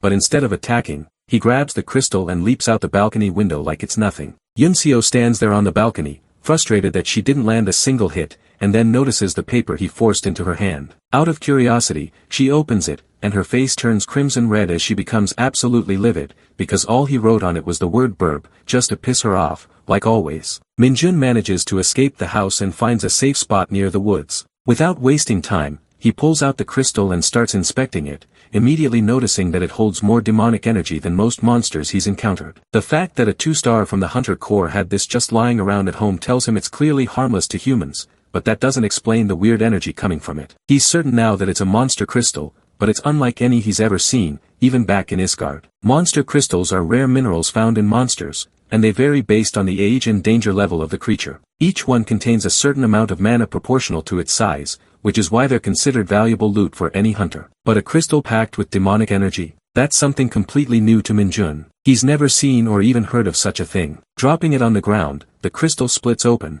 and without missing the chance, Minjun immediately absorbs all the demonic energy into his body. Right away, a system notification pops up, telling him that his demonic energy stat has shot up by a ridiculous amount. Getting such a major power boost without even lifting a finger makes the whole trip more than worth it. Whatever the Saintess might be planning behind the scenes, Minjun knows he can't waste time worrying about it. Just then, another update appears from the system, informing him that he has unlocked 2 new skills, Demonic Energy Singularity and Demonic Energy Grasp. Minjun is more than happy to gain new skills and quickly checks the details for Demonic Energy Singularity, which allows his demonic energy to become colorless and odorless, making it undetectable to the surroundings. This puts him at ease since he was getting worried that the higher his demonic energy stats rose, the harder it was becoming to control the pressure it released, so this skill was exactly what he needed. On top of that, the Demonic Grasp skill lets him physically control demonic energy. To test it out, he extends his hand and points at dumb Bangu, who immediately gets lifted into the air. Minjun isn't sure if there's a weight limit, but it's still impressive. After that, he gives both Bangu and Nightwalker a task, to search for dungeons and their byproducts suspected of holding demonic energy. As a small reward, he tosses each of them a bit of demonic energy to snack on, but of course the 2 idiots start fighting over whose portion is better. When Minjun turns around to glare at them, they suddenly act like lifelong brothers who have never had a disagreement. In a surprisingly good mood, Minjun asks Bangu if he's ever had Korean food before. And just like that, the 3 of them head to a Korean restaurant. The table is filled with all kinds of dishes, and the moment Bangu takes his first bite, he bursts into tears, overwhelmed by how delicious the food is. His dramatic reaction makes Minjun question just how dumb this guy is, while the waiter stands there completely stunned by the performance. Still, as Minjun watches him eat, a small smile creeps onto his face. He remembers what they used to eat in Isgard, dry, flavorless biscuits, and realizes this might be Bangu's very first real meal. Instantly, Minjun's phone starts vibrating in his pocket. When he checks it, he sees a flood of messages from Guangchik, practically begging him to respond. Guangchik sounds like he's on the verge of a breakdown, urgently reminding the sergeant that their guerrilla training starts next week, and that the schedule looks absolutely insane. Fast forward a bit, and the guerrilla warfare training has officially kicked off for the awakened soldiers who have surpassed the limits of normal humans. At first the training looks pretty standard, squats, burpees, the usual, but while most of the soldiers are struggling to keep up, looking half dead already, Minjun is the only one actually enjoying himself. By the time they get to the 3rd course with 3 rope bridges, he's swinging across them like a kid on a playground, while the rest are clenching every muscle just to avoid falling off. Then come the drop-down drills, which he nails effortlessly too. Finally, a man in a hazmat suit shows up and gives a random lecture, forcing everyone to memorize the national anthem until the 4th verse and the full hunter military pledge. After that, they're dismissed. Most of the soldiers drag themselves straight to their beds, which are just as uncomfortable as the food they're about to face. Others sit in misery, staring down at the disgusting meal in front of them,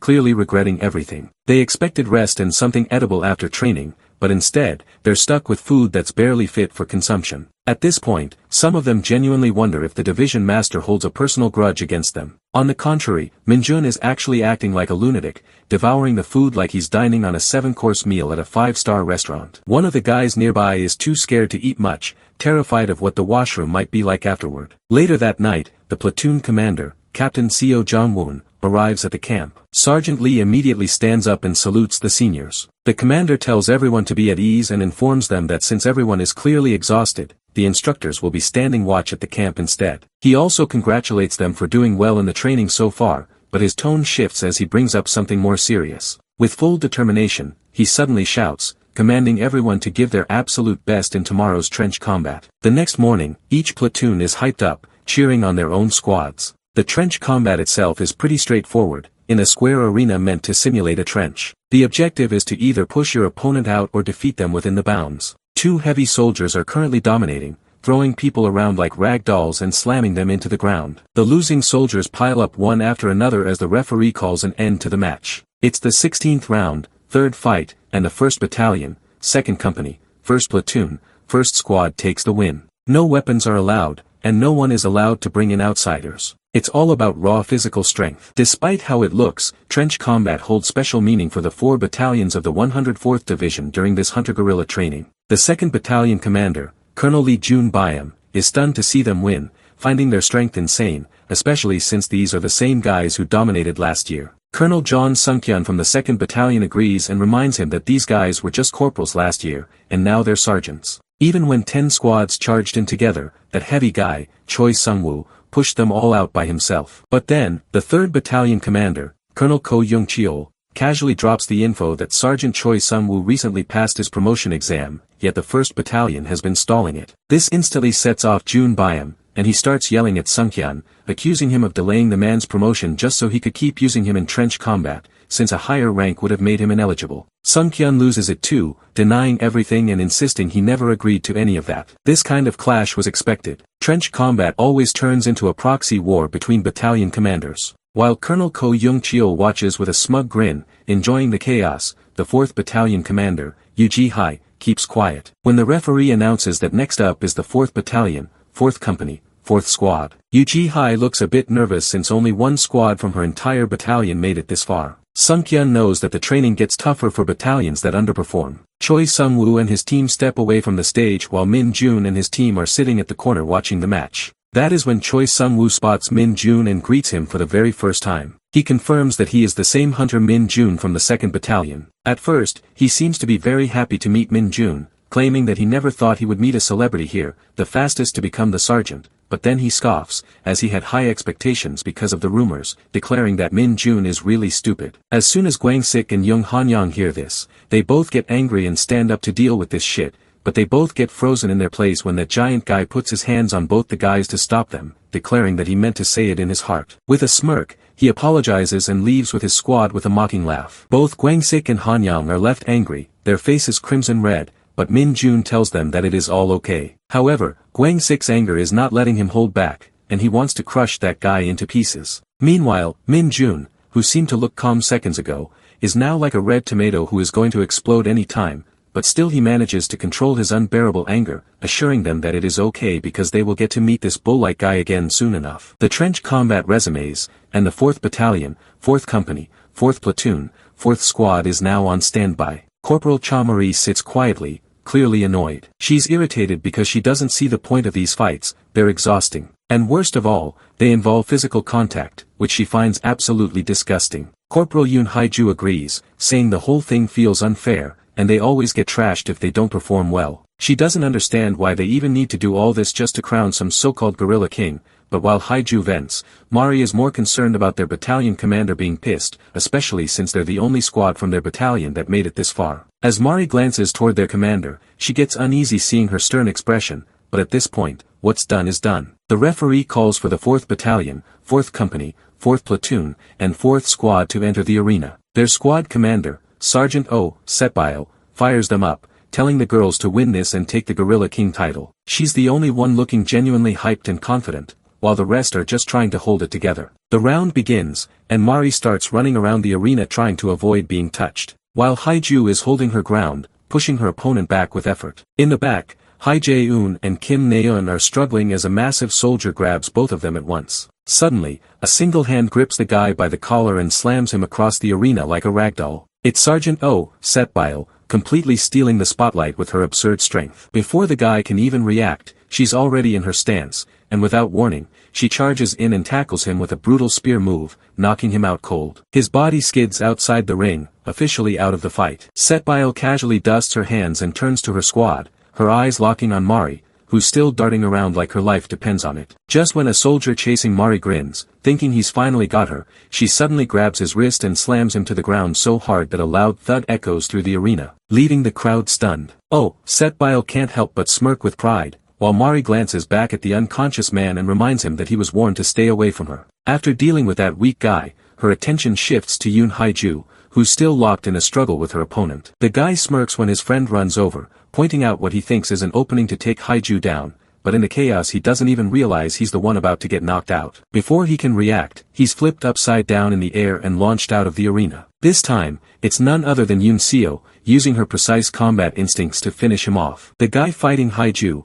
caught off guard by what just happened, lets his guard down too, and Haiju doesn't waste the opportunity. She grabs his arm and slams his back to the ground with all the strength she's got. Now that the small fries are out of the picture, only two massive, bulky guys remain. They never imagined the girls would manage to push even one of them out, but now that it's happened, they're ready to take things seriously. With confidence, they charge in, claiming they'll be the ones to win this round. But before they can even land a proper hit, both are stopped dead in their tracks by Setbile, who's holding them back with both arms. The guys laugh at first, thinking she's crazy for trying to take them on alone, but that laughter fades fast when they realize they can't even budge her. As they struggle to comprehend just how strong this girl really is, the rest of the squad charges in, and together they launch both bulky guys out of the arena in a single sweep, leaving everyone watching in complete shock. The referee announces their victory, and the whole squad erupts in celebration. At this moment Min-jun quietly observes from the sidelines, acknowledging that the girls actually have solid teamwork, and on top of that,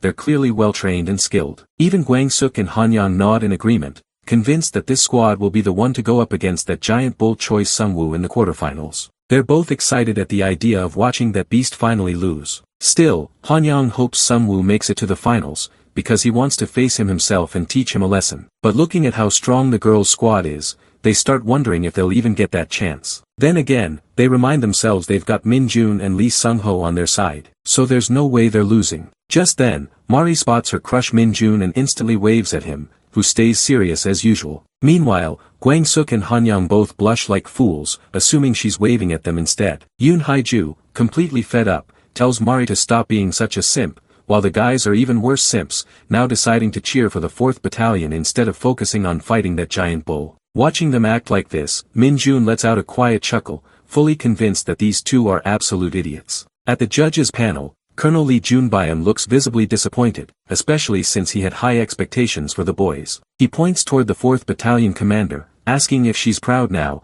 but she stays silent and doesn't give him a response. Next up, the referee calls out the next 2 squads for the battle, and this time it includes Min-jun's squad. At that moment, Yoo Ji-hye's gaze shifts to Min-jun as she remembers he's the same guy Seo Kyung is oddly obsessed with. Her curiosity kicks in, and she becomes genuinely interested in seeing what he's capable of. As all the boys walk toward the arena, Han-yang casually informs Min-jun that if they take first place in this competition, their squad will earn a vacation. The second he hears that, Min-jun's mood drops. He has zero interest in going on a trip with a bunch of idiots. Gwang-sik and Han-yang burst into laughter at his reaction, joking that maybe they should just give up on first place. Ignoring their nonsense, Min-jun keeps his eyes locked on the arena, a smirk tugging at his lips as he confidently declares that they'll still enjoy that vacation, but separately. The test begins as both teams stand face to face, waiting for the signal. The coach tells them to get ready, and the moment the whistle blows, the match kicks off. Han-yang and Lee Sung-ho charge straight at their opponents while Sergeant Kim Min-jun stays perfectly still. Lee Sung-ho grabs 2 opponents by the waist and starts pushing them back with ease. Gwang-sik locks onto another guy, grabbing him by the waist and remarking how light they feel. He and Brownhead lift their opponents effortlessly, but among the other team stands a guy built like a tank, Muscle Man. He sizes up Han-yang and then Lee Sung-ho, clearly trying to decide who to go after. Just then, Min-jun finally steps forward. As he approaches Muscle Man, he sizes him up, thinking the guy might be pretty useful for testing something. Muscle Man doesn't hesitate and charges at Min-jun. With a small grin, Min-jun admits his control still needs work, but at the very least, he can mess with balance. He activates his E-rank skill, Demonic Energy's Grasp, and instantly throws Muscle Man off balance, making him crash to the ground. Confused and pissed, Muscle Man gets back up and charges again. Min-jun calmly uses his ability once more, yanking the guy's arm and slamming him to the ground again. Now Muscle Man is both shaken and terrified, unable to make sense of what's happening. But Min-jun knows better than to keep using the skill in plain sight. He figures if he keeps messing with a guy like this, someone might start getting suspicious. He signals for his opponent to get up and come at him again. This time, Sergeant Kim Min-jun doesn't rely on his ability, and instead puts his faith entirely in his agility and physical strength. As soon as Muscle Man stands, Min-jun charges in at full speed, grabs him by the waist, and throws him back, ending the match with ease. Their team wins and advances smoothly to the final round. However, Min-jun points out that even though they won, they won't be facing the 4th squad from the 4th Battalion in the final, contrary to what Gwang-sik and Han-yang had hoped. The coach announces that the final battle will begin shortly, and instructs both teams to head to the arena. The opposing team features a powerhouse named Choi Sung-woo, known for his strength. As both squads make their way into the arena, Han-young turns to Gwang-sik and asks if Choi Sung-woo used to be a wrestler. Gwang-sik confirms that Sung-woo wrestled until high school, only quitting because of his awakening. Han-young remarks that, judging by his moves, the guy was definitely skilled back then. Gwang-sik adds that he's heard Sung-woo won pretty much every competition he entered. That only pisses Han-young off more, especially since Sung-woo now uses cheap tactics to win matches. Both Han-young and Gwang-sik are fuming, practically steaming from the head, but Lee Sung-ho tries to hold them back. Min-jun explains the real reason behind their anger. It's not just that Choi Sung-woo's team won the quarterfinals, it's how they won. Their opponents in that round were all girls, and the final score was 6-0. Not a single one was pushed out of bounds. Min-jun says it's not exactly Sung-woo's fault for winning within the rules and not throwing any punches. It's more about how weak the opposing team was. But Gwang-sik isn't having it and shouts at Sung-woo, promising to teach him some manners. Meanwhile, Min-jun watches them and thinks they still have a long way to go. If they're this mad at Sung-woo, then the only real answer is to crush him in the match. There's really no need to get so fired up before the round, but tension is already in the air. Both teams finally step into the arena and stand face to face. Han-young glares at Choi Sung-woo and asks if he plans to take them all on by himself too. Choi Sung-woo smirks and replies that he wouldn't dare in the presence of the infamous Sergeant Lee Sung-ho, but then mocks them by asking if they could even win, even if he did go solo. That smug grin instantly sets off both Han-young and Gwang-sik, but Sung-ho keeps them in check. Then, Choi Sung-woo shifts his gaze to Sergeant Kim Min-jun and says he thought beating up Min-jun's little girlfriend might get a reaction, but the guy looks completely unfazed. That statement throws the whole team off. Gwang-sik, utterly confused, asks what he's talking about. Sung-woo casually mentions the pink-haired girl from the 4th Battalion, saying she seemed real hyped to see Min-jun and was cheering like crazy. Gwang-sik, half blushing and half furious, yells that she wasn't waving at Sergeant Kim Min-jun. Han-young jumps in and says it's true Min-jun doesn't care about girls, except Lumi from Dungeon Power Fighter. That random comment throws everyone into an awkward silence, and for a moment, the battleground feels more like a high school hallway. Suddenly, Choi Sung-woo and his entire team burst into laughter. Sung-woo mocks them, asking if they're seriously talking about that beginner NPC from that trash game. Still laughing uncontrollably, he teases if Lumi is really Sergeant Kim Min-jun's crush. Han-young thinks the guy's a real dumbass, while Kim, Gwang-sik, and Brownhead glance at Min-jun with visible fear. Sung-woo keeps going, laughing louder as he says he's only ever heard of losers like that, and now he's face to face with someone who has a crush on a 2D girl. The coach steps in, telling both teams to get ready, and reminds them that the match will begin at the sound of the whistle. Choi Sung-woo chuckles one last time while wiping tears from his eyes, saying he'll go easy on Min-jun since the guy needs to get back safe and sound to his precious little Lumi. The whistle blows, and the match begins. Both teams rush at each other, but Sergeant Kim Min-jun remains perfectly still. Choi Sung-woo charges straight at him, grinning and asking if Min-jun is still spacing out. Out of nowhere, Min-jun tilts his head and slams it right into Sung-woo's face. The sound of the slam echoes across the entire arena, making everyone freeze. Choi Sung-woo's forehead starts turning red and swollen, but he quickly brushes it off, claiming he just took a wrong step and asks the coach to let it slide this once. The coach glances toward the judges for a decision, and they give a silent nod. He then tells both teams that this one will be overlooked, but reminds everyone that striking is banned and they're expected to avoid it from now on. Choi Sung-woo is clearly pissed, but forces a grin, saying it was cute of Sergeant Kim Min-jun, though he won't be going easy on him anymore. The coach resumes the match, and Min-jun smirks, saying he's not done being cute just yet. He jumps away from Sung-woo and dashes toward Han-young and his opponent, slamming into both and throwing them out of bounds, even though Han-young is his own teammate. It's clear Min-jun's still pissed at him for mentioning Lumi Nuna. Sung-woo is stunned, watching as Min-jun begins taking out his own squad members along with their opponents. Next, Min-jun charges at Kim Gwang-sik and his rival, and tosses them both out effortlessly. Then he moves toward Lee Sung-ho and his opponent. Unlike the others, Sung-ho holds his ground, calling Min-jun a psycho bastard while reinforcing his body and preparing to counter. He manages to hold Min-jun off for a bit, but eventually gets overpowered and tossed out too. Around the arena holds only two people, Sergeant Kim Min-jun and Choi Sung-woo. Min-jun is grinning darkly, a sinister mist seeping from his mouth, his eyes pure white, and every muscle in his body flexed and brimming with power. Choi Sung-woo is scared to even look at him, thinking just what kind of messed up psycho this guy is. The fat dude gets up and demands the match be stopped since the guy is taking out his own teammates. The Grey tells him they can't stop it because he hasn't broken any rules yet. The fat argues that even if there aren't any broken rules, it's not normal to take out your own team. He asks if the Grey plans on taking responsibility if someone gets seriously hurt. Molai cuts in, saying the judge will handle things on his own just like in the previous matches. Sergeant Kim Min-jun suddenly steps in and starts wrestling with Choi Sung-woo, catching him off guard and making him question what's even going on. First, the guy made sure it was a one-on-one, and now he wants to wrestle him. Choi Sung-woo thinks Kim Min-jun made a mistake. Sure, the guy's strong, but wrestling isn't just about brute strength. It's all about technique. He digs deep, uses all the strength he's got, and pulls off a solid move to try and throw Kim Min-jun out of bounds. But no matter how hard he tries, the guy doesn't budge an inch. Then, out of nowhere, Kim Min-jun lifts him clean off the ground and slams him hard. He tells him to get back up. Choi Sung-woo gets back up and thinks this guy is seriously dangerous. He chuckles nervously and says he's going to surrender, but before he can even finish the sentence, Sergeant Kim Min-jun grabs him again and hits him with a suplex. He locks him by the waist and lifts him up, saying he can't let him surrender just yet. He pulls him up and throws him again. Before he can do it a third time,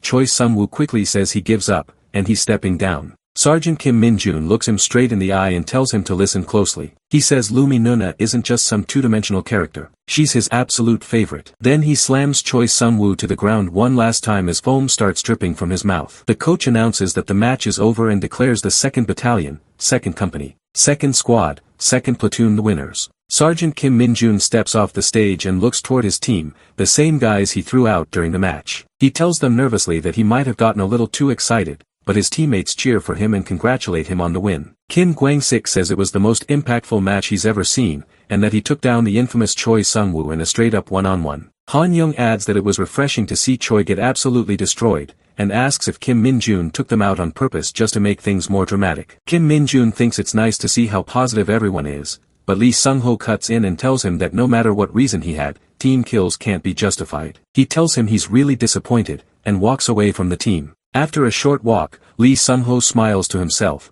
thinking he can't afford to let his guard down. He might be the next target. He tells himself that next time, he'll be the one to beat Kim Min-jun. Meanwhile, the winners are awarded medals for their performance by Mole Eye. At the same time, Sir Hunter steps out of the tent to use the bathroom, wondering why they have to go through guerrilla training during times like this when they are part of the Hunter Corps. Just then, a voice calls out to Eyebrows from behind. He turns around and blushes as he sees Yoon Seo standing there. The next day, right after the short but intense guerrilla training of the 104th Division, the gang starts plotting something. Kim Kwang-sik says they need to approach this carefully. Han Young adds that even if they get punished for it later, they still have to push forward. Brownhead looks nervous because of the sergeant, but Kim Kwang-sik tells him not to be scared now. They just need to lure them to the rendezvous point, and once they're there, they won't be able to do anything. Han Young turns to Mohawk and says his role is the most important, asking if he can handle it. Mohawk stays silent. They were already scheming before the exhaustion from training had even worn off. Kim Kwang-sik reminds them they don't have much time and need to stay as efficient as possible. Han Young agrees that picking the right rendezvous point is key, and asks Kim Kwang-sik what location would be best. Lee Dong-jin suggests the eastern part of Gyeonggi since it's the borderline, and going any farther would take too long. Kim Kwang-sik agrees and tells him to keep throwing out more options. Suddenly they get a message from Hunter Sun Yuneseo. They chat briefly about locking in dates to use the vacation they earned from the game, and Sun Yuneseo tells them to pick the place. Then she casually asks if they can give her Kim Min-jun's number. Han Young tells Kim Kwang-sik that they might get caught. Kim Kwang-sik turns to the gang and asks if he should just say he doesn't have Kim Min-jun's number. Han Young shakes his head and says no one's going to buy that. Lee Dong-jin points out that Kim Min-jun is on their team, and they all live together, so it'd be way too weird to say they don't have his number. Han Young bails, saying the plan's already screwed, and tells Kim Kwang-sik that he was the one who started this, so the rest of them don't know anything about it. He walks off and tells Mohawk and Lee Dong-jin to leave too before they all get dragged into trouble, leaving Kim Kwang-sik standing there alone. Meanwhile, Kim Min-jun walks into the gym and opens his status window. He checks his stats and sees that his power has gone up by 5 and his agility by 1. He thanks Choi Sung-woo for the help, saying that once he hit 60 points, it became almost impossible to level up. He lays back and starts lifting dumbbells, clearly hyped that his strength jumped by 5 points. He's in the middle of his reps when a voice suddenly interrupts him. Someone calls out to him, and Kim Min-jun sits up and asks Mage what's going on. Lee Bong-gu says he wants more soup. Kim Min-jun snaps and tells him he already gave him money to buy food on his own. Lee Bong-gu casually thanks him and says he forgot to mention something about a mysterious aura. Kim Min-jun pulls a face and says he should have led with that. He asks what kind of aura it is, wondering if it's some kind of demonic energy or something. Lee Bong-gu says it's not demonic, but it's definitely foreign. He says he's never felt anything like it in Isgard. Kim Min-jun asks him why he suddenly stopped talking. Lee Bong-gu says the soup just arrived and he'll share the rest of the details after eating. Kim Min-jun curses at him in frustration, calling him a piece of shit. Right then, he gets a text from Seon Yuneseo, asking if this is Hunter Kim Min-jun's number. He groans, wondering what's going on today and why everyone suddenly wants to talk to him. He questions how she even got his number, and decides he's just going to block her. But before he can do it, Kim Kwang-sik comes running toward him and begs him not to. Kim Min-jun has no idea what he's talking about. Kwang-sik asks if he got a text from Seon Yuneseo, and tells him this is a rare chance, pleading with him to think about his squad members. He grabs onto Min-jun's arm and says he's sure Min-jun is going to climb high in rank, and it's only natural he'll need to start managing his subordinates' mental health. Kim Min-jun looks at him, completely confused, and asks if he was the one who gave his number to Seon Yuneseo. Kwang-sik keeps holding his arm and finally admits that yeah, it was him. He tells Min-jun to be a little more understanding, reminding him they're all giving their best to the military, and something like this is the only thing that keeps them going. Kim Min-jun gets furious and asks if he's planned something. Kwang-sik blinks in confusion and asks if Min-jun didn't already hear it from Hunter Seon Yuneseo. Kim Min-jun looks at him with a grim expression, and tells him they're in the training room, so he better answer straight. Kim Kwang-sik stares back at him with a terrified look, like his soul just left his body. A week later, the gang arrives at Thunderland,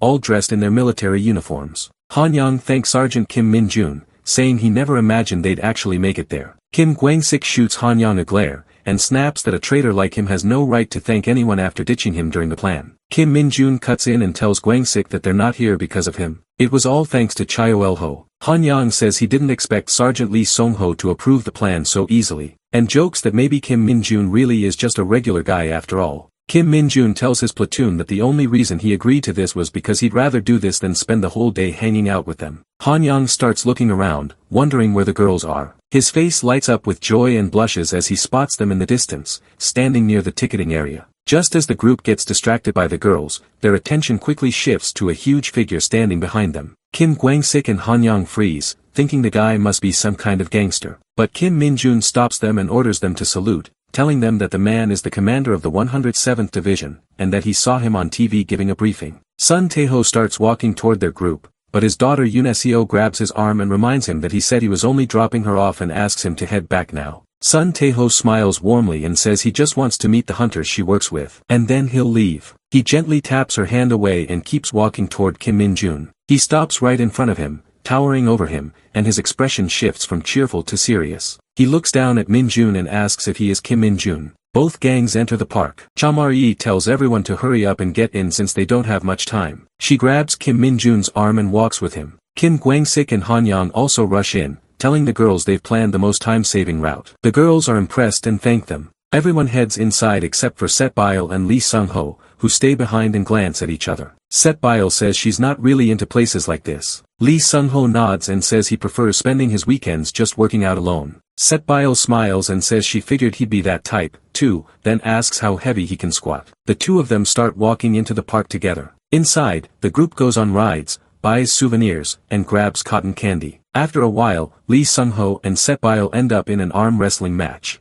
Later, Kim Kwang-sik tries his luck at a shooting game but only wins a consolation prize. Han Yang, thinking he can outdo him, tells everyone to watch how the pros handle it. He plays the same game and ends up with the same prize. The girls in the background burst out laughing while Kim Kwang-sik reminds him not to forget their bet, that the loser has to pay. Han Yang complains that something must be wrong with the gun. Meanwhile, Kim Min-jun walks over and notices that the second prize for the same game is a Dungeon Power Fighter First Anniversary Limited Lumi Nuna Keyring. He grabs the rifle, fully determined to win the prize no matter what. With sharp focus, he hits all the targets in quick succession. The store owner tells him there's still one shot left in a gun, but Kim Min-jun replies that he doesn't need it. His goal was to win the second prize from the start. Emerald and Ginger talk among themselves, with Emerald pointing out how cleanly he hit every target, while Ginger wonders why he didn't bother with the last one. The store owner hands him the Lumi Nuna Keyring. The girls look on, confused about what the prize even is. Meanwhile, Kim Min-jun is visibly thrilled, saying it was totally worth coming here. Han Yang and Kim Kwang-sik laugh in their usual weird way,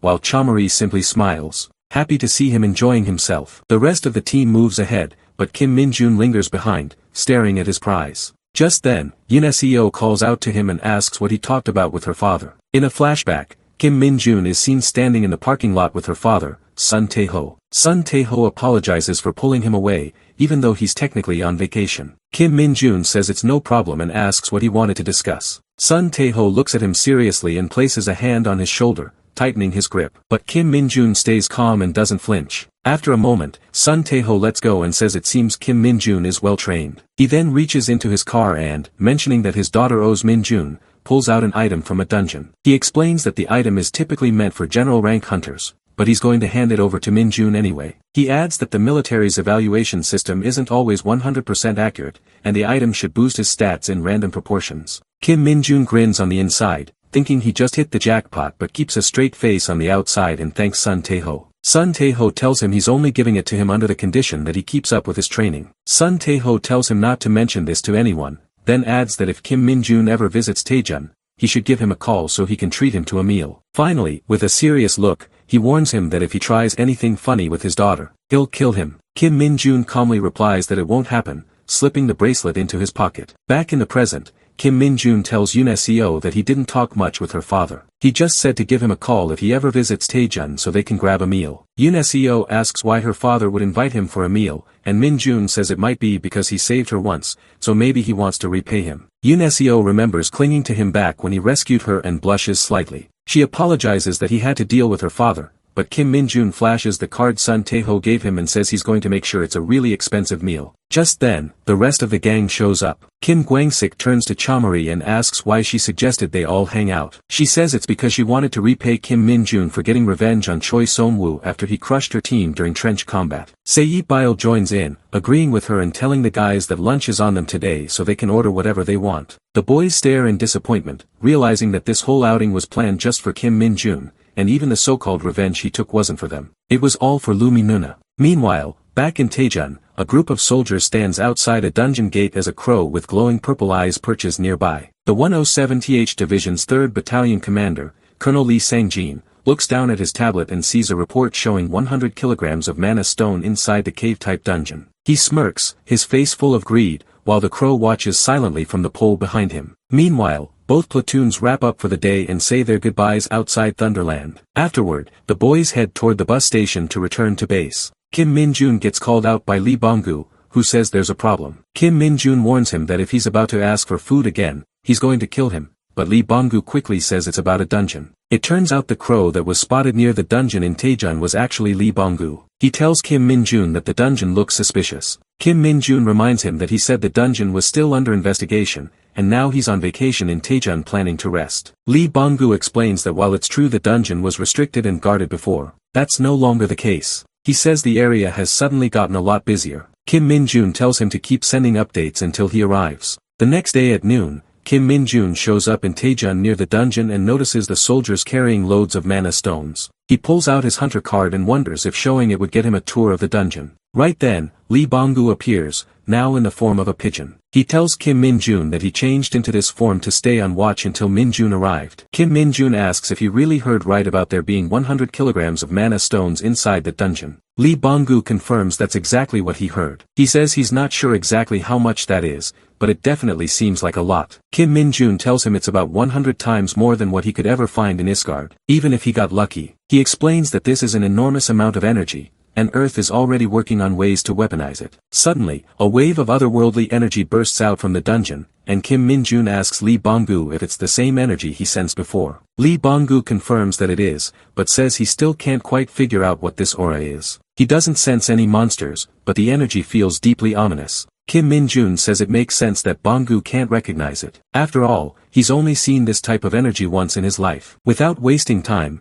Kim Min-jun rushes toward the dungeon. Out of nowhere, large tentacles begin pouring out from it. The commander immediately orders his platoon to stand back, abandon the mana stones, and fall back. One of the soldiers shouts that there are still platoon members inside, but the commander tells him to follow orders and stay put. Kim Min-jun watches and says, "This energy confirms it, this is a fake dungeon." One of the soldiers stops him, asking who he is and warning him to stay back since the situation is dangerous. Kim Min-jun calmly walks past and tells him he is Sergeant Kim Min-jun of the 104th Division, 2nd Battalion, 2nd Company. He says he's going to open the dungeon from the inside, and tells the soldier to report everything to the 104th Division. With that, Kim Min-jun jumps into the dungeon just as the tentacles close the entrance behind him. The commander stares at the dungeon gate, now completely sealed off by the tentacles, and thinks to himself that they're in serious trouble. Meanwhile, inside the dungeon, Kim Min-jun finds a group of soldiers from the transportation team. Private Lee Soo-hwan, Private Jang Jong-dae, Private First Class Kim Sung-won,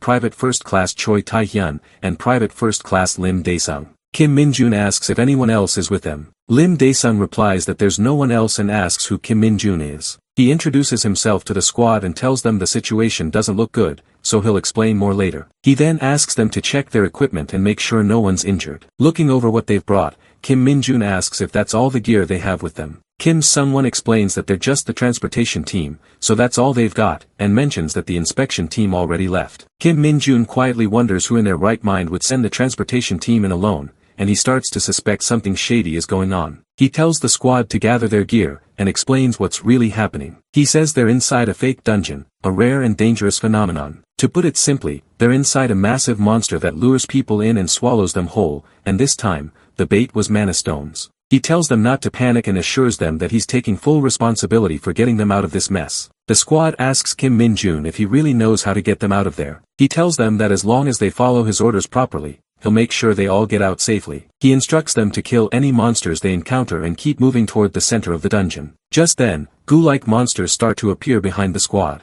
Kim Min-jun steps in front and tells them to stay behind him. He takes out each monster with a single punch, clearing the path effortlessly. Watching in awe, Lim De-song turns to his squad and says that Kim Min-jun is exactly the guy everyone in the hunter community talks about, the one who became a sergeant in record time. The invincible monster of the hunter corps. Outside the dungeon, Sun Tae-ho arrives and grabs Lee Sang-jin by the collar of his uniform. Furious that he sent the transportation team in alone, he demands to know what Lee Sang-jin has been doing. Lee Sang-jin nervously explains that he was just trying to retrieve mana stones from the dungeon. Sun Tae-ho yells at him, asking if he was ever ordered to do that. He reminds him that the directive was to investigate the dungeon, so how dare he deploy soldiers without a raid team, especially into a fake dungeon. Lee Sang-jin, clearly shaken, stammers that after 2 weeks of investigation, it was confirmed the dungeon was empty, which is why he decided to send the team. Sun Tae-ho, trembling with anger, snaps that 2 weeks isn't nearly enough, and that Lee Sang-jin sent soldiers without permission. He accuses him of doing it just to boost his own record. He warns that no matter how this turns out,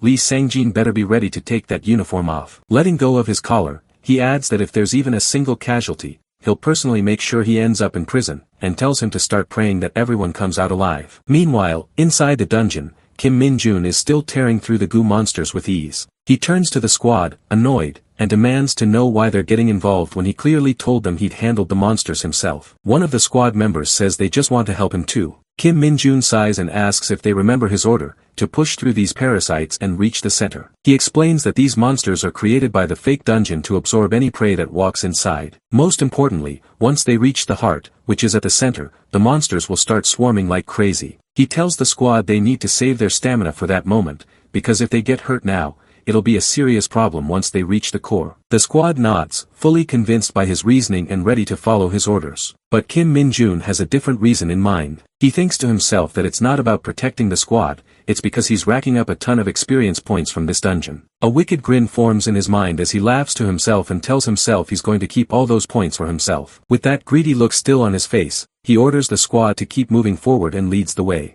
After walking for a while, they finally reach the center where the dungeon core is located. Kim Min-jun looks back and sees the squad exhausted and out of breath. He thinks to himself that fake dungeons drain stamina if your stats are low, and if he'd made them fight earlier, most of them probably wouldn't have made it this far. He points toward the core and tells them that they need to destroy it in order to escape. As the swarm of goo monsters begins to stir, Kim Min-jun turns to the squad and says it's their time to shine. He tells them not to get hurt or killed and to play defensively for their own safety. The soldiers quickly fall into a defensive formation, ready to hold the line. Kim Min-jun charges toward the enemies, thinking to himself that he needs to hold back on using his abilities since there are other people around. Even so, he tears through the monsters one by one with ease. The creatures hesitate, clearly terrified of facing him, but Kim Min-jun doesn't stop. Laughing menacingly, he tells the monsters to hand over all those juicy experience points. It starts to feel like he's more of a monster than the things he's fighting. Suddenly, the dungeon core begins to glow and releases a cloud of poison. Kim Min-jun quickly tells his squad to stay back. He'll be fine thanks to his poison immunity, but the others might not survive depending on the type of poison. He braces himself to use his abilities, but just then, something in his pocket starts to glow. It's the item Sun Tae-ho gave him. The bracelet reacts to the demonic energy in the air, and its hidden powers awaken. Kim Min-jun mutters that he was saving this item for later, once he reached a point where it would be hard to increase his stats. His status window appears, revealing that the bracelet allows the user to cast any spell they know of, even those they don't possess, but it will disappear once used. Kim Min-jun grins, realizing just how lucky he is to have this in a moment like this. Without hesitation, he activates the skill of the Dark Knight he once faced. He summons a demonic sword that tears through space, blasting nearby enemies into a dimensional rift. With one powerful swing, the sword opens another rift, sucking in all the surrounding monsters and landing a heavy blow on the dungeon core. As the battlefield quiets for a moment, Lee Bong-gu rushes over and tells Kim Min-jun they have a problem. The soldiers outside have planted a mana bomb at the dungeon gate. Kim Min-jun tells him not to panic, assuring him they're heading out soon, just as he smashes the last remaining pieces of the core. Outside the dungeon, the bomb is successfully installed. A soldier hands the trigger to Division Commander Sun Tai-ho. He holds it, thinking it would be great if they could use it to force the gate open. But the dungeon's reaction is too unpredictable to ignore. Just then, he's informed that Kim Min-jun from the 104th Division has gone inside. Another soldier confirms it, saying it's been verified that Kim Min-jun is in a dungeon along with their personnel. Sun Tai-ho yells, asking why he went inside when this isn't even his area of duty. The soldier explains that, according to witnesses, Kim Min-jun charged in after stating his affiliation. Sun Tai-ho asks if contact has been made with the 104th Division, and the soldier replies that their commander is already on the way. Another soldier informs Sun Tai-ho that all troops have been evacuated to a safe location. Sun Tai-ho thinks to himself that it's already been 4 hours since they went in, and they don't even have the right equipment. He wants to believe in Kim Min-jun, but he knows he can't wait much longer. Just as he's about to press the button, the dungeon gate starts to crack. Sun Tai-ho rushes over and orders his men to alert the medics and get convoys ready for any survivors. He also tells them to bring all available officers to the gate fully armed. Without hesitation, Sun Tai-ho grabs a tentacle from the gate and begins tearing it away. The medics arrive, and he tells them to stand by while he keeps ripping through the dungeon's defenses. Finally, the gate opens and the soldiers come out safely. Sun Tai-ho breathes a sigh of relief, happy to see them all return in one piece. He asks the soldiers about their condition, and they respond that they successfully cleared the dungeon. Kim Min-jun steps out of the gate with the last 2 soldiers and salutes Commander Sun Tai-ho, who smiles and returns the salute. That same evening, at the 107th Division's headquarters, Kim Min-jun and Sun Tai-ho sit together for a conversation. Kim Min-jun explains that he was on vacation when he came to Taejun. Sun Tai-ho asks why he was in Taejun in the first place. Kim Min-jun tells him he was there to meet with him, since Sun Tai-ho had offered to treat him to a meal. Sun Tai-ho raises an eyebrow and says, "So it just happened that while coming to meet him, Kim Min-jun passed by the dungeon, and when the incident broke out, he jumped right in." With a confident and cheerful smile, Kim Min-jun admits that's exactly what happened. He adds that when he saw the anomaly, his body just moved on its own before he even had time to think. Sun Tai-ho chuckles and says the more he looks at Kim Min-jun, the more eccentric he seems. He praises him, saying that clearing a fake dungeon solo is a serious accomplishment, and he truly appreciates his effort. But he also warns him that he's starting to stand out too much. He's climbing ranks faster than usual, and after what happened today, the Hunter Corps headquarters is bound to start watching him. He tells Kim Min-jun that if any of that causes problems, he shouldn't hesitate to come to him. Kim Min-jun thanks him and says he'll definitely reach out if anything comes up. Sun Tai-ho says that he won't be able to treat him to a meal just yet, since he's buried in work. But if Kim Min-jun has anything else he wants to ask personally, he's welcome to. He says that if it's within his capabilities, he'll do it for him. Without missing a beat, Kim Min-jun immediately asks for a promotion, his eyes sparkling with hope. Sun Tai-ho quickly shuts it down, saying that's not something within his authority. Kim Min-jun pouts a little, but then his eyes drift to a crystal on Sun Tai-ho's desk. He senses a faint yet refined demonic energy radiating from it. Sun Tai-ho catches him eyeing it and asks if he wants it. Kim Min-jun's eyes light up again, and he says it's his first time seeing that kind of stone, but he'd love to add it to his collection. Sun Tai-ho tells him that his house was recently burglarized, and that this is the only one left. He picks it up and hands it to Kim Min-jun, mentioning that although it hasn't been identified yet, it's been deemed safe for humans, so he can keep it. Sun Tai-ho watches him and thinks to himself that, just like with Yoon Seo, he keeps getting pulled into things involving Kim Min-jun, and truthfully, he doesn't mind it. Then, with a serious look, he asks Kim Min-jun what kind of relationship he has with his daughter. Kim Min-jun casually responds that they're just fellow hunters, nothing more, nothing less. That answer seems to put Sun Tai-ho at ease, and he smiles, saying he's already taken up too much of Kim Min-jun's vacation time and tells him he can go. On his way out, Sun Tai-ho asks him to let his commander know to come in. Kim Min-jun nods respectfully and leaves.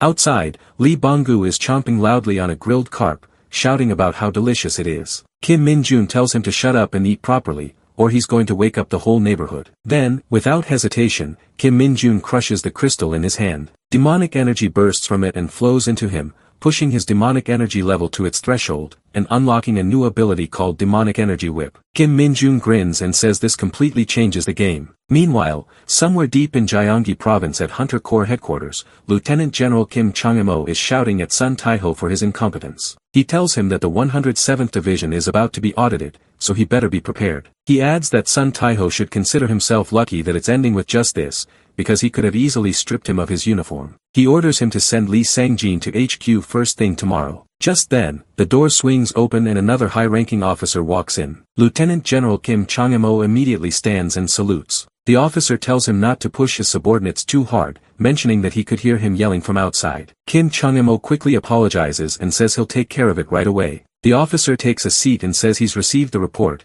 then asks if it was Kim Min-jun again. The officer is none other than the Hunter Corps commander himself, General Gu Hak-kyol. Meanwhile, the commander rushes back to his barracks in his car. He gets out and heads straight into the commander's office, urgently looking around. Kim Min-kyol salutes him. The commander asks where they are and if it's what he thinks it is. He confirms with Kim Min-kyol whether he is the target, and Kim Min-kyol tells him it's correct. The commander sits down and says those bastards clearly timed it to strike when he was away. Just an hour ago, 2 members from the Special Task Force arrived, First Sergeant Yu Tae-won and Sergeant First Class Jang Min-soo. Kim Min-kyol explains that he understands what they're saying, but they showed up early in the morning and are demanding to meet one of their soldiers, who just returned from vacation. Yu Tae-won interrupts him and asks if he realizes under whose orders they've come. He politely requests Kim Min-kyol to cooperate this once. Kim Min-kyol tells them that both the battalion and company commanders are absent, so this doesn't seem like the right way to go about it. Yu Tae-won asks if he needs an official notice, and says they can arrange that immediately if required. He assures him that they'll leave quietly after a brief meeting and asks him to bring Kim Min-jun. Suddenly,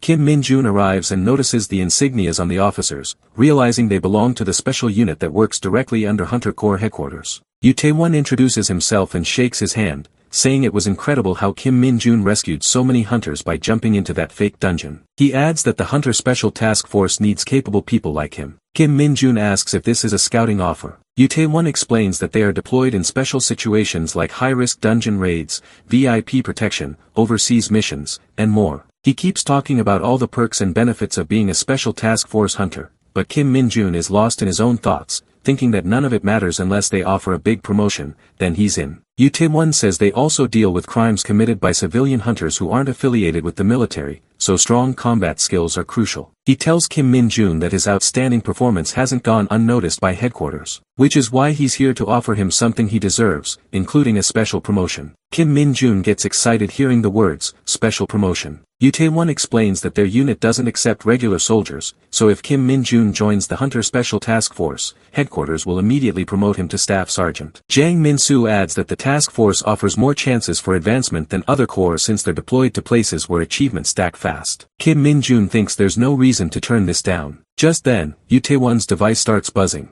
He takes it out and places it on the table. Kim Min-jun asks if that's a phone, and Jang Min-soo tells him it's a special device issued to the task force. It's not a smartphone, but a secure communication tool since most of what they handle is confidential. Kim Min-jun suddenly tenses up and asks if he'll be allowed to use the internet and computers as much as he wants. Yu Tae-won tells him that security is top priority in the special task force, so personal electronics and internet access are strictly prohibited in the barracks and even discouraged during vacations. Jang Min-soo says it's a small price to pay for serving the country at that level and receiving such exceptional treatment. Kim Min-jun is heartbroken to hear this. However, Kim Min-chol starts to smile mischievously. Yu Tae-won offers Kim Min-jun a card and says they don't extend this offer to just anyone, so he should think it over. But Kim Min-jun rejects it and says he'll be staying with them. Both officers are shocked by his response. Yu Tae-won asks why he's turning it down, and Kim Min-jun tells them that if he joins the Special Task Force, he won't be able to play Dungeon Power Fighter. Jang Min-soo is furious and yells at him, asking if he's really throwing away such an opportunity over a game. He tells Kim Min-jun that the generals held a meeting just for this,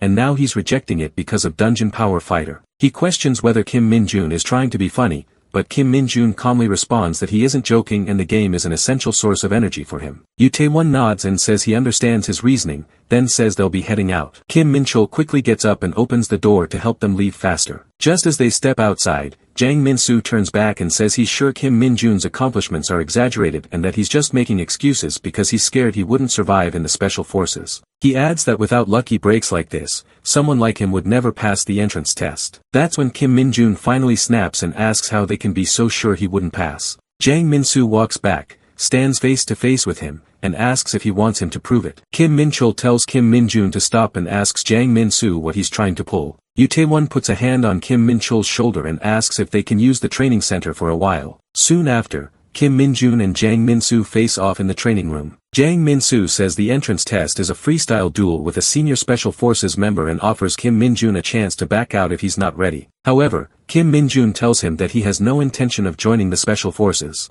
But if he wins, then Jang Min-soo will have to apologize to him, politely. Jang Min-soo is pissed and shouts how dare he step up with that joke of a weapon and talk like that. He says he's going to fix Kim Min-jun's attitude. Yoo Tae-won steps in to announce that the fight will be 3 rounds, each lasting 3 minutes, and starts the match. As soon as it begins, Jang Min-soo charges in, moving swiftly toward Kim Min-jun with an attack, but Kim Min-jun dodges it. Jang Min-soo immediately follows up with a second strike that connects and sends Kim Min-jun flying into the wall, but instead of showing pain, Kim Min-jun just smirks. In a flashback, Kim Min-chul asks Kim Min-jun what he's planning to do, and Min-jun casually replies that he plans to win, of course. He then asks if something bad might happen if he actually does win. Kim Min-chul says it's possible, since that squad is known for having a high ego, and he's worried they might do something reckless if their pride gets hurt. Kim Min-jun smirks and says if that's the case, he'll just let him land one hit. Back in the present, Jang Min-soo walks away from Kim Min-jun, who's lying on the ground. Yoo Tae-won says the spar is over and tells Kim Min-chul to take him to the medics. Kim Min-chul keeps a poker face and stays silent.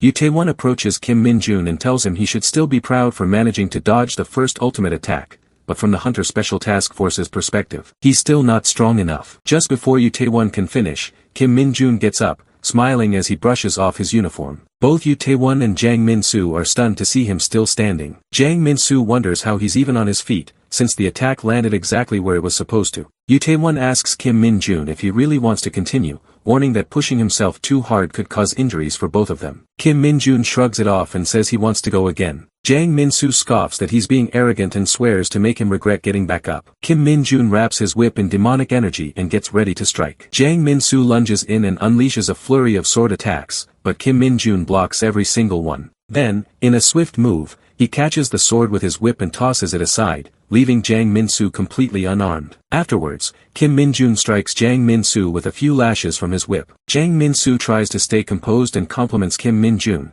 saying he's skilled with that whip, but claims the attacks won't do much damage to him. Just then, the pain from the lashes starts to kick in, and he screams like a little girl. Yoo Tae-won is stunned to see a big, muscular guy like Jang Min-soo on his knees from those hits. Kim Min-jun pulls the whip back to strike again, and Jang Min-soo, now panicking, pleads for him to stop, but Kim Min-jun doesn't listen and lands a direct hit on his chest. The pain nearly knocks Jang Min-soo out. Kim Min-jun thinks to himself that the attack was high level, and while the Special Task Force is definitely elite, it seems like this is Jang Min-soo's first time getting hit by a whip infused with demonic energy. He notes that even thick-skinned orc warriors would drop after a single strike from that thing. He raises the whip again and tells Jang Min-soo he should stop strutting around like he's all that just because he's decent in combat. Yoo Tae-won asks Kim Min-jun to stop, but with an evil grin, Min-jun cracks the whip again, this time landing it on the ground between Jang Min-soo's legs. Just imagining the impact causes Jang Min-soo to faint. Yoo Tae-won rushes over to catch him, baffled that the same guy who didn't flinch while getting beat up by a horde of orcs is now unconscious from fear alone. He wonders if a training whip could really do that much damage.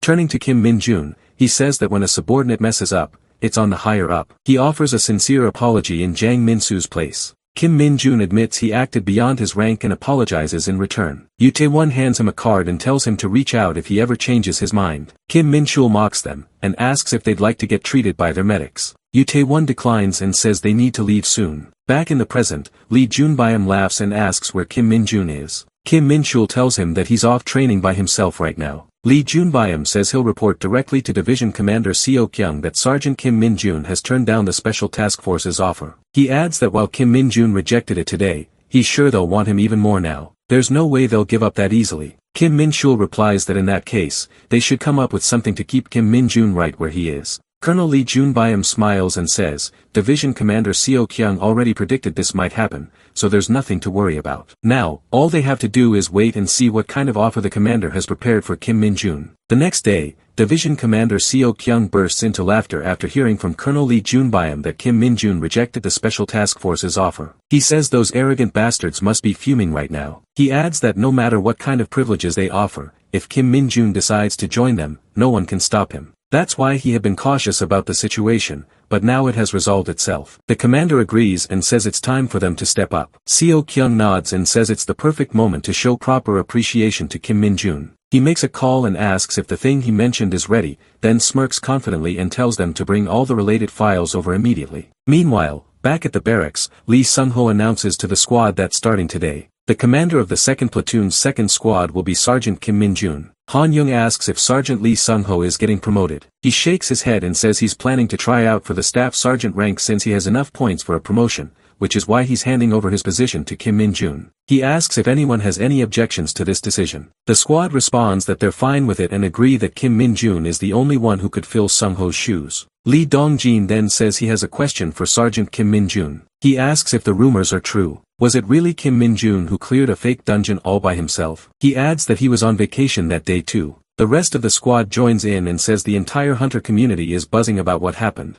Kim Min-jun casually confirms that it was him. He just happened to be in Taejun right when the anomaly occurred and got swept into it. The whole squad is stunned that their sergeant is that powerful. Kim Gwang-sik asks if that's why he's being appointed as a captain and wonders if he received any rewards on top of it. Kim Min-jun admits that he did get a few perks for clearing that dungeon. The squad gets all fired up, curious about what those perks might be. A few days later, at the Goblin Colony dungeon, some soldiers are fighting goblins while Han Yang and Eyebrows talk about Kim Min-jun. Eyebrows asks if it's really true that Kim Min-jun received an offer from the Hunter Special Forces so quickly and then rejected it. Han Yang confirms it and adds that he even beat up a first-class sergeant in a sparring match. Eyebrows finds it hard to believe and says that people outside the military probably wouldn't buy into any of it. He asks if it's also true that the division commander appointed Kim Min-jun as their squad commander and plans to promote him to staff sergeant within a year once he earns enough points. Han Yang nods and says that even Sergeant Lee Sung-ho supported the decision when he heard the news. Just then, their conversation is cut off when an orc suddenly charges out of the woods, roaring, but both soldiers keep straight faces, completely unfazed by the monster's appearance. The orc swings his club to attack them, but out of nowhere, a glowing whip lashes across the air and smacks the orc right in the eyes. The monster drops his weapon and screeches in pain, holding his face as the whip retracts. The soldiers stare at the wounded beast, unfazed, as it screams in agony. Kim Min-jun arrives at the battle, and it turns out he's the one who struck the monster with his newly acquired whip. Eyebrows comments that it's personal equipment given to Sergeant Kim Min-jun by the division commander. Han Yang adds that even the platoon commander doesn't have personal gear yet, so Kim Min-jun is clearly being treated differently. Meanwhile, Kim Min-jun continues to whip goblins down like a ruthless master. Eyebrows asks why it had to be a whip, and Han Yang explains that the division commander let him choose any weapon he wanted, and Kim Min-jun picked the whip. Eyebrows says it makes sense now why he'd turn down a Hunter Special Task Force when he's being given this kind of treatment. Han Yang agrees and adds that it's extremely rare for a sergeant to receive personal equipment. The division commander had to sign more than 10 documents just to make it happen. While all this is going on, Kim Min-jun is deep in thought, realizing that this weapon is way better than he expected. Thanks to the Mana Stone, he doesn't even need to use his own demonic energy to make it powerful. He thinks that if this little guy stays with him, he'll climb the ranks way faster than a year. The next Saturday at a Chunchin restaurant, Kim Min-jun sits at the table, ready for dinner. Yoon Seo is with him and asks if they should start eating. Kim Min-jun looks at her and asks why she's even asking him that, and, more importantly, why she's having dinner with him in the first place. The old lady running the kitchen comes over and tells Yoon Seo the food is ready. Yoon Seo smiles, thanks the chef, and starts eating. He looks at Kim Min-jun and asks if he's not going to eat. She tells him not to worry, she's paying, so he can eat as much as he wants. Kim Min-jun tells her that's not the issue. He asks how she knew he'd be out today, coming to Chunchin, and to this exact restaurant. Suddenly a thought hits him. He asks Yoon Seo if it was Kim Gwang-sik who told her his plans. She glances around nervously and says it's all just a coincidence. Kim Min-jun doesn't buy it, and his expression darkens like a villain in a drama.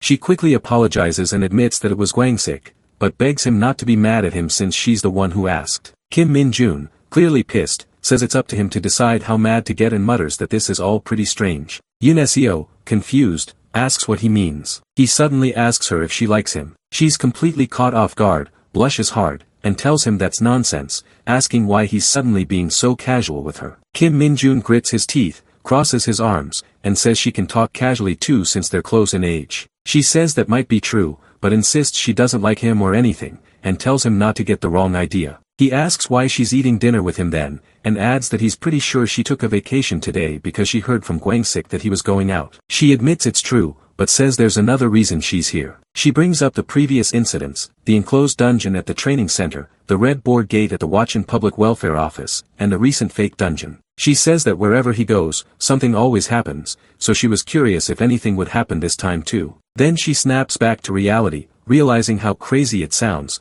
and gets super embarrassed that she actually said all that out loud. Kim Min-jun laughs nervously and says it's not like he's a walking disaster. Deep down though, he's anxious, wondering if she's starting to figure out the truth about him. Kim Min-jun notices her badge and realizes she's been promoted to corporal. She says she passed the promotion exam last week. He congratulates her and says she did it really fast, adding that he expected nothing less from her. She asks if he's making fun of her since he's already a sergeant, and then questions why he keeps talking to her so casually. He reminds her that he already told her she could speak casually with him too. She says fine, she'll do just that then. Meanwhile, Kim Min-jun starts getting visions of a dungeon appearing nearby. He's annoyed that it has to happen now, especially with Yoon Seo around since she's pretty sharp. In his head, he talks to himself, saying he only took this vacation because his best employee tipped him off about a gate popping up soon. He excuses himself, saying he needs to use the bathroom, and heads out to the park where the gate is expected to appear. He looks around and spots his best employee waiting nearby. He gives him props for showing up right on cue after being assigned to work separately from Lee Bong-gu. They both throw each other a thumbs up, and Kim Min-jun hands him a ball of demonic energy. He wonders where Lee Bong-gu is, since he hasn't heard from him in a while. The gate starts to form, and Kim Min-jun watches it carefully. He's relieved that there aren't many people around thanks to the cold winter,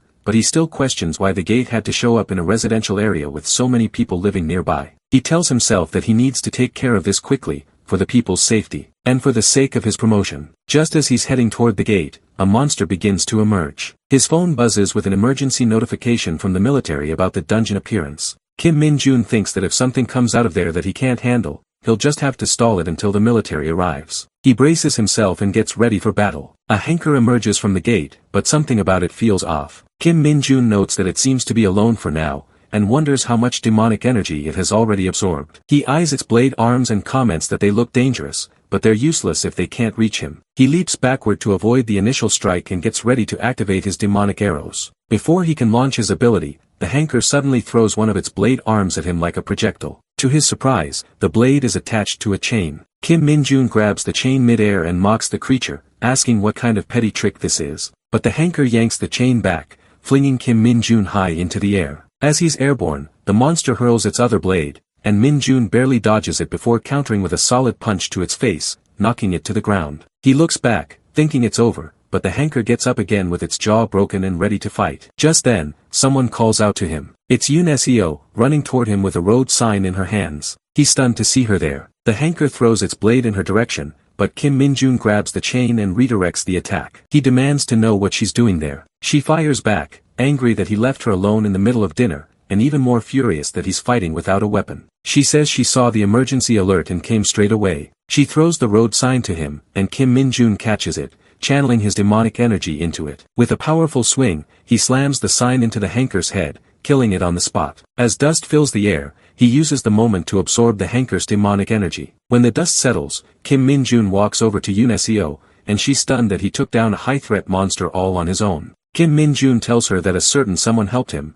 though he thinks to himself that the fight would have been even easier if she hadn't shown up. Meanwhile, Yoon Seo kneels down to inspect the hanker's body, and notes that it's an irregular monster, pointing out the chains and blades attached to its arms. She stands up and says they need to have a serious talk, but that conversation will have to wait as 5 more hankers emerge from the gate. She quickly tells Kim Min-jun they need to regroup with reinforcements and plan an attack. He agrees, and suggests she leave to bring the backup and then return to join him. Yoon Seo snaps at him, shouting that if he's really planning to fight all those monsters alone, he must be out of his mind. As the hankers let out a deafening roar, Kim Min-jun smiles confidently and says it's time to go. Charging toward the monsters, he tells himself it's time to earn that staff sergeant promotion. Meanwhile, deep in a forest, a cloaked figure steps out of the trees. She mutters a few words, and a secret underground passage opens up beside a large boulder. The figure descends into a massive stone hall, removes her hood, revealing herself to be a woman, and stands before a carving of Luminuna. She quietly says for Lord Minold to wait,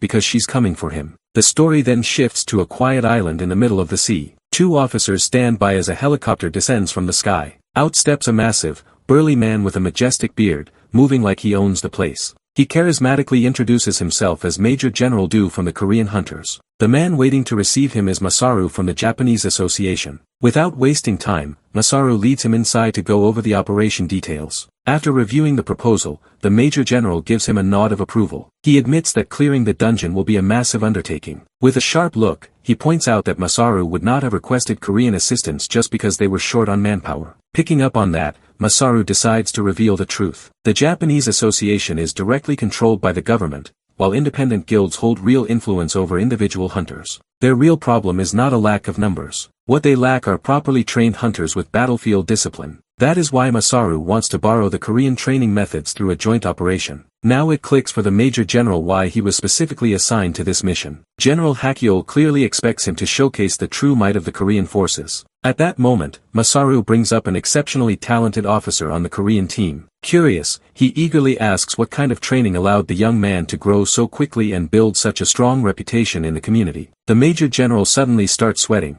unsure how to even begin explaining that story. Meanwhile, we cut back to our boy Minjun. My guy is standing there calm as ever while a massive dokebi looms over his head, ready to crush him flat. He casually cleans out his ear while his Japanese teammates, Ren and Ken, drop the beast to its knees within seconds. Even so, they struggle to cut through its thick hide. That is when a confident female voice cuts through the tension. The monster immediately charges at her, ready to squash her into the ground. But she is no damsel in distress. With precise swings, she slices it apart with the same ease she chops carrots in a kitchen. The samurai woman is Suzuki Mio from the Japanese Association. Ren and Ken are impressed, as always, by her overwhelming swordsmanship. Mio walks over to check if Minjun is alright. Noticing his spaced-out look, she bluntly tells him to stay in the back if he cannot handle a real fight. Her blunt comment annoys him, but her flawlessly fluent Korean makes fangirling on the inside. Major Hyun-do from the Korean forces comments that this dokebi is tiny compared to the ones they deal with back home. Another overly patriotic old captain, however,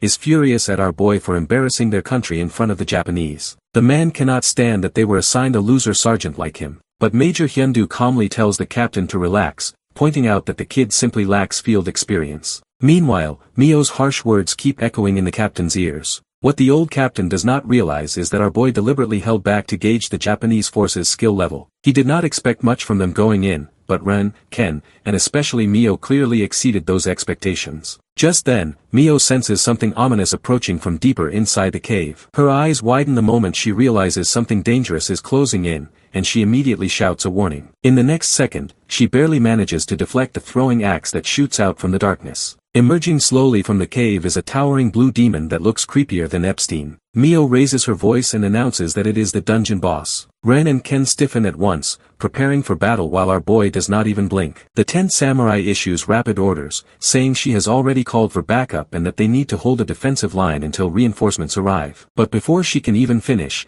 the boss closes the distance in a flash. Ren and Ken rush forward with a coordinated strike to save her. The demon casually grabs them by the legs and flings them across the cavern like ragdolls. Seizing the brief opening, Mio swings her blade with full force, aiming to cleave the monster clean in half. To her disbelief, the creature's body is so durable that her sword fails to leave even a scratch. At that moment, Captain Sangduk steps forward, drawing his mana-infused blade. He boasts that his weapon is leagues above the third-rate equipment the average hunters receive, then charges in to display his so-called true strength. One perfectly timed kick to the face is all it takes to send him crashing straight into the wall. The boss then effortlessly reads Mio's follow-up strike and sidesteps her magic blade with ease. As she orders everyone to retreat immediately, she notices Minjun already moving, with Ren and Ken slung over his shoulders. She is stunned that he reacted before her command was even fully given, and she instinctively wishes him a safe withdrawal. Instead, he turns back toward her and calmly asks why retreat when they can just slay the boss. Her eyes widen at what sounds like a reckless plan. She yells at him to run while he still can,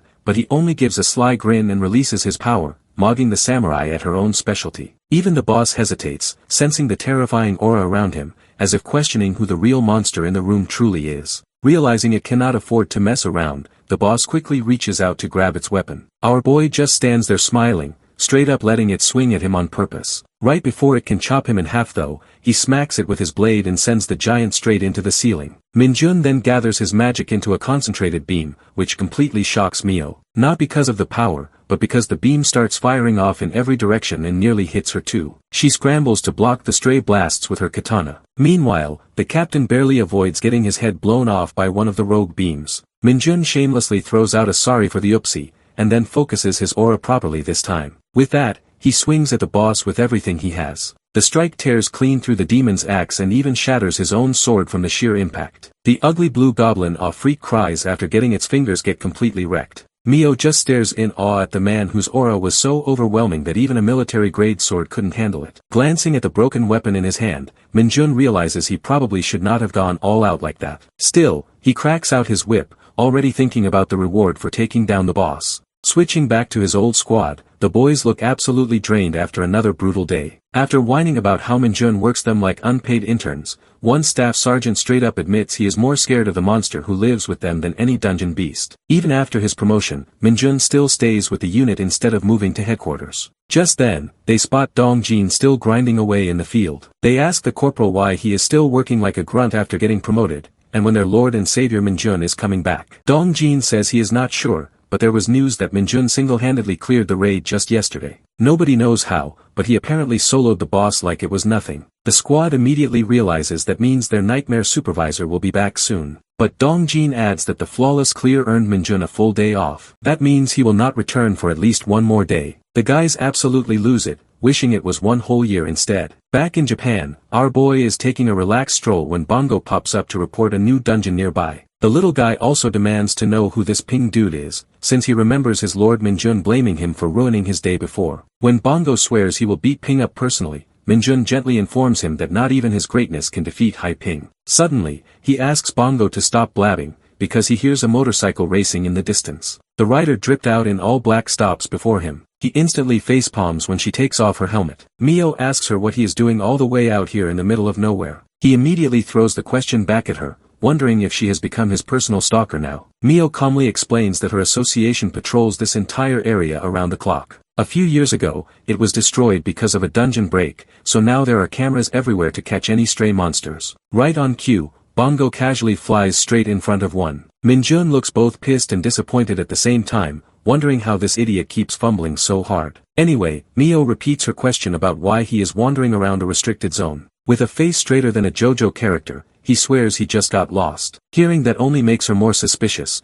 but she lets it slide since she did not come here for him in the first place. Just then, a loud explosion goes off behind her. She turns around to see a massive minotaur smashing everything in sight. Our boy instantly realizes this is Bongo trying to cover up his earlier mistake. The samurai warns Minjun to get underground fast before the demonic energy corrupts his mind. Before she can even finish her sentence, he is already sprinting off at full speed. Mio frowns, finding it strange that the monster did not emerge from a gate and somehow never showed up on the cameras. Still, her top priority is taking it down before it causes serious damage. He lunges in with a powerful slash aimed at its neck, but right before her blade connects, the Minotaur pulls off a Dark Souls-style dodge and bolts in the opposite direction. Annoyed, the samurai gives chase without hesitation. Meanwhile, our boy reaches the entrance of an underground dungeon. On his way there, he peacefully disables every camera he passes, shooting them in the face with dark arrows. After that, he tears through the warning tape and descends into the tunnel thick with demonic energy. He actually grins as the dark aura seeps into him,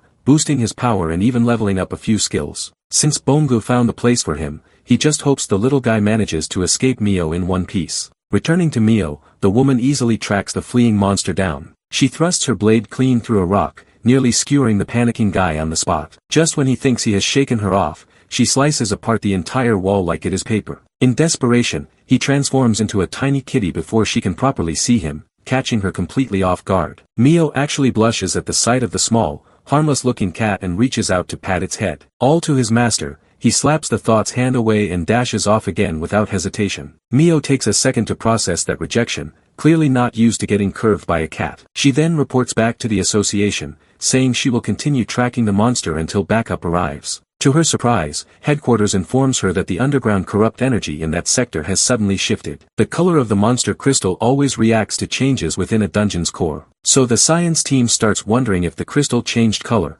because some corruption leaked out unexpectedly. When they ask Mio whether anything unusual happened on her end, she cannot recall a single thing. In that case, the scientists decide to log it as a temporary system bug. After all, corrupt energy does not just vanish into thin air without a trace, but at that exact moment, Mio gets a quiet suspicion that a certain someone might be involved. The scene then cuts back to base, where our sergeant is minding his own business like nothing happened. Suddenly, he spots a familiar figure walking toward him from a distance. She steps right into his personal space, so he casually ignores both her presence and her question about yesterday's stroll. Irritated, she bluntly asks if he knows anything about the destroyed underground entrance. She piles on another question, asking whether he happened to notice who wrecked all the cameras along the way. My guy answers a little too quickly that he did not see much during his peaceful walk. That response seems to satisfy her, and she turns to leave after wishing him a good day. But before walking off completely, she glances back and tells him they will definitely see each other again very soon. Later that night, our boy rushes back toward the restricted zone. His expression darkens when he sees the rough condition his most loyal subordinate was left in. Shifting back a few hours earlier, Minjun just finished absolutely folding his squad of incompetents in the training room. He flames them for getting rusty, asking those good-for-nothing slackers if they stopped training the second he left. Clearly annoyed, he makes it known that their current performance is downright embarrassing. When they drag themselves back to their feet, he shows zero mercy. He is already preparing to hand out another brutal round as punishment for being trash. But his plans suddenly change the moment he senses a bad omen. Leaving the boys to train on their own, he steps away on what he calls an emergency mission. Through telepathy, he demands Bongu explain whether he was the cause of the strange energy disturbance earlier. In response, he hears Bongu's weak voice barely saying his name. The guy mutters something about someone crossing between dimensions before passing out. After the radio silence, Minjun forces himself to calm down and locks onto his servant's faint energy signature. With that, he bolts toward it at full speed. If that message was right, it means someone just crossed over to Earth from Isgard. Meanwhile, deep inside a dark, ancient temple, a squad of buff warriors is chasing down a hooded figure. The nimble thief makes quick work of the smaller grunts without breaking a sweat. But then a massive warrior, clearly leagues above the rest, steps in. He slams her so hard she crashes through a heavy door and lands inside a massive ritual chamber. From the shadows, a woman's voice calls her out for the crime of stealing from the sacred temple. This calmly offers her one chance to leave alive if she surrenders immediately. For a brief moment, the thief actually thinks she has run out of options. But when she realizes she landed right on top of an active magic circle, the tables have turned. She pulls out an artifact overflowing with dark, demonic energy. Unimpressed, the priestess tells her there is nowhere near enough power in the temple to warp across dimensions, so her little escape plan will fail. She confidently adds that the thief does not even have the right coordinates. Unfortunately for her, the thief fires back that she already secured them, thanks to Bongu. The moment she hears that name, the blonde priestess orders her guards to stop the intruder at all costs. But the artifact detonates with explosive force, blasting the Spartan-looking warrior across the chamber. The thief flashes a cheeky grin and flips them off. That smug expression fades, however, when she notices the priestess grinning as well. At the exact same time, Bongu had been messing around with Minjun's tiny shadow companion. Out of nowhere, a dimensional rift tears open right where he is standing. That sudden shockwave is what tipped Minjun off in the training room that something was seriously wrong. Standing before him, Bongu recognizes the red-haired thief, but he collapses before he can properly report back to his master. A second later, the red-headed girl tumbles through as well and loses consciousness. Our boy arrives just in time to catch her before she hits the ground. With a faint smile, she calls him Lord Minold before passing out. One look at their battered condition is enough to make Minjun snap internally. He is pissed that Bongu got folded first, and now he somehow has a second useless servant to babysit. When he channels a portion of his demonic energy into them, the redhead slowly regains consciousness. Even though he looks 1 second away from popping a vein, she bursts into tears of joy the moment she sees him. She immediately slips out of his arms, drops to the floor, and begs forgiveness for forcing him to waste his precious energy on her. When she swears she will repay him with her life like always, he snaps at the fat idiot to at least try staying alive long enough to actually pay him back. After that, he demands an explanation from his subordinate Seo Yun, asking how the so-called strategist of the cult ended up the same as Bongu. Seo Yun bows deeply and apologizes over and over, saying she crossed dimensions for a reason. Hearing that, he realizes she must have seen something important. The redhead confirms it as a blue flare ignites in her right eye. That demonic eye is an ultra-rare artifact he personally gave her after she lost her original one serving under him. Its true value lies in its ability to imperfectly predict the future. With a heavy look on her face, she quietly reveals that her foresight showed her one thing: the demise of Earth. Our boy doesn't sound all that worried and asks if she is sure. She confirms that she doesn't know when it will happen, but she saw a destroyed Earth and Bongu by his side. That ticks him off that she used the tracking spell to come here all the way, just to tell him that she saw the end of Earth. Puffing like a kettle, he demands to know if she stole something from the Saintess to get here or something. Min Jun's eyes then fall on the cross around her neck, and he figures that was indeed the case and calms down. He then asks what she saw in her visions. Seo Yun explains that she sensed a war due to hatred and anger, just like the one happening in Isgard right now. That makes his eyes go wide in shock, and he then starts letting loose, ranting that all his hard work there went to waste. Demanding to know who it was, she reveals that the Nova Empire is the culprit this time. The scene then shifts to the last day on Isgard before our boy returns to Earth in the Nova Empire. Countless bodies litter the floor as a cloaked figure stares down at juiced-up Frankenstein. An old guy behind the steroid zombie tells Minold not to get too cocky, since he only defeated the beginner goons. The guy in front is the real threat here. That catches our boy's interest that the old guy knows his name, to which the man then reveals that he is a duke with good intel gatherers. The blondie then tries to aggro him, saying that it's a shame that he is being used as a slave by the Saintess, and gives him an offer. Without missing a beat, he shoots down the offer and tells the guy to make his move already. Clearly annoyed, the old man tries to make an offer again, but our boy shuts him up, saying that he didn't come here to chit-chat. Min Jun tells him to save his yapping for these hands. Acting overconfident, the old man calls it a shame and sicks the juiced-up Frankenstein on him. Our boy doesn't even flinch and simply readies his hands as he powers up all his skills and replies that it is a shame indeed. A while later, he starts making his way back, with a sack over his shoulder. In the hallway, he notices a lone figure standing, and asks why the big man came down here by himself. He wonders if the Archmage Isaac has some special business with him. The old man informs him that the castle is about to be taken over, and asks if he needs some medical attention. Our boy brushes the idea aside, so the Archmage instead asks about the Duke, who turns out to be still alive. He then asks about the steroid zombies the Duke made, to which our boy replies that they were simply trash to the core. Getting serious, Archmage Isaac states that this is Nova's secret lab with illegal research over monsters that should never reach the light of day. Min Jun just walks on by saying that he never intended to babble about it and takes his leave. The old man stops him and asks him one final question, asking what he thinks about the Saintess. That makes our boy break character as he gets a big smile on his face, and reveals that he doesn't trust the witch one bit. Coming back to reality, he concludes his story that Nova's emperor was unalived by the hero, so there shouldn't be any of those created zombies. He then demands to know how they are back, while his subordinates just sit there, listening to his rants. Forcing himself to calm down, he asks about his followers, but Seo Yun just stays silent. Understanding the situation, he states that he cannot do much from here. Bongu then speaks up, claiming that Master personally trained those people so they should be fine. The redhead grits her teeth as she forces herself to agree with the shapeshifter, despite how much she hates him. The system then pops up, informing our boy that when he uses demonic power on his loyal followers, a part will flow back to him. That catches him off guard that this kind of party buff is useless. However, after looking at their cute, wide-eyed faces, he tells himself that someone has to look after them. Getting up, he declares that the prophecy won't stop him, as he will simply level up to become strong enough to set everything in place. His followers start hyping him up too,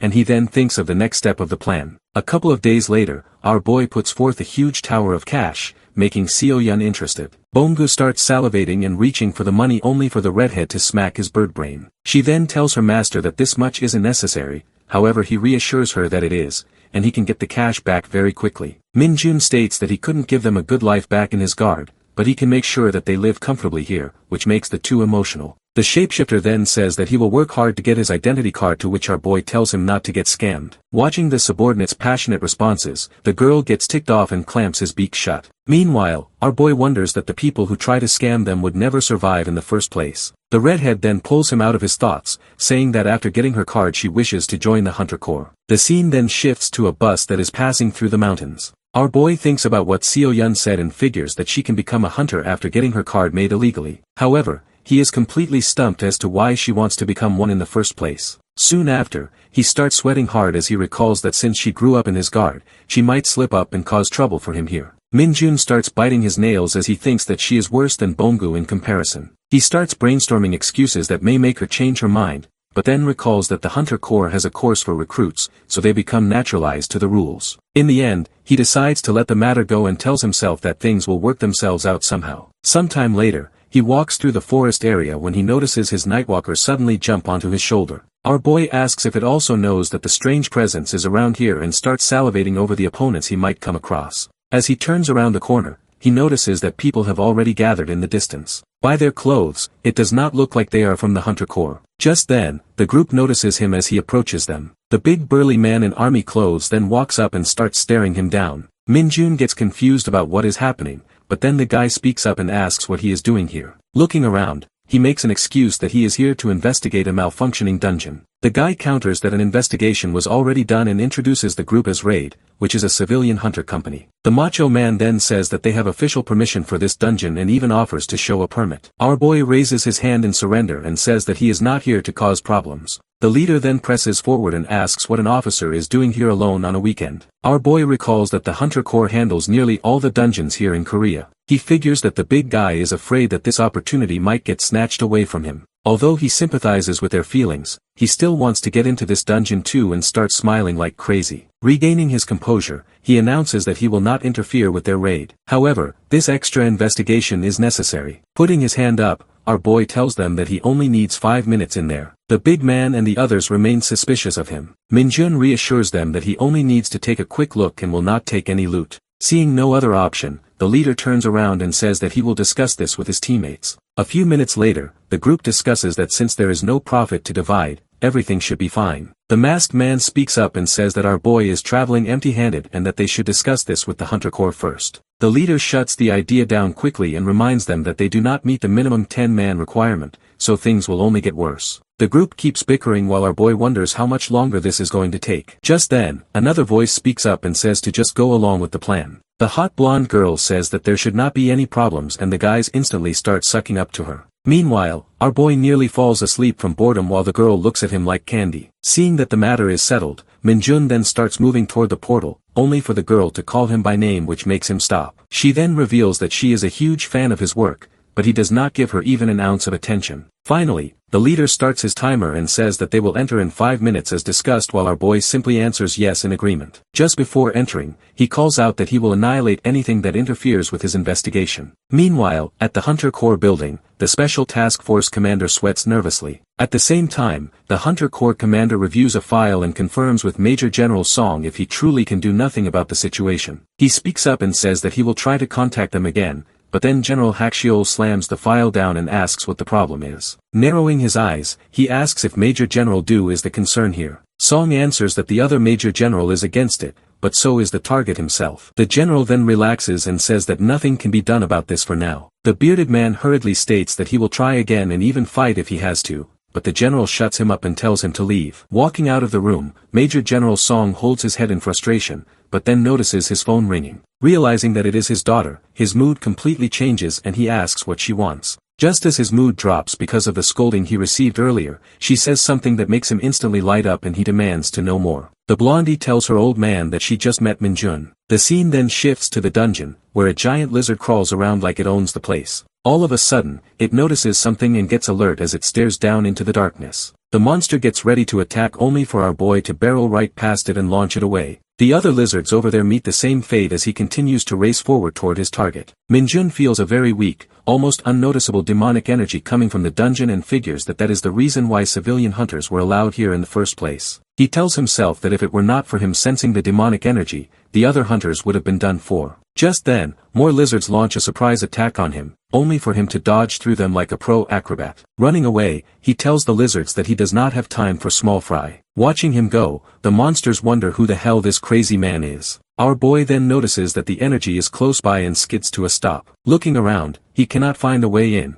but then he raises his leg high. Charging up a kick, he smashes through the wall and enters a secret room. He walks in like he owns the place, and the mega lizard wakes up from its nap. Minjun only seems mildly interested in the monster and claims with a smile that the monster got in his way first. A few minutes later, the fight is underway with our boy effortlessly dodging all the monster's strikes. After having had enough, he stops the tail attack with just one hand and announces that he learned a new skill recently. Pointing his finger up, purple clouds start forming in the sky as the corruption rain skill gets activated. He then suddenly drops his finger down and the poison rain falls. Sensing the danger, the giant lizard immediately jumps away, but not before some of the raindrops fall on its tail and form blisters. The monster screams in pain while our boy seems more concerned that the attack was not as powerful as he expected. His eyes then widen as he notices the giant lizard shedding its tail and immediately rushing toward him. Minjun manages to dodge the initial strike and mocks it for suddenly becoming more agile after losing the tail. He suddenly stops as he notices that something is off. The monster's tail starts to reform and slams into him.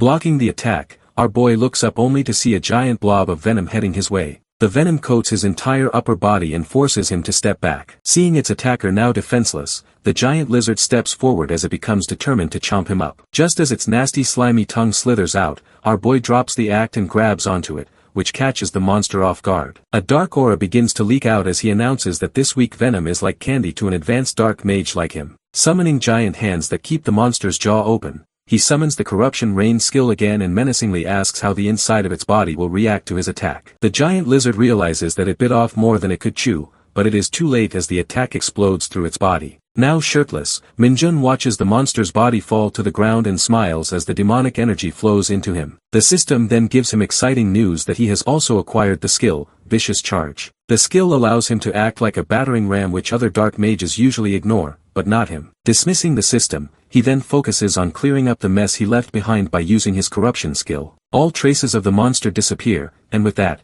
he turns to the opening he made. Walking out, he wonders if it has been 5 minutes so far. On the outside, the party is still waiting and the masked guy asks if it is time yet. The leader confirms that it is, but then asks if the others can feel that something is not right. The macho guy continues and says that no investigation gets done in 5 minutes. He then wonders if the dungeon is actually very dangerous, and if our boy has been sent to the afterlife. The others start wondering why their luck is so trash. The leader then says to just set up camp here instead, since they should not get involved with the investigation. The others get confused, but he explains that there might be trouble if the guy actually dies in there. Just then, the blonde speaks up and says that it will not happen.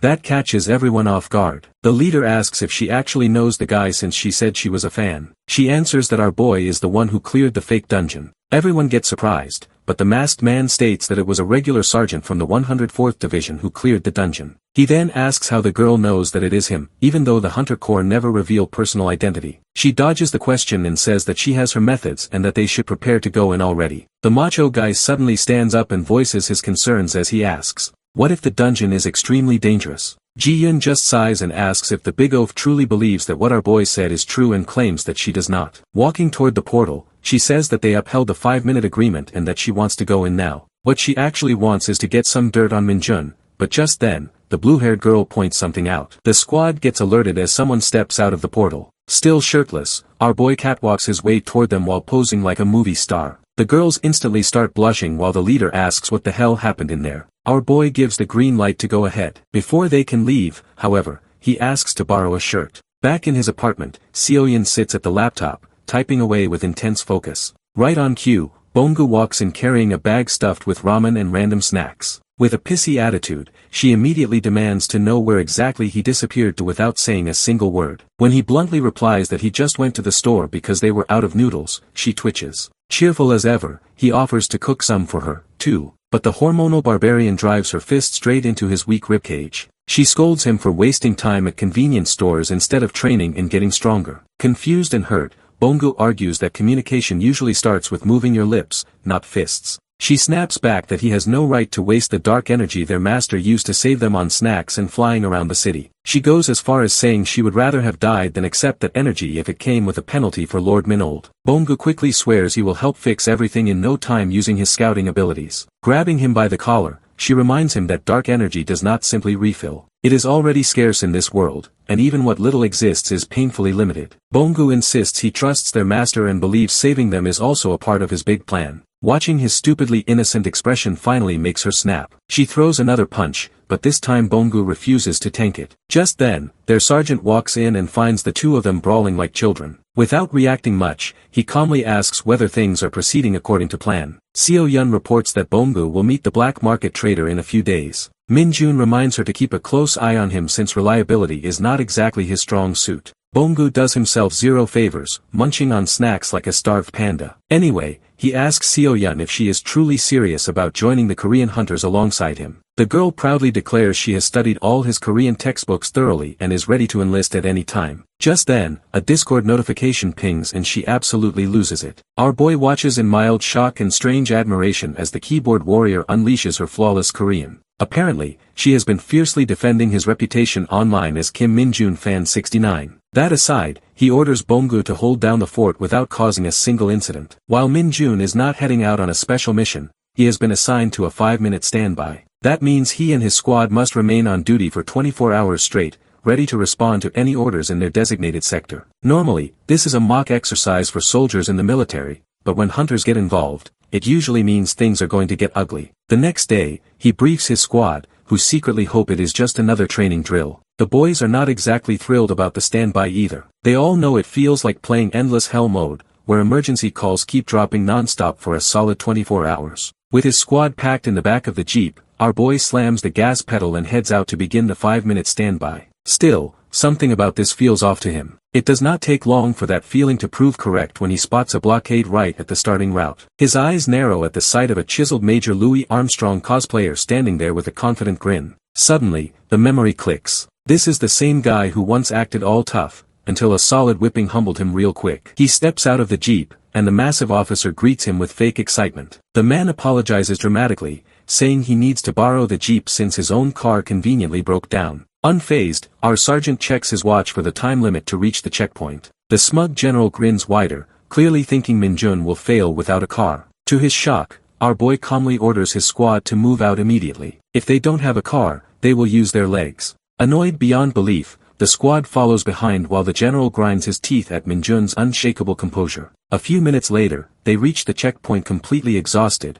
arriving with barely 4 minutes to spare. Waiting there is Major General Song Byangji, and judging by his expression, he has an even bigger surprise prepared. Min-jun orders his team to stand at attention and salute. All the while, his eyes remain locked on the Special Task Force badge pinned to Major General Song's uniform. In that instant, he understands exactly what this darn task force is planning. You see, before Min-jun even reached the checkpoint, the Major General had already noticed that Colonel Lee was not entirely pleased with the setup. The General tells him to stop being so stiff, saying this is simply how he handles things. Colonel Lee politely replies that he is not unhappy at all. Rather, he feels honored that the great commander personally visited such a small and insignificant unit. Colonel Lee understands that his current rank may not be enough to properly command a hunter unit like Min-jun's. Still, he finds it like overkill that headquarters dispatched senior officers such as Special Task Force hunters to discipline them for this drill. Not to mention, the chief commander himself showed up just to observe what was supposed to be a simple training drill. The scene shifts back to the squad before they headed out earlier that day. They already suspected the 5-minute standby had something to do with Min-jun. One of them mutters that it is probably fallout from his earlier clash with that task force sergeant. Hearing that, our boy makes it clear that this is exactly why they need to shove a win in their faces. The squad instantly gets fired up, convinced this is nothing compared to Sergeant Min-jun's demonic training sessions. Later, during their uphill sprint toward the checkpoint, the squad pushes through the mountain trail. Corporal Lee radios in that there is nothing unusual to report so far. Some of the men quietly worry about potential hostiles in the area, but the corporal reassures them the route has been abandoned for years. That reassurance briefly restores everyone's hope that this is just another routine drill, but that hope shatters the moment they spot a suspicious outpost ahead. When two men who clearly look like professional killers step into view, the squad immediately raises their weapons. Min-jun contacts headquarters and receives direct orders to capture them alive. As the two professionals approach confidently, Min-jun calmly orders them to drop their guns. This is his squad, and his squad handles enemies the old-fashioned way, with their bare hands. The blonde man effortlessly deflects one soldier's strike and blocks a surprise attack from another without breaking form. Meanwhile, the silver-haired guy goes full star platinum on a different subordinate, overwhelming him in seconds. Min-jun quickly realizes he has to step in if he does not want his men getting folded. Our sergeant moves toward the silver-haired fighter first. The guy throws punches so fast his fists blur in the air, but Min-jun turns the swagger up to max, weaving through them like it is light work. He kicks the man in the knee to break his balance, and then slams him into the ground so hard the impact cracks the earth beneath them. After that, he glances at his stunned subordinates and tells them to finish the job. The greedy little masochists happily jump in, beating the poor guy while he is already down bad. With that handled, Min-jun shifts his focus to the roided-up wrestler who has been tossing his men around. The massive dude steps forward, towering over him in a clear attempt to assert dominance. Our sergeant casually suggests they play a game of one touch. He even generously allows Arnold Schwarzenegger to land the first hit. The big man swings with full force, only to freeze when the scrawny-looking sergeant does not even flinch. Shrugging it off, the wrestler flexes his chest next, convinced those steel abs make him untouchable. Famous last move. The second Min-jun's fist connects, the man's soul practically leaves his body. Without missing a beat, Min-jun orders his squad to dogpile him too.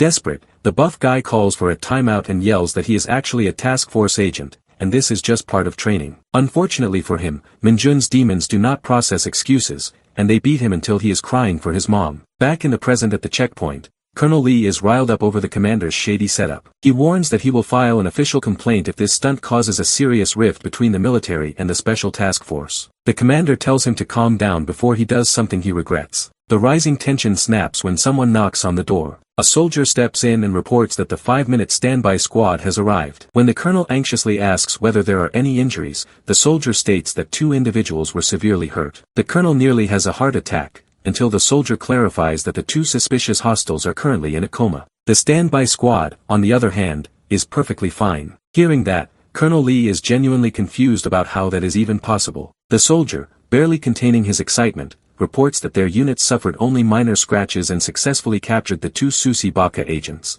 Colonel Lee turns toward the task force commander with a cheeky grin. The man looks like he is about to have a stroke, realizing his grand scheme just got completely outplayed by Minjun. Hunter Han Borum and the other special agent are in terrible condition. The commander grinds his teeth in frustration before dismissing everyone except our boy from the room. Once they are alone, he advances toward him like an angry bull trying to intimidate him. Minjun doesn't even blink. Seeing how calm he remains under this pressure, the commander suddenly bursts out laughing in surprise. He cannot wrap his head around the fact that someone this capable is still just a sergeant and openly calls his superiors idiots. Grabbing Minjun by the shoulder, he bluntly invites him over to the special task force and even offers a massive promotion on the spot. Minjun looks completely unimpressed, so the commander sweetens the deal, saying he will accept any condition Minjun names. That line instantly triggers some devious ideas in our boy's head, and the 2 dive into a long, detailed negotiation behind closed doors. Outside, one of Colonel Lee's subordinates nervously wonders if that scheming bastard is about to steal their sergeant away, but Colonel Lee does not look worried in the slightest. He firmly believes Minjun is a man with principles who does not bend easily under pressure. Late then, the commander's furious shouting and cursing echo from inside the office. Lee bursts out laughing, knowing exactly how this was going to play out. Still, he quietly hopes Minjun does not end up in serious trouble for offending the task force chief. Inside the office, the commander demands to know why the hell Minjun needs guaranteed on-duty gaming hours and something called dungeon power time. Our boy calmly explains that he refuses to live under internet bans and ridiculous electronics restrictions. He states with a straight face that Dungeon Power Fighter is a top-tier game that deserves dedication. The commander fumes, saying his level of disobedience as a soldier is unbelievable. He finds it absolutely diabolical that Minjun is spouting this nonsense in front of a 5-star commander. The man questions whether the 5-minute standby stunt taught him anything about hierarchy and power. As a 5-star commander, he can easily make life miserable for both him and his squad. But when he notices Minjun does not flinch even at that threat, the commander switches tactics and decides to approach this from a strictly legal angle instead. He reminds Minjun about the time he illegally used his sergeant status to illegally take part in a civilian hunter company raid. The commander threatens to reopen the case, launch a formal inspection, and pursue legal action if necessary. But that momentum dies instantly when the office door swings open and Major General Du storms inside. He declares he personally authorized Minjun's participation. The Major General coldly states that it is pretty bold of the commander to try taking advantage of his brief absence. He throws a thick bundle of files, casually dropping that he also happens to possess some very shady information on him. Seeing the task force commander freeze in visible shock, our boy cannot help but enjoy the karma. He quickly pieces it together and realizes this entire backup plan traces back to Song Ji-yoon, who recognized him during that so-called dungeon raid inspection. The self-proclaimed superfan had apparently planned to use the raid incident as leverage from the very beginning. All of it was part of her plan to recruit him into the task force. Going back to the first day of his mission, all of his squad members are nearly collapsing from fatigue. He opens the door and silently observes the scene. Dong Jin snaps out of his drowsy state and asks if they will start mobilizing soon. Minjun tells him to take it easy for the day, to which the squad mate asks him to rest too. Our boy tells him not to worry about it and to be prepared for tomorrow. Watching the door close, Dong Jin starts to get scared since this was just their first day here. Meanwhile, in the hallway, Minjun starts talking to himself that he's going to take care of all the pests tonight and telepathically orders Bongu to start. Standing outside the raid building, the shapeshifter and Nightwalker answer in the affirmative and prepare for their entry. Inside the building, Ji-yoon is busy working on her computer, but then she notices that something is not right. Walking around the floor, she spots a cleaner sweeping in the corner. The blonde gets suspicious and asks what the cleaner is doing here at this time. The man stops sweeping and claims that he got the time schedule mixed up and promises to be done soon. That only makes her more suspicious, so she then asks the guy to show his face and identity card. The man doesn't move from his spot, in response to which she starts activating her powers and repeats what she said. The cleaner then turns around and asks her to be patient. She warns him not to move a single step, but her words die in her throat as she notices the absolute specimen standing in front of her. Bon-gu hits her with his dashing killer smile and calmly asks her not to raise her voice. Completely love-struck, Ji-yoon's brain short-circuits as she just stands there in shock. Bon-gu then shakes his head, saying that he doesn't have his card since this is his first day here. Meanwhile, he activates his seduction skill, which makes the blonde fall right into the trap. All of a sudden she gets serious, finding it unbelievable that a worker doesn't have his card on his first day. However, she then unclips her own card and offers it to him, saying that must have been a real bother. Ji-yoon tells him to use the card and return it to her tomorrow. Bon-gu takes the card and immediately tosses it into his cart. The Nightwalker grabs it and runs off immediately, all while the blonde is still trying to hit on him. Bon-gu takes her up on her generosity and asks her for one last favor. Still smiling like an angel, he passes the mop to her and tells her to get to mopping. While Ji-yoon is busy cleaning up for the first time in her life, the elevator dings as Seo-yeon enters the floor with the key card. Spotting the locked office, she swipes the card on the reader and sneaks inside. Seo-yeon sends her a telepathic message to look into the blonde, as he is sure she is linked to the Hunter Special Task Force in some way. The redhead spots an open computer and gets to work as she swears to herself that she will find the evidence. A short while later, her eyes widen, then she smirks as she finally spots something. Our boy gets a devious smile of his own as he tells her to copy all the data and send it to the address he will give her. Coming back to the present, Song starts shaking with rage as he wonders where the hell Do got this from. He tries to act innocent and asks what the document is. He starts roasting him, asking if the big man cannot take responsibility for his actions. He continues that there has been an anonymous report stating that official Hunter Core data has been shared with a civilian Hunter company. Along with that,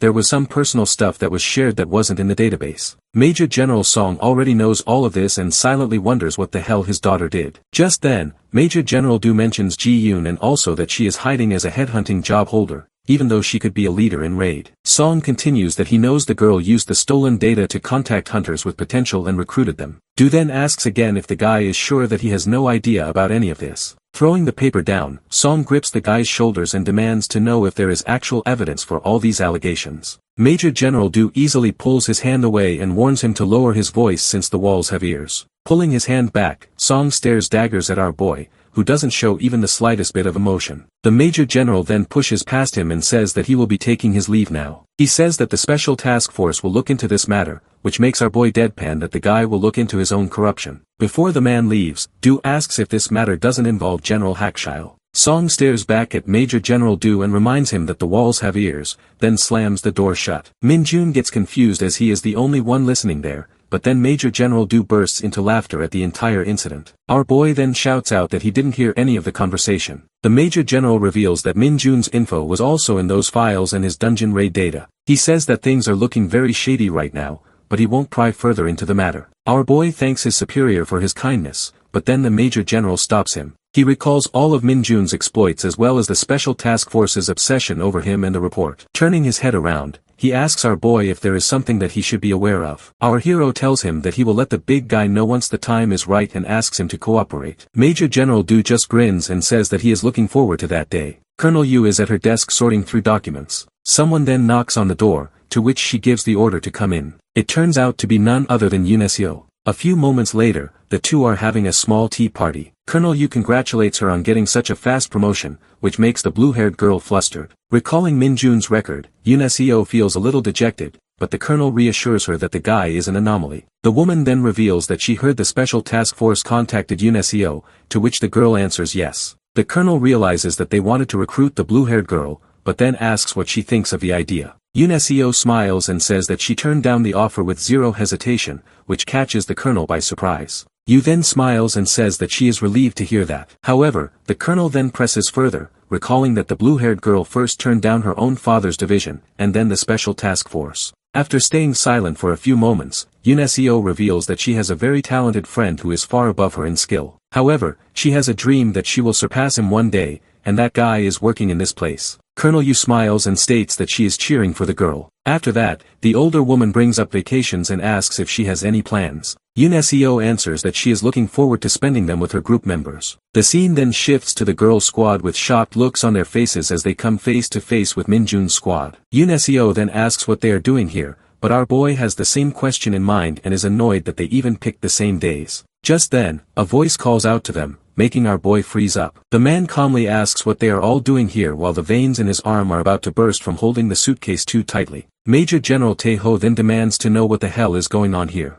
Sometime later, Minjun's squad settles into their room. Kim is over the moon that he got to meet the 4th Battalion, and Han Young is also excited that they got 7 days of vacation. On top of that, they got passes for the resort that are usually limited to higher-ups, and the 4th Battalion being here makes it the icing on top. Just then, the guys get alert as a drained Minjun makes his way back. Dong-jin asks what happened with the Major General. Our boy simply flops down on his bed and explains that the old man was accusing him of stalking his daughter all the way here. He then starts ranting that he knew coming here was a mistake all along. Dong-jin tries to reassure him that the Major General simply had a misunderstanding, and at least he left them alone for now. The two in the background bicker that despite being busy, the Major Commander somehow always makes time for the 4th Battalion girls. The brown-haired guy then tries to cheer him up by saying that they should at least enjoy the beach. Just then, the two troublemakers spring into action as they agree with those words while somehow managing to instantly change into suits. Minjun has had enough as he rushes toward them and slams the two straight into the ground. He warns them that they should get changed if they don't want the Major General to destroy them. At that moment, Sergeant Sung-ho puts a hand on his shoulder and gives him a thumbs up. Our hero figures that he is in high spirits too. Looking at his reflection, our boy smiles and realizes that they are all right. Some moments later, the entire squad gets ready for some beach action. The 4th Battalion also shows up, dressed up to impress. The two groups start their beach time with a good old-fashioned game of volleyball. Meanwhile, our boy runs away from the overly excited pink-haired girl who desperately wants to rub sunscreen all over him. The boys decide to test their balance on one leg in the water, which makes our hero confused. However, the two troublemakers don't let the opportunity pass as they scoop him up and rush him toward the ocean. That ticks Minjun off, who flicks Kim into the air and puts Han Young in a headlock. Watching the entire scene, the two squads burst into laughter, especially Yoon Seo. Sometime later, the entire lot sits down on the shoreline and watches the waves come in. Seeing the girls bring in refreshments, Kim comments that the beach is indeed extremely nice. The scene then shifts to a boy who is picking up a ball from the sand. Just then, he notices something in the distance. His mom reminds him not to go too far into the sea, but the boy then asks her what that thing is in the distance. The woman also gets confused and wonders if it is smoke. Meanwhile, at the mysterious rock formation, large predatory fish can be seen circling in the water. Coming back to the group, the pink-haired girl calls out to her friend Haiju to take a look at the Lumi keychain. She recalls that our boy received it back then at that carnival, and tells herself that he was holding on to their precious memories. The black-haired girl knows that is not the case, but remains silent. They then get disturbed by a commotion, as Kim and Han Young egg Minjun on for losing rock-paper-scissors. Throwing the rock symbol in his face, they demand that our boy hold up the bet and buy them ice cream. However, he doesn't let that slide, as he crushes both their rocks with his scissors, defying the rules of the universe. Meanwhile, the girls laugh in the background. Kim doesn't let the matter go and grabs Minjun's backpack, pulling on the keychain. Our boy gets irritated and says that his wallet isn't in there as he pulls on the straps. However, the keychain tears apart, which makes everyone go silent. Seeing that his doom is close by, Kim hands the broken Lumi keychain to Mari, and the two troublemakers immediately make a run for it. Han Young calls out that he didn't do anything, but when he sees the murderous look in Minjun's eyes, he shuts up and keeps running. Seeing no other option, the two immediately jump into the water like pro swimmers, figuring that they will die if they get caught. Back on the beach, our boy is fuming while the pink-haired girl still fangirls over him, saying that our boy loves collecting memories. Sometime later, the two troublemakers manage to make it all the way near the smoking rock formations and catch their breath. Han Young blames Kim for dragging him into this, but the guy starts throwing a tantrum, claiming it was an accident. The ponytail guy tells him that he has no choice but to go back and apologize for what he did. Just then, Han Young notices something in the water, which scares Kim even more. He claims that he felt something warm pass near his legs. All of a sudden, the fish monster starts to rush toward them, and the two look around in confusion. The fish monster then jumps out of the water, determined to get a nibble which catches the two by surprise. Coming back to the beach, Sergeant Sung-ho builds a majestic sandcastle like he took art classes from Picasso. Dong-jin walks up to him and asks if he has seen the two troublemakers. The sergeant thinks for a bit, and recalls that they were making an ice cream bet with our boy. Out of nowhere, people start gathering near the ocean, which catches their attention. Kim and Han-young make their way out of the water covered in giant monster bites. The two immediately rush toward their injured teammates. Looking at their wounds, the sergeant commands Dong-jin to take Han-young to the infirmary right now. He then asks Kim what the hell happened back there. Before the guy can respond, he notices that our boy has managed to close in on them and immediately starts apologizing for the keychain. However, Min-jun then notices the bite marks, and Kim reveals that they were attacked by scarlet anglerfish monsters. The 4th Battalion girls also make their way toward them and get shocked by the news. Yoon recalls that they appeared in Samcheek's dungeon and might have come from there. Kim then says that they saw 2 of them,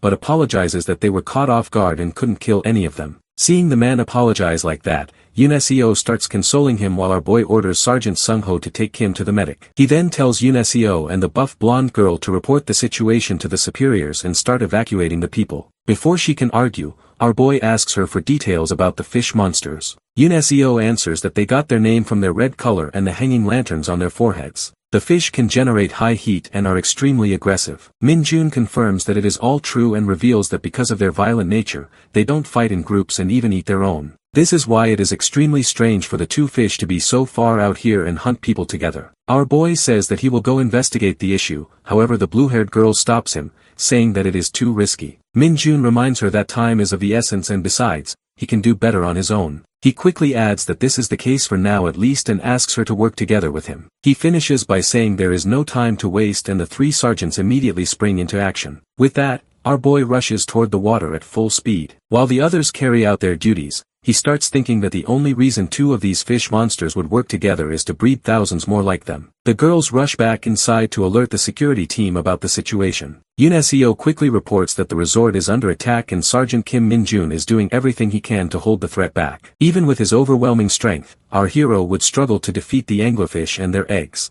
You see, the eggs contain a massive amount of heat which is released when they hatch. If too many of them hatch in one location, the resulting blast could reach nuclear-level destruction and wipe the entire resort off the map. Min-jun knows this better than anyone because anglerfish eggs were used as nature's time bombs back in Isgard. Personally, he would not mind dropping a bomb on the nest to erase it from existence. The problem is that the explosion would also level the resort along with it. Instead, he tracks the source of the warmest water in the area. The moment he dives beneath the surface, his suspicion of the anglerfish breeding is confirmed. Unfortunately, his corruption-based skills are nearly useless underwater. Somehow, water turns out to be the greatest weakness of a dark mage. To make matters worse, the anglerfish move far faster than him in their natural habitat. Still, our hero grins confidently because there is no enemy he cannot outplay. He charges straight toward a pair of them, intending to bait them into attacking so he can counter. Just as they close in, something sharp whizzes past his head like a fired bullet. His eyes widen in shock as he tries to process what just happened.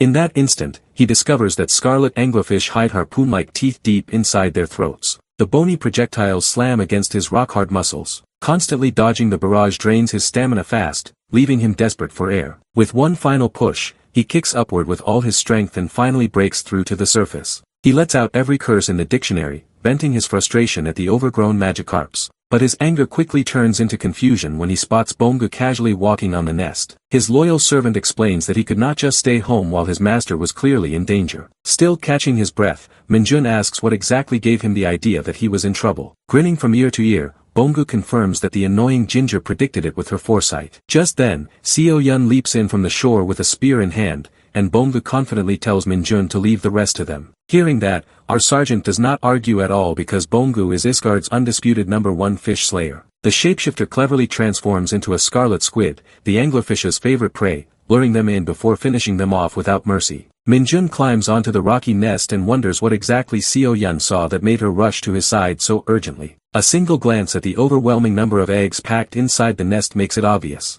Staying a few minutes longer, he will be vaporized by the explosion. It still surprises him how drastically his fate has shifted ever since Seo-yun entered his life. He even managed to blackmail the Special Task Force commander. That is good news though, because it proves the prophesied future is not set in stone. If fate can be altered once, it can be altered again. With that risky thought in mind, he takes a gamble he never would have considered before, and casts corruption over every single egg. Meanwhile, Bongu keeps teasing the anglerfish, tricking them into thinking they are seconds away from securing an easy meal. As the scarlet squid, he baits them into launching out of the water. A far deadlier surprise awaits them above the surface. Seo Yun hurls her harpoon with terrifying force, bursting them mid-air like grotesque water balloons. Then she spots Lord Minold standing atop the nest, casually playing with what is pretty much a mountain of bombs. Panicked, she swims toward him at full speed, screaming at him to run immediately. But the madman refuses to budge, stubbornly holding his ground until the eggs finally detonate. The scene shifts to a few moments earlier back on the shore. Yoon Seo receives a call from her father, who immediately asks if she is safe. As she begins explaining everything that has happened, his tone suddenly turns serious. He cuts her off, ordering her to gather everyone and evacuate as quickly as possible. Apparently, he just received a warning from another division's commander. That commander revealed the anglerfish are far from ordinary monsters. He admitted that many of his subordinates died during a dungeon raid involving them. That information was never made public. While the hunters were attempting to clear out the eggs inside the dungeon, a massive explosion occurred. If eggs are present, getting anywhere near them is extremely dangerous. The moment he says that, a colossal explosion erupts exactly where the nest was. Yoon Seo and the others freeze, staring at the rising smoke in stunned silence. She suddenly recalls Min Jun explaining that scarlet anglerfish are vicious creatures that typically prey on their own kind. It makes no sense for them to attack humans on the shore, which is why he chose to investigate in the first place. All rational thought leaves her as she drops her phone and sprints toward the blast site. The horrifying realization that her beloved sergeant was inside that explosion shakes her. The others rush to stop her, warning that there could be additional blasts waiting to go off. Overwhelmed and helpless, she screams his name at the top of her lungs. Right on cue, Sergeant Kim Min Jun casually walks out onto the shore like he just finished an intense swim workout. Almost like he wasn't just in the middle of a nuclear detonation. An hour earlier, Seo Yun had been minding her own business when the shapeshifter suddenly crashed through the window. Without hesitation, she began beating him up for being useless as usual. However, he stunned her by announcing that he successfully secured their fake passports. With a smug grin, he told her to call him Ronald McDonald from now on. Not amused, Seo Yun stated she would continue calling him a parasite, because that's what he is. She also questioned whether the passports were even legitimate. Suddenly her eye began burning intensely, and a vision flooded her mind. In the vision, she saw Min Jun swimming toward the nest luring the angler fish away, right before a sudden explosion goes off. Not long after, the resort grounds are littered with bodies. Grieving relatives stand beside their loved ones, unable to process the devastation. In her vision, Seo Yun and Bonggu stand beside one body as well, refusing to believe what happened. The moment she regained her senses back then, she screamed at Bonggu to locate their master immediately, because he was in grave danger. Now in the present, she watches that exact nightmare threaten to unfold again before her eyes. Before she is overcome with grief, a familiar face suddenly rises from the water behind her. She spins around and demands to know if he is alright, and our boy casually admits he made a massive mistake by casting corruption on the eggs. She assures him that him destroying the eggs still saved countless lives. Compared to the catastrophic vision she witnessed, this explosion was nothing. She is relieved to see he survived the explosion. However, Min Jun calmly states that he did not exactly survive on his own. Bonggu sacrificed himself to shield him from the blast. His attempt to wipe out the eggs was not fast enough, and the explosion detonated midway through the process. At the final second, a tentacle wrapped around him and tossed him out of there. After completing his duty, his loyal servant and closest friend gave him one last goofy smile before the blast got him. Seo Yun trembles, struggling to accept that Bonggu is truly gone, and swears she will honor his sacrifice forever. Then Min Jun squints at the water beside them and notices a familiar body floating nearby. Somehow,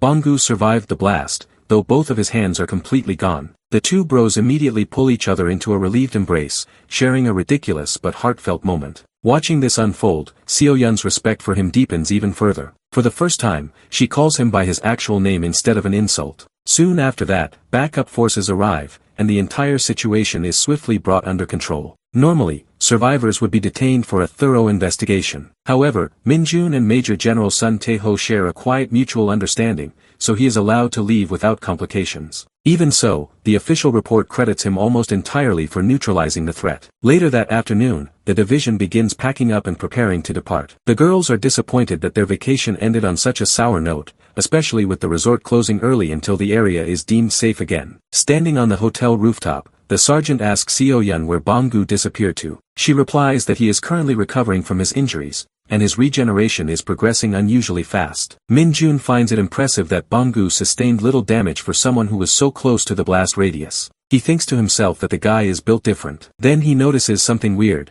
asking Seo Yun why she is still wearing the outfit he bought her weeks ago. When he questions whether she has washed it even once, she starts sniffing it. He facepalms the moment she explains she won't buy new clothes because that is a waste of his hard-earned money. Right then, a tiny blob of demonic energy slams itself against his face. After an awkward silence, he yells at the annoying little Nightwalker and orders it to calm down. The little guy grins and reports to him that a gate will be appearing soon. While Seo-yun remains distracted sniffing her dirty clothes, Min-jun suddenly asks if she wants to officially join the Korean hunters. She accepts without hesitation, and he briefs her on their first mission together. The next day, they head into the city, where she shows up wearing a brand new outfit that looks almost unfairly cute. He asks if she feels alright, and she awkwardly admits she is uncomfortable wearing such expensive clothes he paid for. He bluntly tells her to stop worrying about trivial nonsense and focus on the plan. His harsh but straightforward words oddly reassure her, and she activates her unpredictable demon eye. Normally, the artifact triggers on its own without warning. However, there are ways to consciously use its foresight ability. First, the user must be near the location where the event will occur. Only the near future can be glimpsed, and the greatest limitation is the heavy amount of demonic energy it consumes. Our sergeant feels genuine pain every time his precious demonic energy drains with each passing second. Still, it is all worth it the moment Seo-yun finally sees what they have been waiting for. She explains that a gate will open exactly 1 minute into the future, and a wave of wolf-type monsters will pour out. On top of that, she spots a unique variant that appears to be their leader. Min-jun practically starts drooling at the thought of monopolizing the rewards thanks to her absurdly broken foresight. Soon enough, the gate materializes, and the two stand ready to move. He reminds her to stick strictly to the plan he briefed her on earlier. Asking one final time if she is confident, he waits for confirmation, and she firmly nods. Min-jun calmly repeats the two absolute rules. First, harm no innocent bystanders. Second, never let anyone witness your dark magic. With that settled, the monsters begin emerging from the gate. He tells her to perform at her best, and promises to step in immediately if things spiral out of control. The first wolf leaps out and unleashes a thunderous roar to assert dominance over the area. Seo-yun responds by drawing her demon whip, which is cleverly disguised as a baseball bat to hide her dark magic. Min-jun intentionally stays out of direct combat. He is under heavy public attention after the Seo-cho resort incident. That is why he devised a strategy to farm dungeon rewards without personally stepping into the spotlight. The entire plan hinges on Seo-yun, one of the rare combat-specialized dark mages. The bloodthirsty redhead locks onto her target and swings that bat like she is playing whack-a-mole at an arcade booth. As expected, the lycanthrope's hide proves far too tough for her initial strike to deal real damage. However, she demonstrates her brilliant fighting instincts next. Sliding smoothly beneath the creature's claws, she closes the distance and delivers a clean, powerful smack straight to its jaw. The strike causes the werewolf to bleed from its mouth. But just then, Seo-yun notices something is not right. The giant mutt swipes down at her, but she manages to dodge and retreats back a bit. Holding its jaw, the monster starts growling, but the redhead simply holds the bat up and tells the monster to come at her. Meanwhile, Min-jun doesn't seem bothered at all. The oversized pup lets out a huge roar and the two fighters head toward each other for yet another clash. The werewolf makes another swipe at her, but she simply powers through it, blasting a huge hole in its body. Letting out its last breath, the dead monster then falls to the ground. Still calmly observing the situation, Min-jun thinks that he didn't even need to step in for a second and figures that Seo-yun will do just fine. Just then, the Hunter Corps shows up. In this world, all those who unlock skills need to be reported to the authorities. If people find out that some hotshots started showing off skills, they would become the center of attention. Our boy is severely opposed to receiving attention like that. Watching her walk away with the officer, Min-jun thinks that she did manage to beat the wolf monster with just a bat. So hopefully no one will find out about the skill users at all. The scene then shifts to the guy from the fake dungeon who comments that it was indeed a skill. The guy is sitting in a room with Ji-yoon, who seems confused by what he just said. The brown-haired guy continues that he never saw anything like that before, so that is the only reasonable explanation. He repeats that he is sure Min-jun used a skill back then. The blonde gets serious and tells him not to hold out on any details. The man sweats bullets as he finds it hard to reveal this information for some reason. Staring at Ji-yoon's business card, he finally opens up that it started when they reached the center of the fake dungeon to clear it. The monsters were piling up on them and they were in a really bad situation. When the orb containing the demonic energy started leaking, our boy materialized a giant dark sword out of nowhere, catching everyone by surprise. Min-jun then swung the sword and took care of the monsters in the area in one swipe. Thanks to his help, everyone there survived that day. Finally, when he crushed the orb, they all started celebrating. However, our boy told them to hold their horses and wait for the exit to appear. All the hunters there start singing his praises and he eats it right up. However, he then tells the group that they need to do a little something in return. Everyone gets over enthusiastic and agrees. He tells them that they should do their very best to forget anything unusual they saw there. Everyone gets surprised by the request, but agrees to do it with zero hesitation. Coming back to the present, Ji-yoon slams her hand on the desk, finding it hard to believe. The man asks if this will affect Min-jun in a bad way. The blonde reminds him that our boy is now a sergeant first class. Ji-yoon then gets up and asks if the man has told this information to anyone else, to which he says that she is the first to know. Everyone wants to protect the secret. She then tells him to keep his mouth shut, even about the fact that he came here today. With that, Ji-yoon turns to leave, but the man calls out to her. He nervously asks her about the deal they made, to which she says that this information was definitely important. The blonde tells the guy to contact her when he gets discharged from his duties and whips out her phone. On the inside, she doesn't care one bit since giving a position in a raid squad is practically nothing in exchange for the info, assuming the company survives. She recalls that day when she lost her memories and all the important documents got stolen right under their noses, leaving her as the main suspect. All of this happened when she got involved with our boy. When the voice automatically sends her to voicemail, she starts throwing a tantrum and wonders why the hell her father isn't answering. She starts sweating as she slowly begins to realize that she messed with the wrong bull. A few days later, our boy makes his way back to his squad. His superior, First Lieutenant Kailman, is relieved to see him doing well. The man grips his shoulders and apologizes for what happened on the vacation trip. The first lieutenant then informs him that there will be a minor investigation as a formality. Just then, First Sergeant Minji calls out to Min-jun. The buff soldier starts advancing toward him, while our boy frantically reassures him that he is fine. Mr. Scarface tries to pull him into a bear hug, which our hero manages to dodge. At that moment, the first lieutenant remembers that the division ordnance office left another paper for him. That catches the two off guard, and the brown-haired guy continues that they will be starting handicap training soon. The scene shifts to the entire squad marching through the forest area. One soldier starts complaining that the suit has gotten seriously heavier than last time and the heat is cooking them like an oven. The glasses guy asks what this training is called. It really makes sense for this to be called handicap training since the suit really limits your movements and stamina. He then announces menacingly that these suits will destroy the peace in their lives. Just then, the guy in front announces that he sees the destination and tells his men to stay in order. Meanwhile, our boy thinks that this power suit is not actually that bad weight-wise. What actually makes it unbearable is the fact that there is zero ventilation. When you combine that with the hot and humid weather, it becomes the perfect weapon for fatigue and dehydration. Initially, the suit doesn't feel so bad, but after some time it truly starts to weigh you down.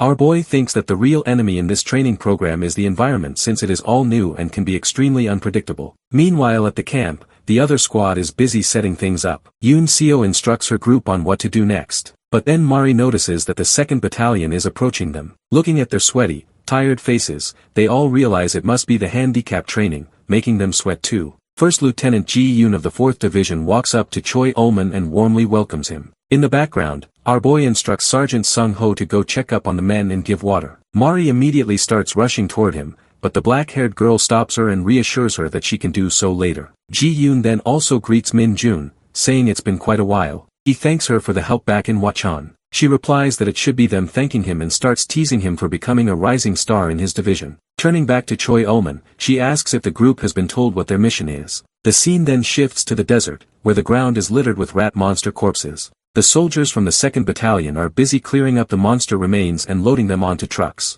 Looking at the dead rats, one of the men looks like he is about to pass out. Dong Jin approaches him and asks what the matter is. The NPC says that he can deal with the physical training. However, he doesn't feel good on the inside after dealing with these seemingly innocent rat creatures. Han Young starts berating him, saying that the guy should be grateful that they are just on pickup duty, since they are still in handicap training mode. The guy immediately apologizes while the ponytail guy storms off. Dong Jin reassures the soldier that the rats are actually very vicious monsters, especially when they come across food. That makes the NPC think for a second, and he then looks closely at the monsters. Dong Jin then states that these guys are actually carnivores, which makes the soldier even more uneasy. Meanwhile in the distance, the 1st Lieutenant and our boy are tracking the 4th Battalion's movements, who are moving faster than expected. This sends our boy into brainstorming mode, and he then states that these monster groups are too small, which is why the girls are powering through them easily. However, it isn't natural for the groups to be this small. Chillman thinks for a bit too, before realizing that if there is a main colony, then this whole operation could get really messy soon. The sandstorms are also getting more powerful, meaning the groups cannot use firearms. If the 4th Battalion comes across a giant group in such an environment, then it would be really bad. Moving to the 4th Battalion, Yoon Seo easily slices through the monsters with her sword and makes short work of them. All the other girls do not fall behind either, as they take care of the remaining rats. In the background, Ji-yoon receives a message on her device and says that they will investigate the issue. The blue-haired girl asks what happened now. The first lieutenant replies that the 4th Battalion guys are saying that the number of rat monsters feels really off. The buff blonde girl doesn't understand, but then Yoon Seo also agrees that there are really too few of these monsters. She continues that it might be possible that a huge group is nearby, which isn't exactly good news. Just then, a soldier calls out that there is a group of rats approaching them. However, she couldn't estimate the numbers since there are too many to count and they are closing in fast. Back to our hero, Chi-Ulman says that they might need to assist the girls, so they should better prepare. However, Min-jun is now concerned that there just might be an entirely different reason altogether. While the girls prepare to take down the monsters, the first lieutenant asks our boy what he means by that. Min-jun explains that there might be another predator that the rats are running from. Coming back to the girls, a giant worm monster erupts out of the sand, catching everyone by surprise. Yoon Seo stares at it in disbelief as she realizes it is a death crawler. Ji-yoon shouts for her group to start retreating immediately and not to attack the enemy. With that, the entire 4th Battalion turns tail and runs full speed back toward the camp. During the retreat, the first lieutenant calls base and informs them of the situation. She tells them that she is heading straight toward the assembly area. Before she can say more, the death crawler closes in on them, making the girls focus only on running. Meanwhile, at the Hunter Corps headquarters, Commander Koo calls the 110th Division commander who stands at attention. He tells the fat man that both the recent incidents in his division were resolved by outsiders. Commander Choi apologizes while Koo continues that he needs to step up his game. After that issue gets settled, Koo reviews the recent footage of Seo Yun defeating the wolf monster. The news reports that a civilian girl took down the monster and now wants to join the hunters. The commander tells his subordinate to have the special task force look into her. With that, the meeting is nearly done except for one last little thing. He reveals that Major General Song was recently arrested under allegations of leaking important data. The investigation will take a couple of days to clear up. However, there is an opening left. For that, General Koo is appointing Brigadier Moon to fill the role since he was going to be promoted anyway. Do stares daggers at the new guy while Moon just smiles back. Major General Do finds it odd that they are replacing the guy without the investigation being completed first. Just then, a scar-faced guy enters the room and whispers something into Koo's ear which makes him smile. After that, the commander addresses Major General Do and asks why he didn't bring the squad that took care of the Sacho incident like he was instructed to do. The bearded guy reveals that they are training at the moment so it would disturb their schedule. Koo then states that both the battalions that were involved in the incident are now together in the same dungeon, which he finds to be a really big coincidence. However, what's more concerning is that the same dungeon is facing an issue right now. The evil man then asks if Do really did proper investigations before approving the training schedule and accuses him of rushing things. He keeps egging him on, but the bearded general simply tells him not to worry as the investigation was done thoroughly. The scene then shifts back to the 4th Battalion who are nearing the assembly area. The first lieutenant orders everyone to split up as they start heading in different directions.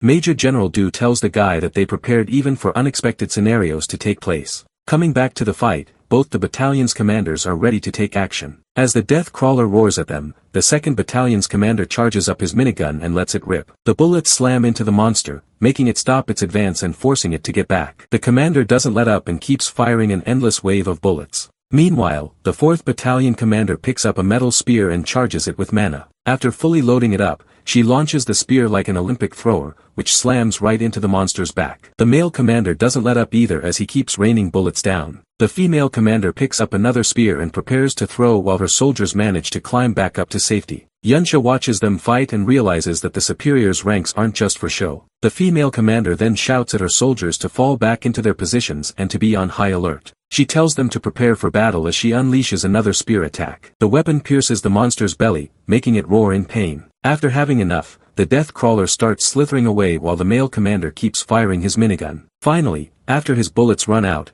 he drops the mag to the ground and yells for a reload. The buff blonde sergeant immediately runs toward him with a new mag. She slides under the gun and pushes the new mag into place. Moving his gun back into position, the man continues his cover fire while the female commander launches another spear. Flying high into the sky, the spear closes in on its target. However, the monster manages to dodge the strike. The death crawler then starts digging back into the sand and vanishes into a giant hole. The commanders finally calm down, but are ticked off that they didn't finish it. Since they are standing on solid rock, the monster cannot dig under them, so they should be fine. The 2nd Battalion commander tells the woman that they will have to go with the other plan now. Both of them seem uneasy about it. The man then smiles and orders into his walkie-talkie to go ahead with plan B. Hearing that, a jeep soars off the cliff's edge and starts racing down the slope. The guy commandeering it thanks the commander through the walkie-talkie, and our sergeant yells at the giant creepy crawly to come out wherever it is. He has a whole fried rat buffet waiting. Minjun feels insanely energized after stripping off the bulky protective suit. The sensation hits him like he went Super Saiyan. Shaking with excitement, the rush makes him think he could probably fold that giant worm with his bare hands. Meanwhile, the driver grows increasingly nervous,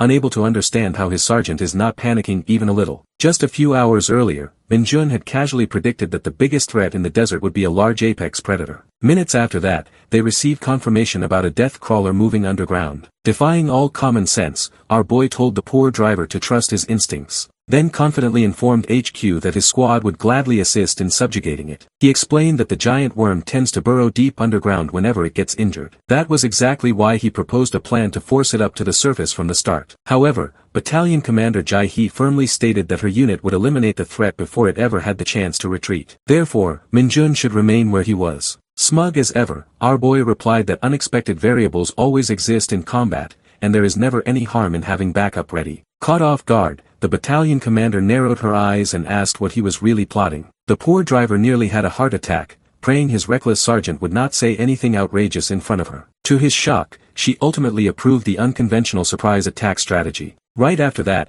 Minjun grabbed the driver with wild excitement and asked if he could handle a vehicle under extreme pressure. Back in the present, the driver cannot deny that the idea of using desert rat carcasses as bait is disturbingly clever. The constant vibrations from the jeep amplify the lure. What truly terrifies him, however, is the possibility of the death crawler erupting directly beneath the vehicle without warning. With that, the operation begins. Minjun taps the roof once as a signal, and the driver immediately swerves sharply to one side. A second knock follows, prompting a hard drift in the opposite direction. Even so, the deathcrawler shows no immediate interest. Our boy wonders if the scent of the desert rats is failing to reach it. Deciding not to rely solely on bait, he releases a pulse of demonic energy to further provoke the monster. Almost instantly, a deep rumble shakes the ground beneath them. He glances toward the machine gun squad positioned above, signaling them to prepare to unleash everything they have. When the timing feels perfect, Minjun slams his fist against the jeep one final time. The driver floors the accelerator at the last possible second. They barely dodge the massive deathcrawler erupting from the sand. While the driver nearly blacks out from fear, our sergeant looks like he is floating on cloud 9. The poor deathcrawler has no clue it just walked straight into a carefully staged ambush. From above, Battalion Commander Jai Hai launches spear after spear with deadly precision. Even so, the attacks fail to inflict critical damage because the spears lose momentum over long distance. Suddenly, Minjun spots one spear embedded in the sand ahead of them after she narrowly misses her mark. His eyes sparkle as if he just found a treasure chest. Without hesitation, he leans out from the side of the speeding jeep and snatches the fallen spear. Up on the ridge,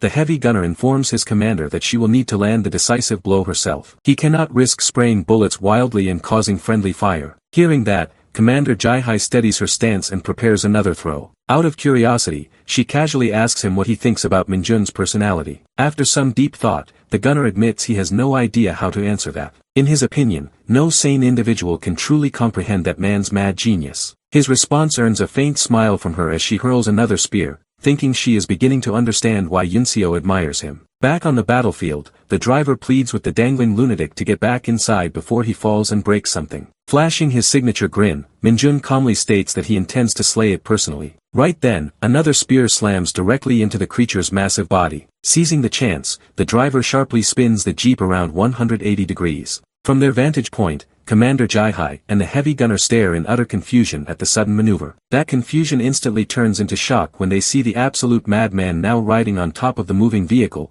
ready to lift off. The bizarre sight nearly gives the old man a seizure as he wonders what on earth is wrong with him. Watching closely, the girl suggests that Minjun might actually attempt to slay the creature by himself. Down below, the driver panics hard, silently praying to the RNG lords that he somehow survives this insane stunt. The moment they approach the beast's terrifying mouth lined with razor-sharp teeth, his last shred of confidence evaporates. In that instant, he regrets every life decision that led him to this moment. Right then, our sergeant gives the final signal and the driver steers his jeep with everything he's got. Minjun launches himself off the roof.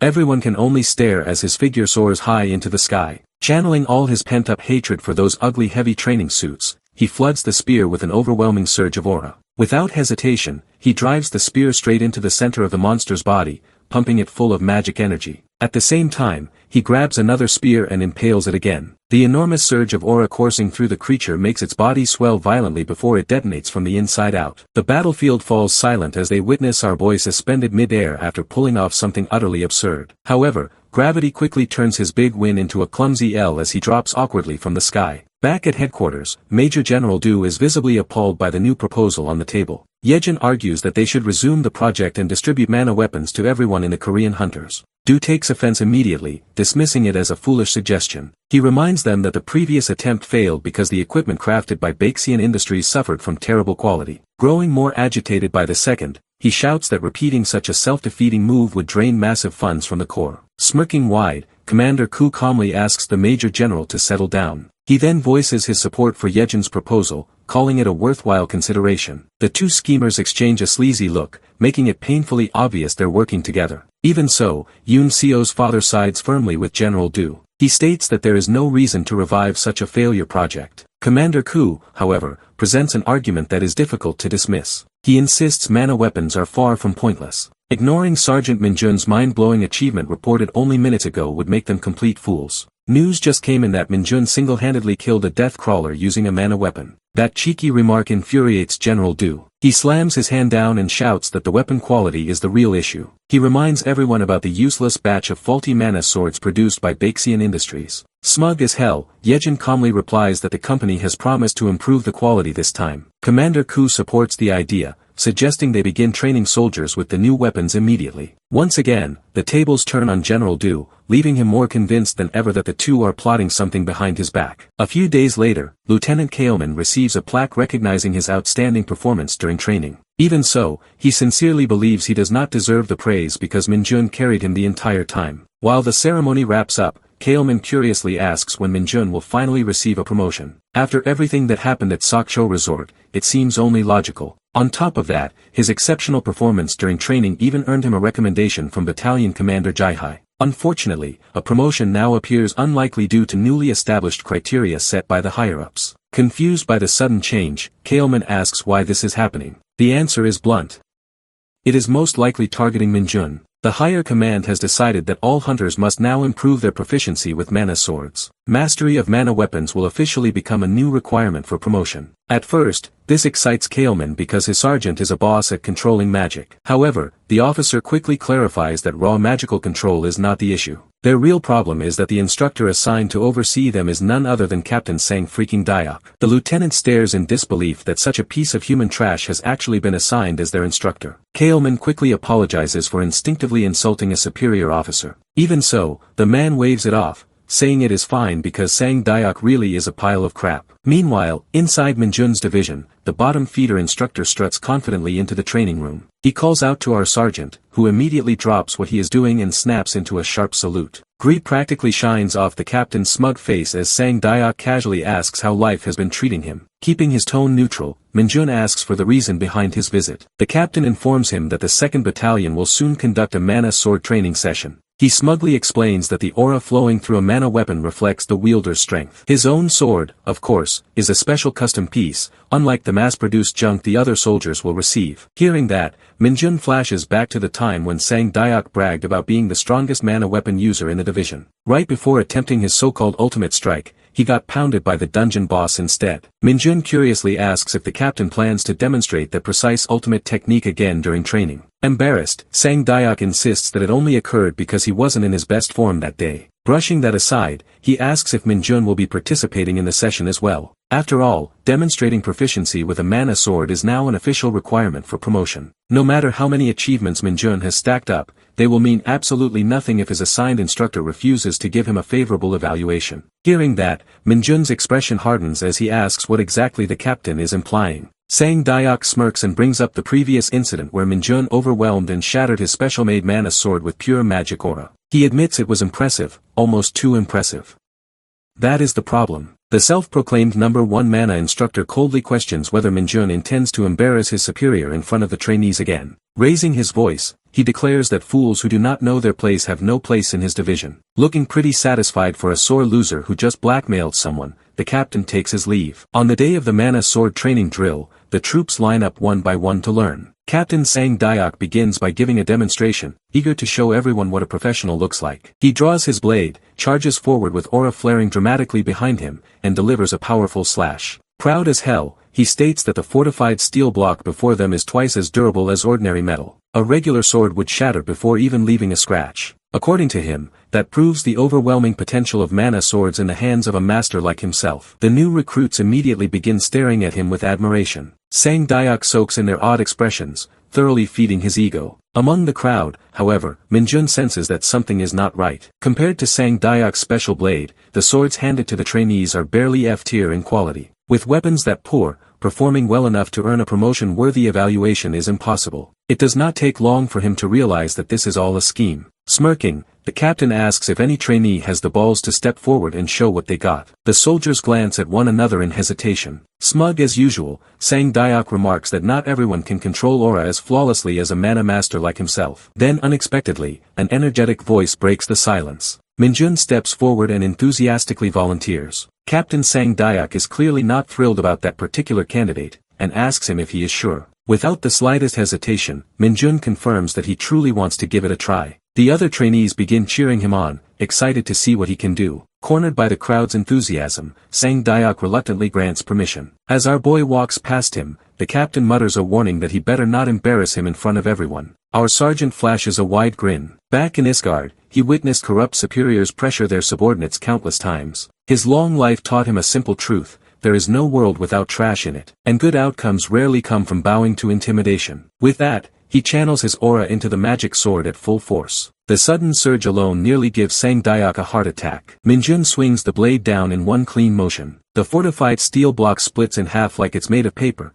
crashing loudly onto the floor. Shocked, every trainee looks at him with admiration. The smug captain looks seconds away from bursting a vein. Yet Minjun is not finished. He innocently informs the captain that his issued sword seems to have broken, possibly due to a quality control issue. Then, he politely requests permission to bring along his personal equipment next time. Sometime later, Captain Sang Dayak watches all the hunters practice their mana training. He yells at them to focus on both concentration and stamina. He eggs them on, saying it has only been a minute so far, while the hunters look as if they are about to pass out. Looking at them struggling, the captain thinks that this is how the training is supposed to be. His phone rings, and when he sees who it is, he breaks out in a cold sweat. His tone completely changes when he addresses the person who asks how the plan is going so far. The captain tries to explain that he is really giving it his all, but our boy is just built different. He then looks at Minjun, who breaks yet another mana sword when he tries to channel his aura into it. Captain Sang Dayak quickly turns around and rambles on that the kid broke through 3 swords and even managed to split the dense stone in front of everyone. He has no reason to fail him,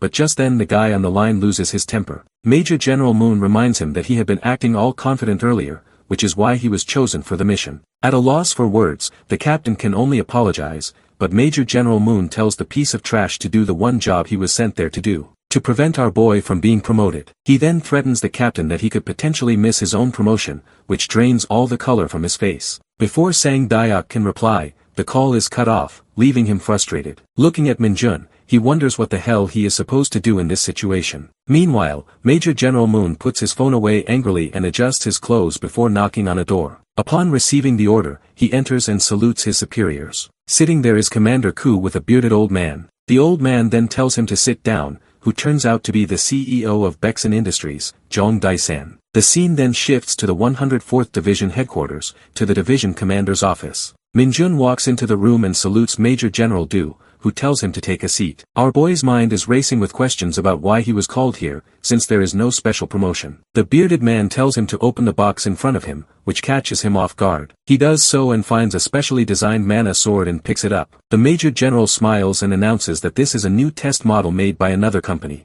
It far surpasses the trashy ones the hunters have been using for training. Feeling the blade, our boy comments that its weight and the amount of stamina it will consume might be the deciding factor. The Major General agrees that it is 5 times heavier, but is even better than the ones assigned to officers and requires more stamina. He tells our boy to take it for a test run and give a review later. Minjun accepts the offer happily while thinking that this won't break when he charges it with his aura. Major General Du then teases him, asking if he came here expecting a promotion, but our boy manages to deflect the topic. The superior then reveals that he was qualified for promotion, but he deliberately delayed it. Minjun asks for a reason, to which the bearded man replies that he wants to make him an officer. By taking that pathway, he can become a platoon vice commander and instantly reach the second lieutenant rank. This way is much faster than following the sergeant pathway. On the inside, the major general tells himself that this will help divert the army's focus away from him for a while. He then says he believes in our boy, and asks whether he is up to the task. Minjun takes the bait and declares that to get promoted, all he needs to do is prove himself with his skills. For that, he is willing to give it a shot. Major General Du smiles at that reply,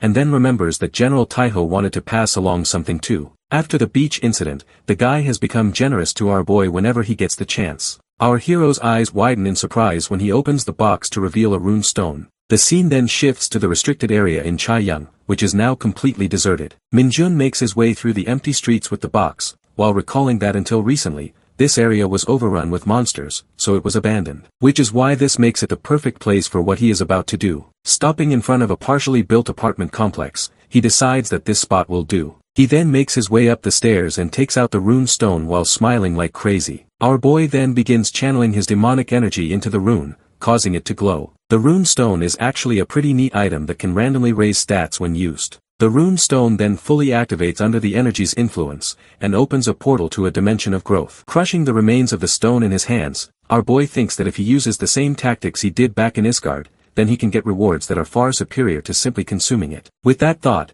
he makes his way through the portal and enters a creepy forest area. This place is actually a secret dungeon that opens when you charge the rune stone with demonic energy. However, since they are extremely rare, he rarely came across any. Each stone leads to a different dungeon with a variety of different monsters. Even then, one thing doesn't change. Our boy stops walking as he spots a red monkey staring at him with a nasty look. The monster screams, and a whole group of them suddenly appears in the trees. That doesn't scare Minjun one bit, as he takes out his sword, and recalls that if he manages to take them all down, then an epic level growth boost is guaranteed for him. Just then, the monster in front screams, and the entire group rushes forward to attack. Our boy simply walks forward while aura farming and starts slashing them left and right. The monkeys stand no chance as he plays Fruit Ninja with them, earning a perfect score. The one with the scar tries to sneak attack him, but is hit by a dark arrow that pierces straight through its skull. The condition to clear this dungeon is simply to defeat every monster inside it. However, he has no idea how many there actually are, so he needs to be smart and conserve his demonic energy and stamina.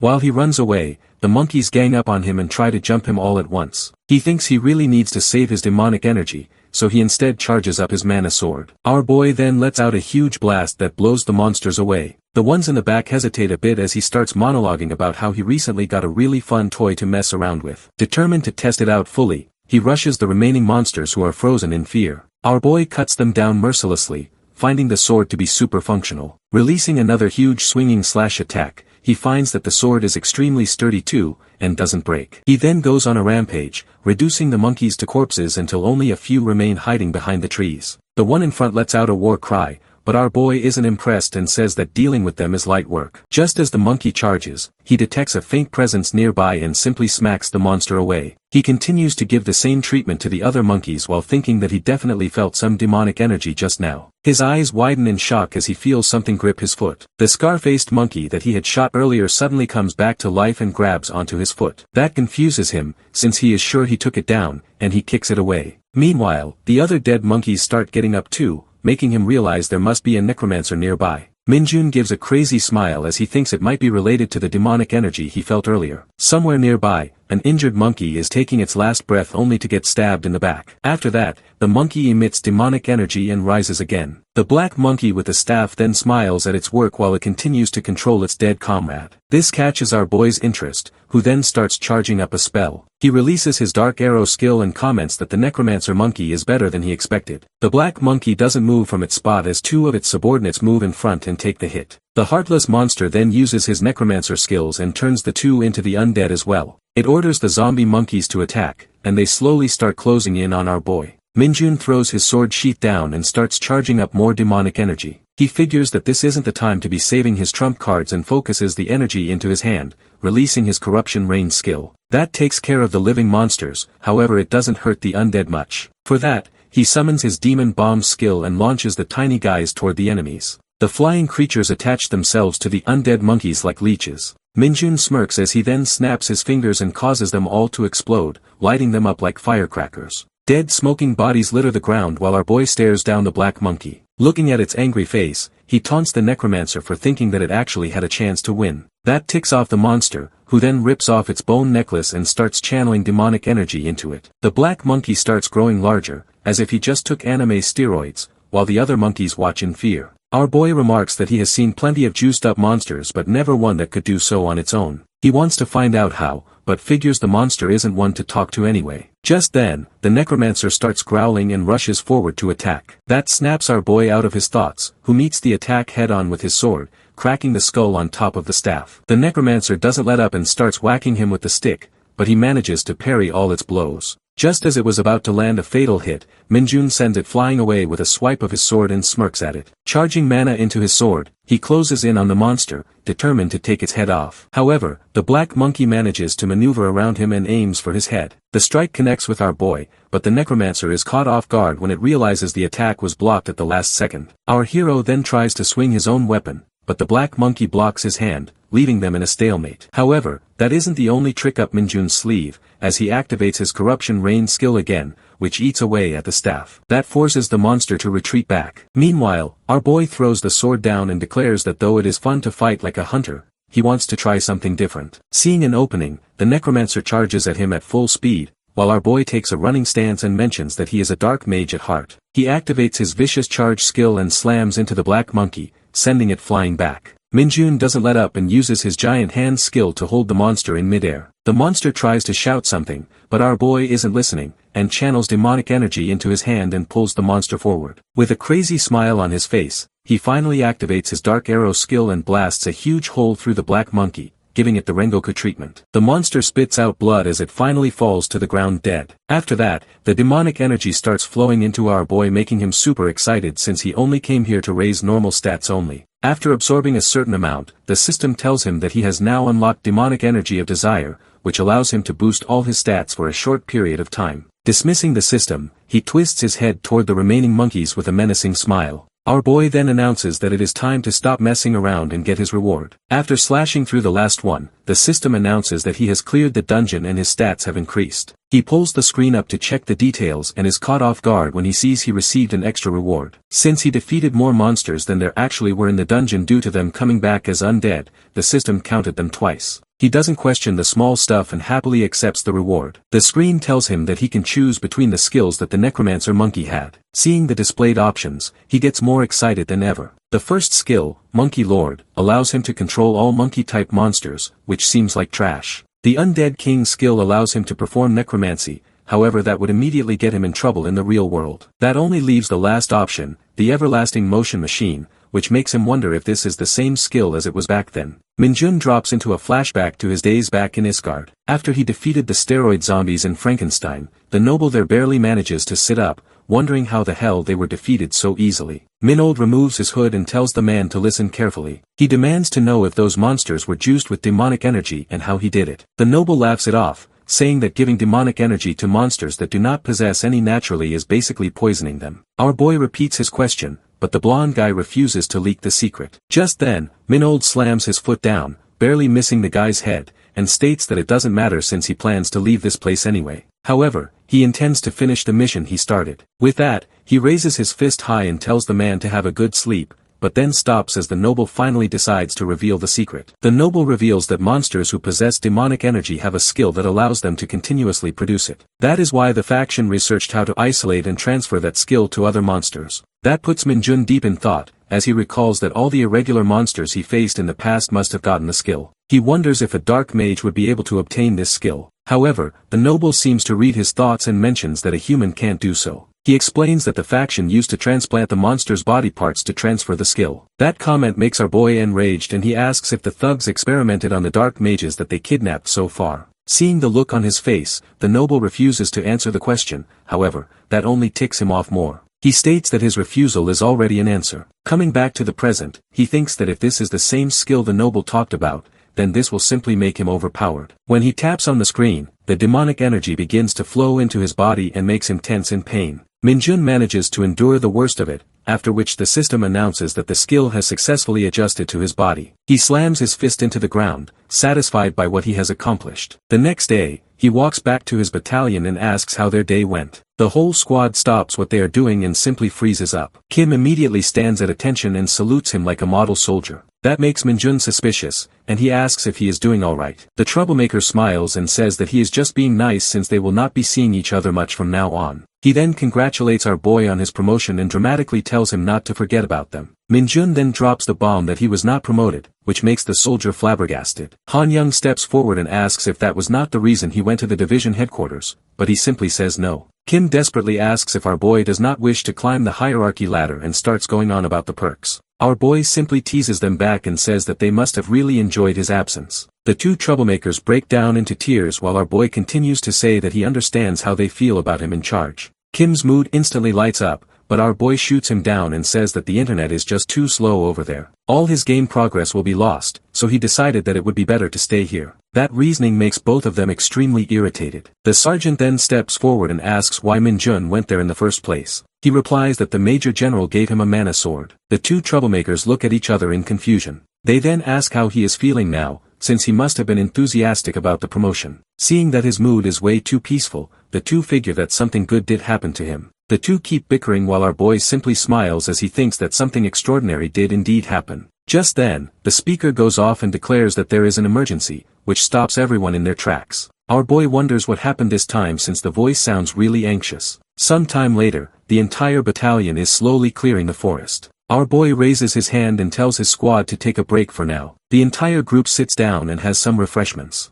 Kim comments that the forest is way too silent and wonders if the other guys have found a lead yet. The ponytail guy replies that the area is too big, so it will take some time. It has been a long time since a monster came down the mountains, especially an ogre. Kim asks if this will be the first time Minjun fights such a monster. He plays along, saying that it is, while in reality, he ran fades with them multiple times back in Isgard. Dongjin then states the random fact of the day that the Hunter Corps have never officially captured an ogre alive since it is built like a tank. He keeps rambling while our boy gets a devious idea and asks if it would be a hell of an achievement if someone actually managed that. Before Dongjin can fully form a proper reply, Han Young slaps a hand over his mouth and says that they are supposed to fight it as a whole company. However, it is already too late as our boy starts salivating and the entire squad realizes that their situation is truly doomed now. Just then, a giant roar fills the entire forest and Minjun immediately gets up. He tells his men to keep watch while he goes to take a quick look. Before waiting for an answer, he runs off and starts heading toward the noise.